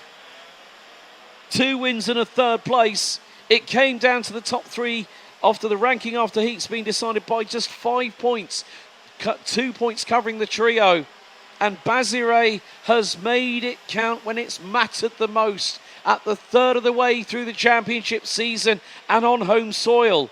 After this, Baziré is going to be clearly in the mix. And Carter has managed to get away from Didier Cleef, but there is Louis Baziré. The corners are counting down. The checkered flag awaits. And on home soil, it's going to be a celebration, not only for Victory Lane, mais félicitations! Total domination par Louis Baziré. 160 points. Put that in your pipe and smoke it, so to speak. And now he goes off at turn 1 while celebrating. Absolutely brilliant. We've had sideways Tokyo drift from Kevin Lantinga. We have Louis Baziré losing it coming out of turn 1, just celebrating. And there you can see the emotion. That's what it means to the French driver from Victory Lane in the 83. A total haul of 160 points, and he leaves home soil as provisional championship leader. 13 laps completed. The winning margin by Louis Baziré, the 83 from Victory Lane, nearly 3.9 seconds. Crop Promotion in the United Kingdom will be taking a bit of silverware home, because Henry Carter started down on the outside of row number 4 and finishes 2nd ahead of Didier Cleef, who will hold on to 2nd in the championship standings provisionally after this race. Adam Vida, Stig de Rademacher, Noah Grenier, Antoine Duval, Aurelio Giustinelli, Edouard Gouffoy and Lorenz de Kock round out the top 10. Sex Pedersen, Bing van Schindel, Merle Taylor, Viggo Moons, Temo Koopmans, Flavio Caira, Danny Burrs, Charlie Myers, Jamaro Hoft, Aurelien Lemaire round out the top 20. Shout out to Charlie Myers, 13 places from 31st on the grid to finish 18th. Great job by the youngster from the UK. 21st, Yanis van den Bosch, then Timio Rifla, Leopold Furman, Nathan Best, Lennon Henriquez, Jan Rodriguez, Sam Geluc, Alexandre Point, Yves Rie, Maurice Vercroys. Then we've got Maxime Leaders, Mathis London, Antoine Boots rounding out the 33 that finished. Finn Rossen unfortunately retired on lap number 8 ahead of, with Anton Bathidou out on lap 6. Manuel Charbonnier retired on lap 3. But it's celebration, it's jubilation as the home soil hero Louis Baziré picks up a maximum score here at Racing Kart JPR in Ostricourt.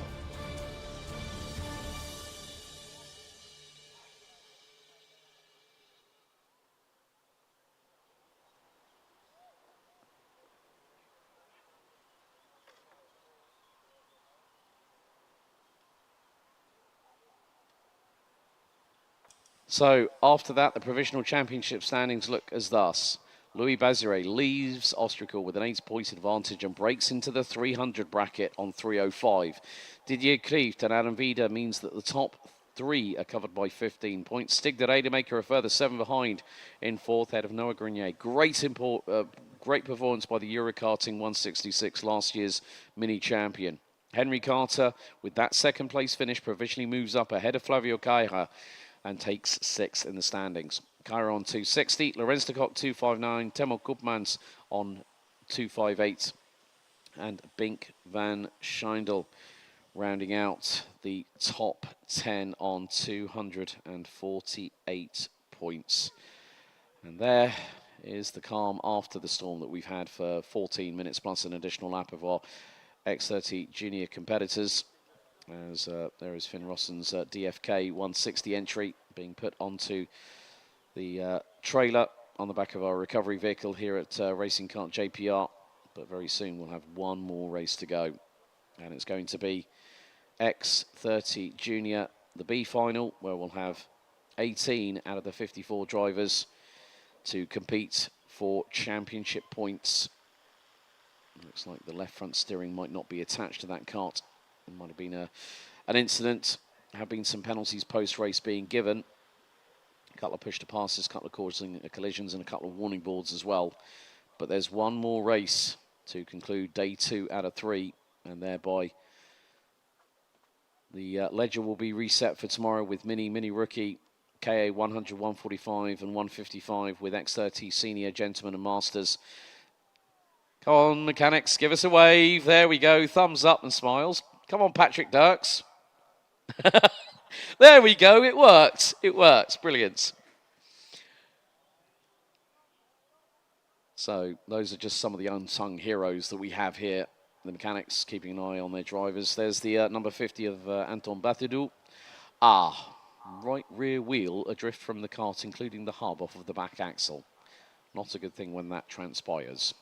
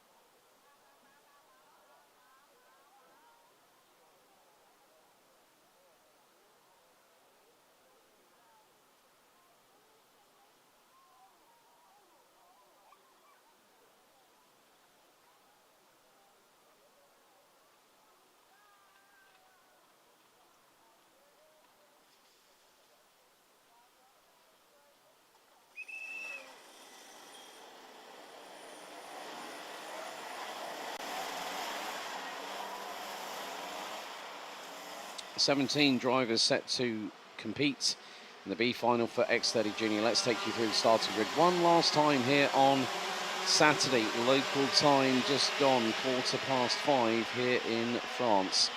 And it's going to be Brian Benarens and Jules de Koon that will start on the front row of the grid. Milan Chekin and Denis Kozlowski that will round out row 2. Finn Alberts and Lucas Smets due to start on row 3. Row 4, Tom Corjean and Tom Anderleesten. Leo Ardouin and Harry Myers round out the top 10, followed by Sacha Diquet and Kiana Jolie opt-off. Then it's Bruce Rambert, Gert de Vries, Mathies Mouche, Levi Papp and Noah Podkins.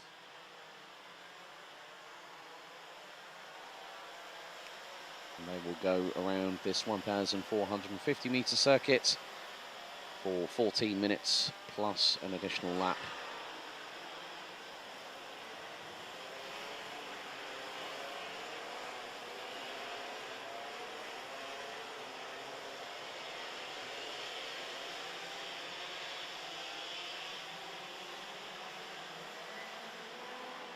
So the final formation lap gets underway here.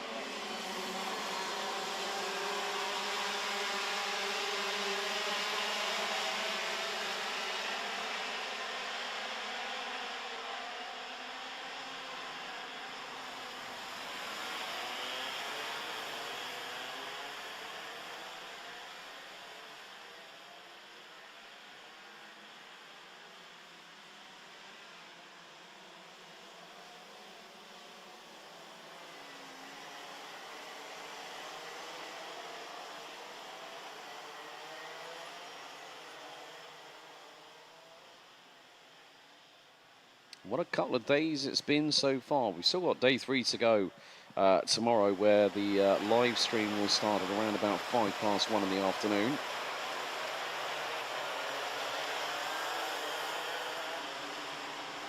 And we will welcome the rest of the Iame Series Benelux family to see how they fare over a very compact race day. But one more race concluding the X30 Junior and X30 Senior stage of this third way of the third way point through the season.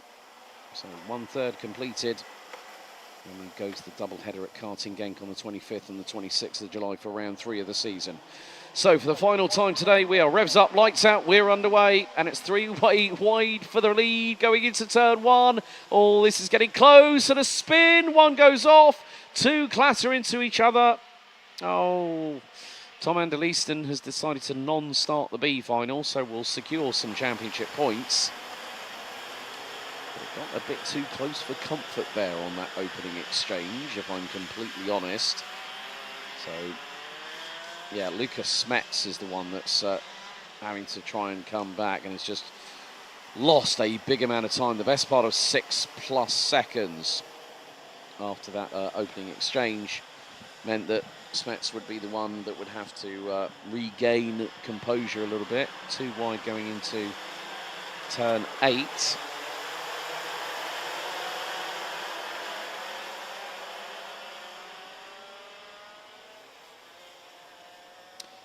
But Brian Benelux looks to have pulled an early advantage over the remainder of the field as they come round to complete the opening lap here at Racing Kart JPR.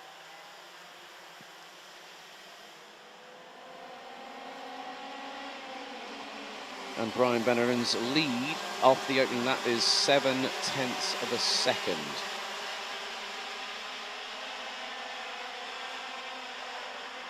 And Milan Chegin is 0.7 behind. A little bit further back, we've got a great little battle happening with Jules de Koon, who I think has just dropped down to, let's be 5th. Oh, someone's just gone off at turn 4 and has just ended up doing the muddy joker lap here at Ostricourt. There are several places where it can be facilitated for that to happen.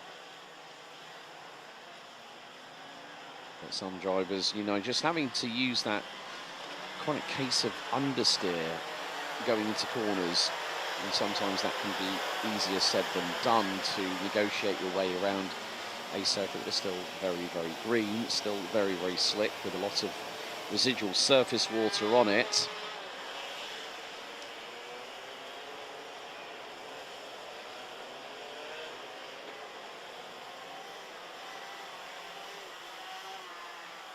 So there's one driver struggling going through the chicane, and the kart is slowing. Oh, now who is that? Bruce Rambert, I believe, or was that? Oh no, it was Shirt de Vries. Was it Shirt de Vries who's just crossed the line? No, it wasn't. It was Bruce Rambert who's lost about 5 seconds to the rest of the field after that moment has just transpired. That's a real shame there for the Dutch driver.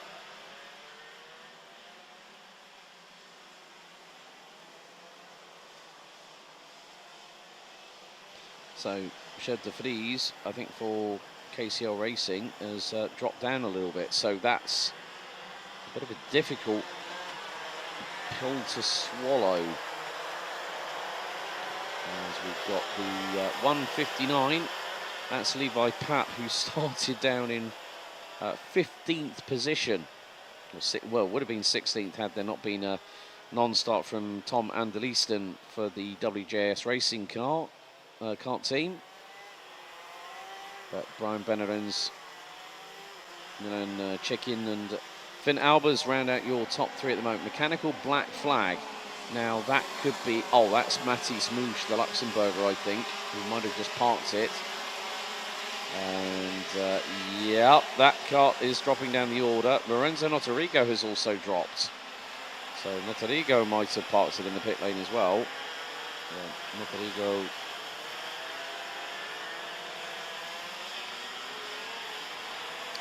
Who was down in 53rd position following the ranking after heat, so that would have been 17th place.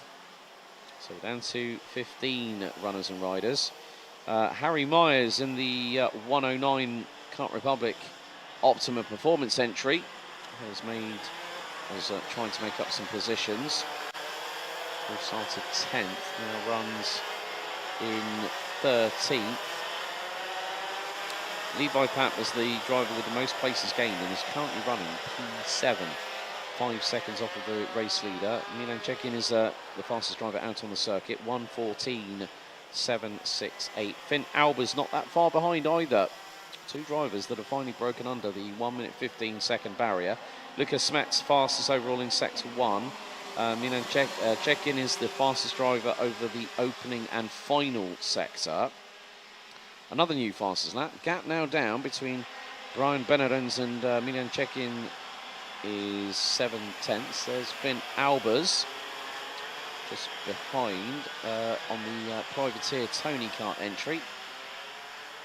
So Milan Cekin representing this very circuit. Racing Kart JPR, they do have their own squad. So it's nice to see their drivers take part in a series such as Iame Series Benelux.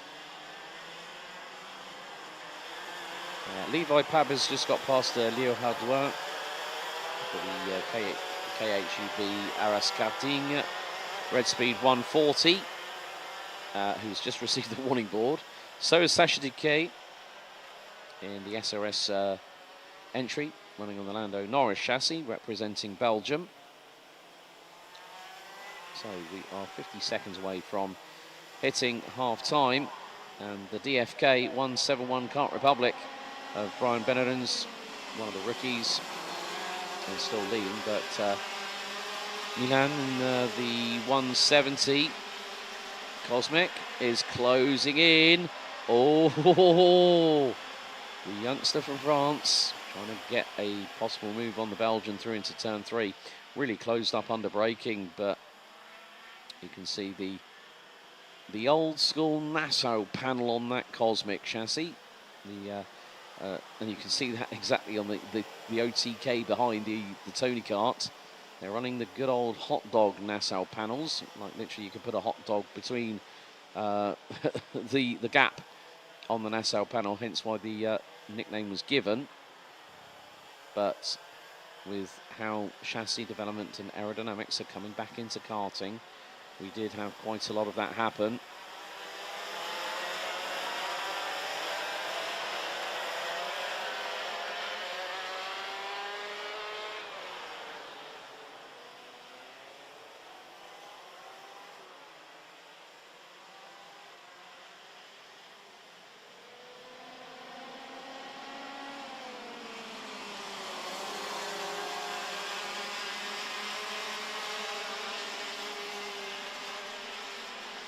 So 6.25 minutes to go. Finn Albers really starting to pick up the pace on the Tony Kart now, and closing in on Milan Cekin for second place.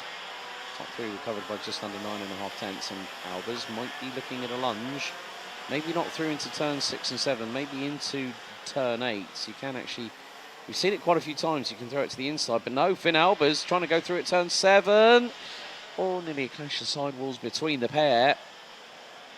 But 170 holds the racing line and decides to. That's very interesting. We haven't seen many drivers this weekend avoid the chicane, but the 170 did so. I've seen it before, as I said when we started things off yesterday. Well, Finn Albers has got through. Milan Cekin now trying to get back up the inside of the 118 from the Netherlands for second position. But there have been times when we have seen technical misfortune happen. I still remember a young Belgian clattering over that, and it bumped the chain off the sprocket and stopped the engine in its tracks, and then he kicked the side pod 7 or 8 times in frustration. Milan Cekin now through, back on Finn Albers for second place. Into the last 4 minutes and 50 seconds plus an additional lap we go here in X30 Junior, and also of the second day of competitive action here at Ostricourt. And Finn Albers really close up to the back bumper of the 170, gets a good run out of turn 7 into turn 8. Now, watch this approach again. Does the 170 avoid the bumps on the curbs? No, goes over the curbs this time. It carries a little bit more speed in comparison to Finn Albers through the exit of it.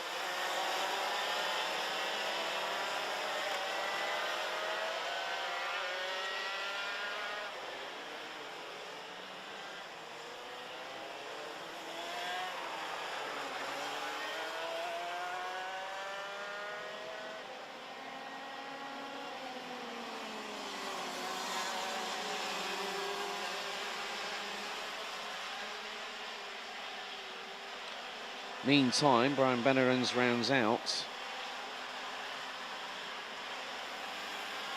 lap 8 with just over 3 minutes and 40 to go, plus an additional lap. A lead of nearly 1.7 seconds over Milan Cekin and Finn Albers, the leading rookie in this race so far. We've had, looks like we're going to have 3 retirees. I think Gerd de Vries is out, as well as Lorenzo Notorigo and Mathis Mouche.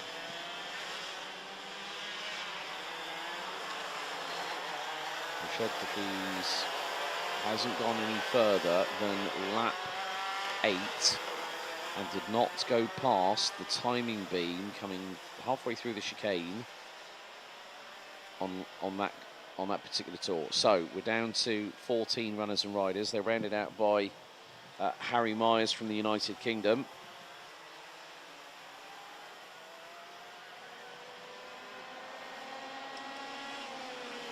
Okay. Sacha Duquet has just received a 5-second time penalty from race control. Gerd de Vries has now had the blue square of doom alongside their number on the timing screen. Finn Albers is really starting to try and close that gap in the dying stages of this race. 1 minute 14.214 for the Dutch driver on the privateer Tony Kart. That gap could be getting closer and closer by every single corner. Was over 2 tenths quicker than Brian Benarens in the opening sector. Was slightly slower in sector 2. No, actually, was 0.34 of a second quicker. Oh, but Milan Cekin, I think, has made a bit... Well, I'm not too sure if it was Milan Cekin who hasn't made... I'm not too sure if there was someone who made a bit of an error through into the chicane.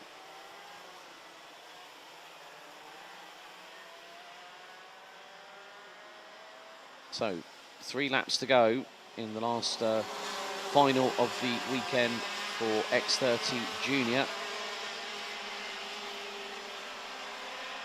And Finn Albers, last time round, was nearly half a second quicker than Benarens in the 171. So, Sacha Duquet gets a 5-second time penalty post-race. Push to pass is the reasoning. So at the moment that would put Duquet down to 9th behind Cyril Grosjean in the number 19.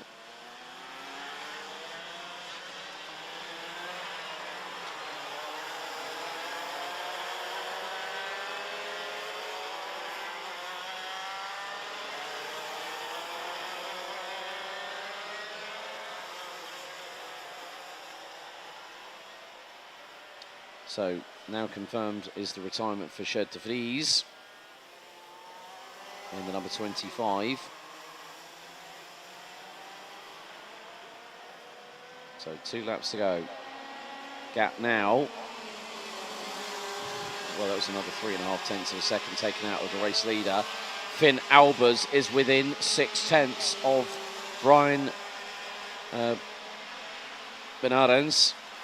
So the Dutch driver closing in on the Belgian, with the young French driver Milan Cekin rounding out your top three covered by around about a second and a half. The timer has hit 0, so next time round we will have 1.45 kilometres of competitive racing action here on day 2 out of 3 for the second round of the season. And Finn Albers is closing. He was right up close and personal, and I think maybe at the top right-hand corner of the circuit might be the opportunity that Finn Albers has been waiting for. Now they go hurtling at breakneck speed. To the outside swings Albers. Benarens tight to the apex. It's going to be one more lap to go. And for Finn Albers, this is going to be now or never. Has got to tee it up. Don't try and push the envelope too quickly. But now he's going to dive to the inside on the final corner. And on the final lap, new change of race leader. Finn Albers leads. Brian Benarens trying to go up the inside through turn 1 on the 13th and final lap. And Albers carries enough momentum round the outside to hold on to the race lead.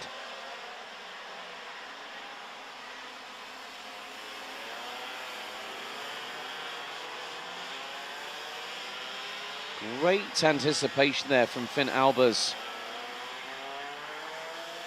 to get through on Brian Benarens through that final corner on the penultimate lap of all places. What a time, what a decision to make to let that thing happen. And it just happened naturally. Albers was closing in rather quickly. And gets a little bit sideways, bumping onto the curb as we head to the top right-hand corner of the circuit for the final time here on day 2. Check-in trying to close in on Brian Benarens for that second place. But Finn Albers struck at the right place, right time, final corner, penultimate lap. And that is going to bring the 1-1-8 on the privateer Tony Kart out of the final corner. And Finn Albers wins the B final. Brian Benarens and Milan Chekin round out your top 3. We did have a 5-second post-race penalty being indicated on the Digi flag. Looks to be, well, I think it was the 41 that's the number that came up. But Finn Albers wins the final race out of 25 over the past 2 days by just over 0.97 of a second ahead of Brian Benarens. Milan Chekin rounds out the top 3. 3 different nations in the top 3. The Netherlands, Belgium and France. Jules de Koen, Denis Kozlowski makes it 4 nations in the top 5 representing Germany. Ahead of Lucas Metz, Cyril Grosjean, Sacha Duquet, Kiana Joly-Optov, Nord Porkens making the most positional gains from 17th to 10th. Ahead of Leo Hardouin, Bruce Rambert, Levi Papp and Harry Myers rounding out the 14 finishers. Lap 8, we lost Gerd de Vries. Lap 2, Lorenzo Notarrigo and Matthias Musch with Tom Anderleisten, a non-starter.